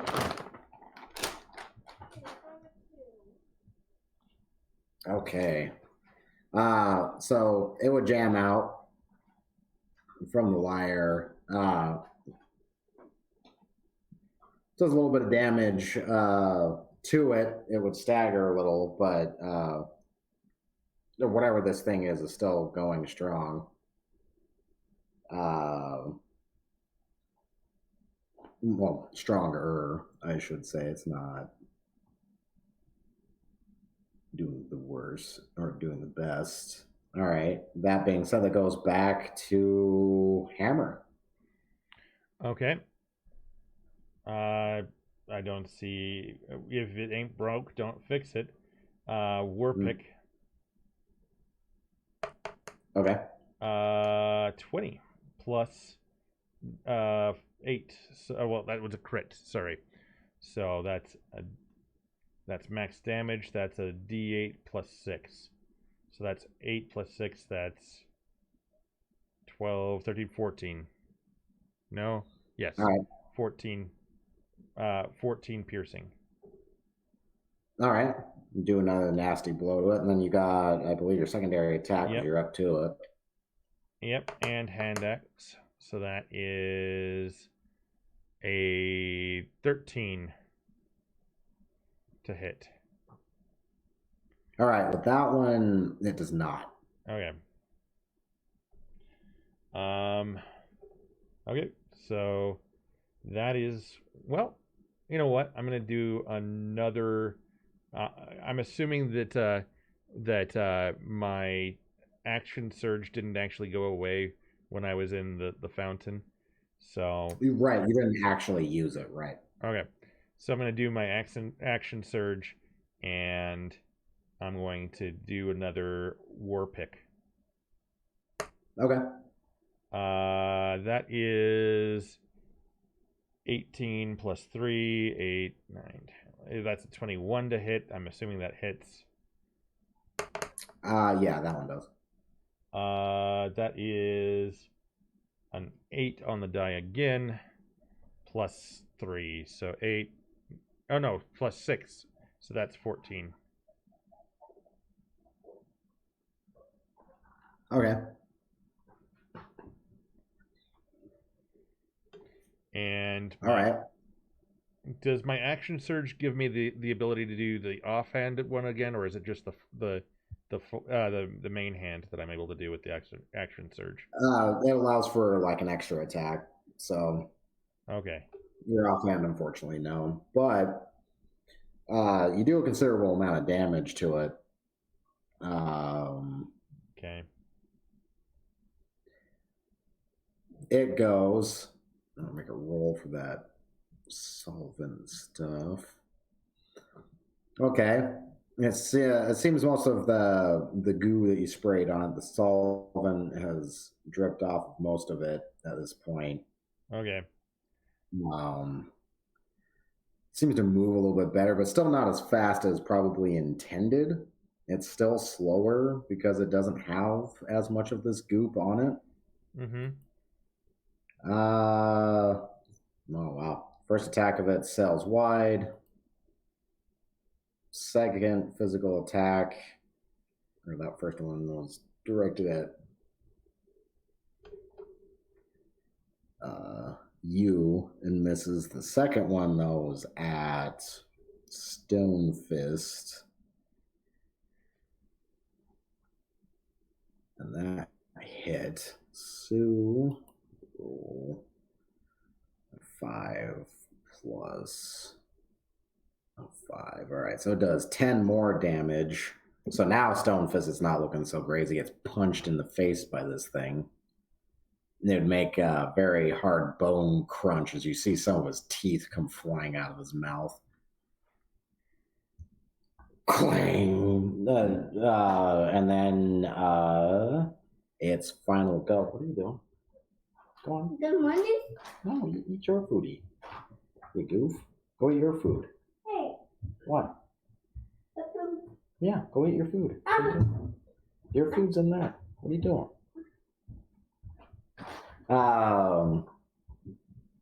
So after its 2 physical attacks, Here, I'm here. What's your food? gives off an. Get out of it. Go eat yours. I can't. Yeah, you can. Or did you already scarf all of yours? Jeez. Sorry. So yeah. Its eyes would kind of spark funny. If that's the best way to kind of put it. Like, it seems like it was going to do another one of those blasts, but something happens. And gotta see what it is, actually. Oh no. Okay, so yay, backfire. So basically its eyes seem to kind of overload, and whatever the energy is explodes. The head and the upper half of this thing blows up. So make those of you that are close to it, which would be Hammer, Andrew, Hammer, and Stone Fist. Fist, and Andrew. Yep. Make a reflex. Okay, I'm guessing that's still the dexterity roll. Dexterity, yeah. Sorry. Speaking in old school terms again. Apologies. That would be a 17. Nice. So you only would take half. Awesome. Is that like a physical damage? Like a what kind of damage is This that? is energy. This is energy. Energy. Okay, so I do take what damage? What damage do I take? Sorry about that. You still only take half of what I'm about to roll. I gotta roll for the other two guys real quick. Okay. Neither of them get out of the way. So well, I didn't mean to roll twice on those. I had a malfunction. Hold on here. Hit the wrong thing. I've been forgetting to add an extra 3. Oh crap! So each it would still be standing, but not by much, given that factor. So any one of the times that I've hit him, there would be another 3. So I've hit him 6 more. No, 9 more damage to add to that. I thought I've hit him 4 times. Have I only hit him 3 times? No, 4 times. So that's 12 more. Yeah. I would have had 2 left. Okay. So never mind. You still almost killed him. I gotta re-roll this because I rolled the wrong damn thing. Sorry. All right. So yeah, he would explode. You get out of the way, and you would only take half of that because of the dodging. So and it rounds down for that kind of thing. So you would only take 6 damage. 6 damage. Okay. Yeah, out of 13. Okay.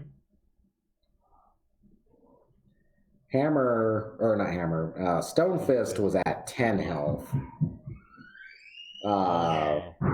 And he took all 13, so when the smoke clears... he dead. Andrew's not looking hot, but he's okay. He's burned. He's got a couple pieces of metal in him. But he's all right. He'll live. On the other hand, the scorched body of Stone Fist with pieces of whatever that was you just fought are sticking out of him lays on the ground near its feet. R.I.P. Stonefist. The what sounds like doors would open elsewhere, like heavy stone movement. And being as you're only just down the hall from that room now, it sounds like those double doors open. Okay. What about the sealed-in wall? Does that evaporate or? Yeah, that disappears, and then the goo would seem to drain. And there'd be a bright, glowing something coming from the torso.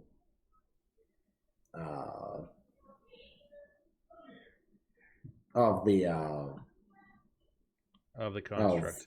Construct, yeah. Okay. Do I get another wand, or am I just going to be carting around plutonium now? I go and grab it. Oh. Okay. It's a sphere. Maybe crystal. You're not sure, but it's also got like a metal caging somewhat around it, like a metal ring around it with runes. You're not sure what kind of runes, but runes. Okay. With the ball is an orange glowing energy.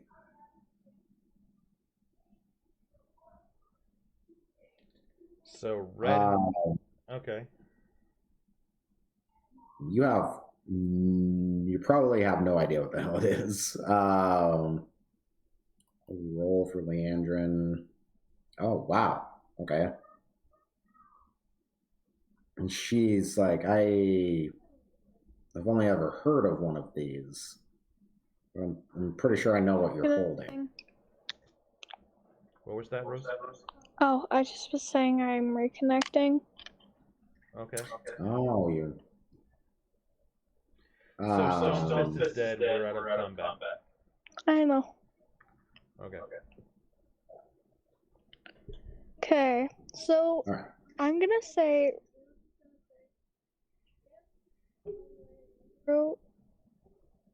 I kind of believe in the creator, because she has a lot of. Because I think she probably has probably at least 50 songs about the creator. Yeah, probably. Given your human, or given any travels through most human lands, you've definitely heard of other religions and other stuff, but that seems to be the most dominant one. Yeah. So yeah, it's totally not a problem.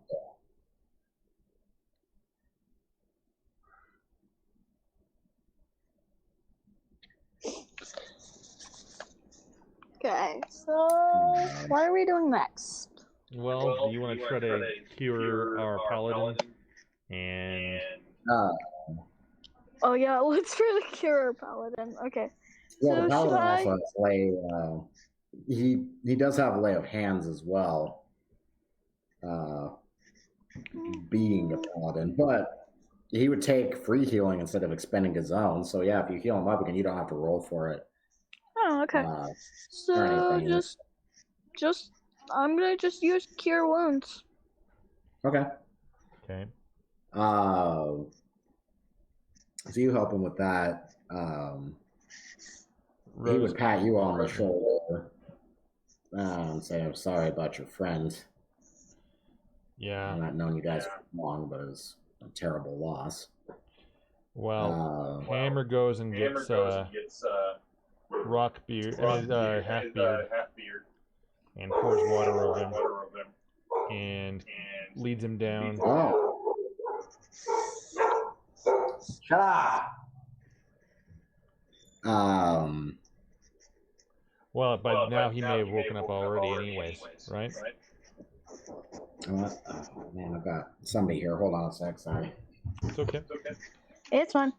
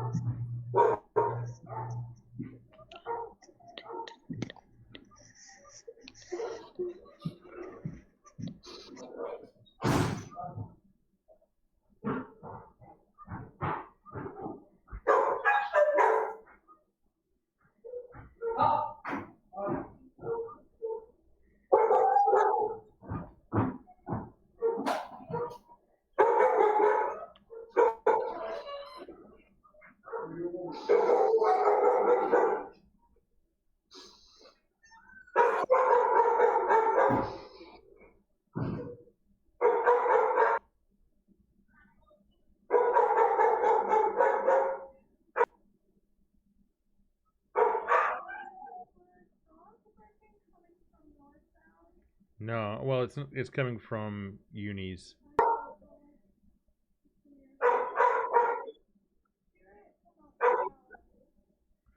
No, I don't hear it outside. It's just unis.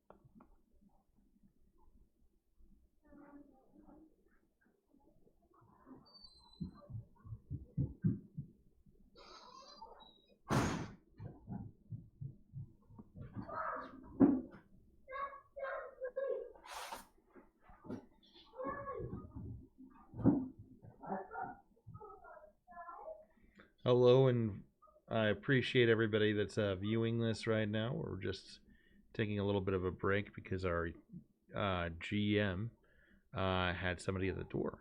So, appreciate that. Sorry about that. It's okay. Okay. So, a couple of things. Leandrin recognized what you were holding. She's like, I've only ever heard about these. My people have like warnings and stuff like about them and everything.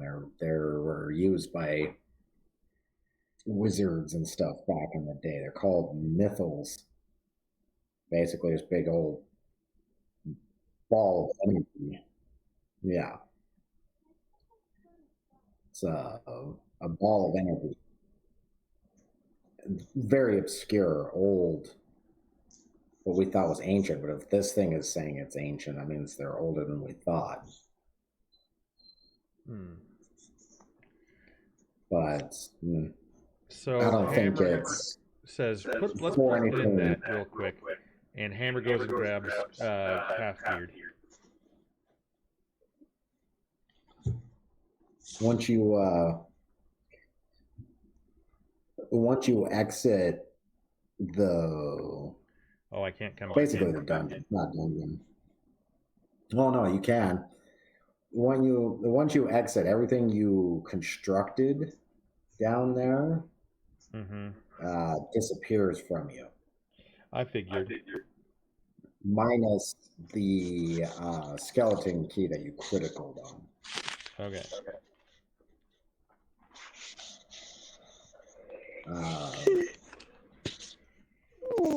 And that being said, because I'll enter into a whole thing, you are going to grab Halfbeard. He's there. Yeah. I'm not saying that anything happened to him. But this is also a good place to stop. Okay. Yeah. I was going to have the dwarven ceremony of putting him in a kill, and yeah. What's the kill? It's a KILM, kiln. Oh, kiln. Okay. Yeah, they could bring him down to the workshop or move him over to the workshop and use it. Yeah. We can open with his funeral next time for sure as kind of like an opener for it, but also like I do these things, like rounding them out. So you guys learned a lot of information out of game. It can be handy to what's going on, but none of it is like I want to say like a direct quest item or anything, like, but you did find some interesting stuff. You got the scroll the wizard was looking for, so there is that. Made a deal with the dragon, found out some more information about what was going on with all of that. So there's that. Yeah. So I don't know. So next week is my first actual week. with my actual character. Ah, yes. Okay. I need to actually figure out a name for her because I still haven't. Okay. We'll have to see if we can figure out what happened to Error and see if we're going to continue or what's going on. Right. Well, I mean, I'll still continue it, and we'll figure. We'll figure something out because I have other people that want to hop in. He just couldn't make it today, so. What are you doing? Yeah. So I don't know. Well, hope you guys enjoyed it. I hope it was a fun one. That was. Yep. This one was a little more puzzle centric this time around, but I didn't know honestly what direction it was going to go. That's it. I didn't know. Stop. Well, stop playing with that door. Hammer seems to have gotten a little bit bloodthirsty in the while scrying, so that was interesting. Yeah, that was that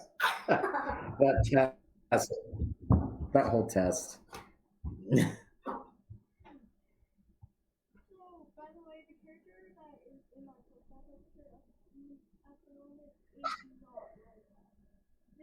It's a completely different character, aka the character I'm using next week.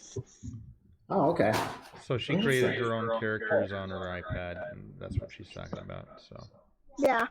Well, no, I drew them. Well, I first designed them in an app on my phone, and then I drew them on my iPad.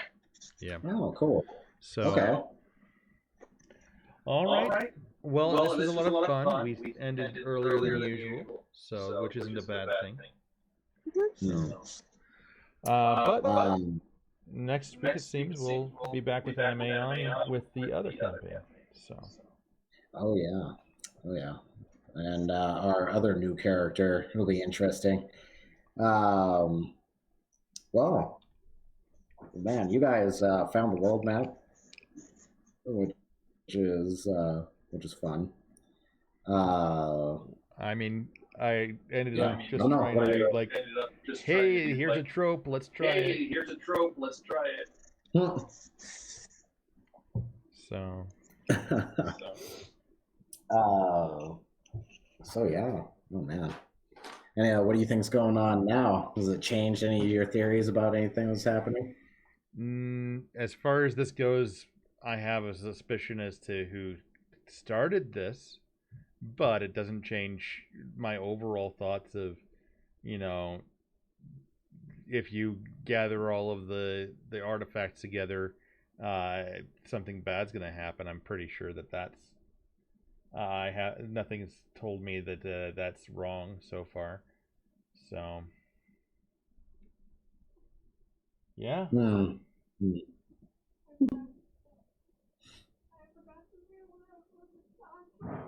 right. I muted you. Oh, that's okay. No worries. No, I muted Rose. Is what I'm telling her. Just because, I could hear an echo of myself. It was distracting. So. Well, awesome. Yeah, we'll have to wait and see. Getting it from that dragon will be interesting. Yeah, we'll have to, stock up on more dragon killing items. So. I mean, I did still out of the box, showing him and taking the wand, though. I mean, I did your political stuff. Come on. Yeah. What do you think about freaking baby mama and stuff? Like, what the hell's going on with all of that? I don't know. That one's gonna be interesting to figure out. You guys found yourself in quite the interesting situation. What's interesting is you're working initially for the Lady Moonflower. We're working for everyone right now. Who you then investigating the other people with, took a job from them, traveled off, and now have taken. It's like this weird chain. Well, once we finish off, we finished off the job for the wizard, and we're going to blow up the castle. I mean, sorry, that's spoilers.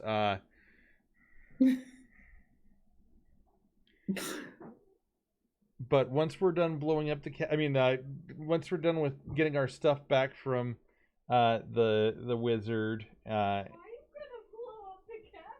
why aren't you going to blow up the castle?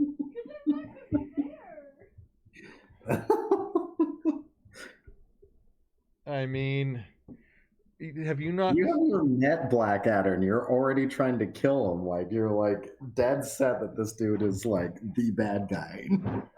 I mean, I'm not going after the wizard anymore.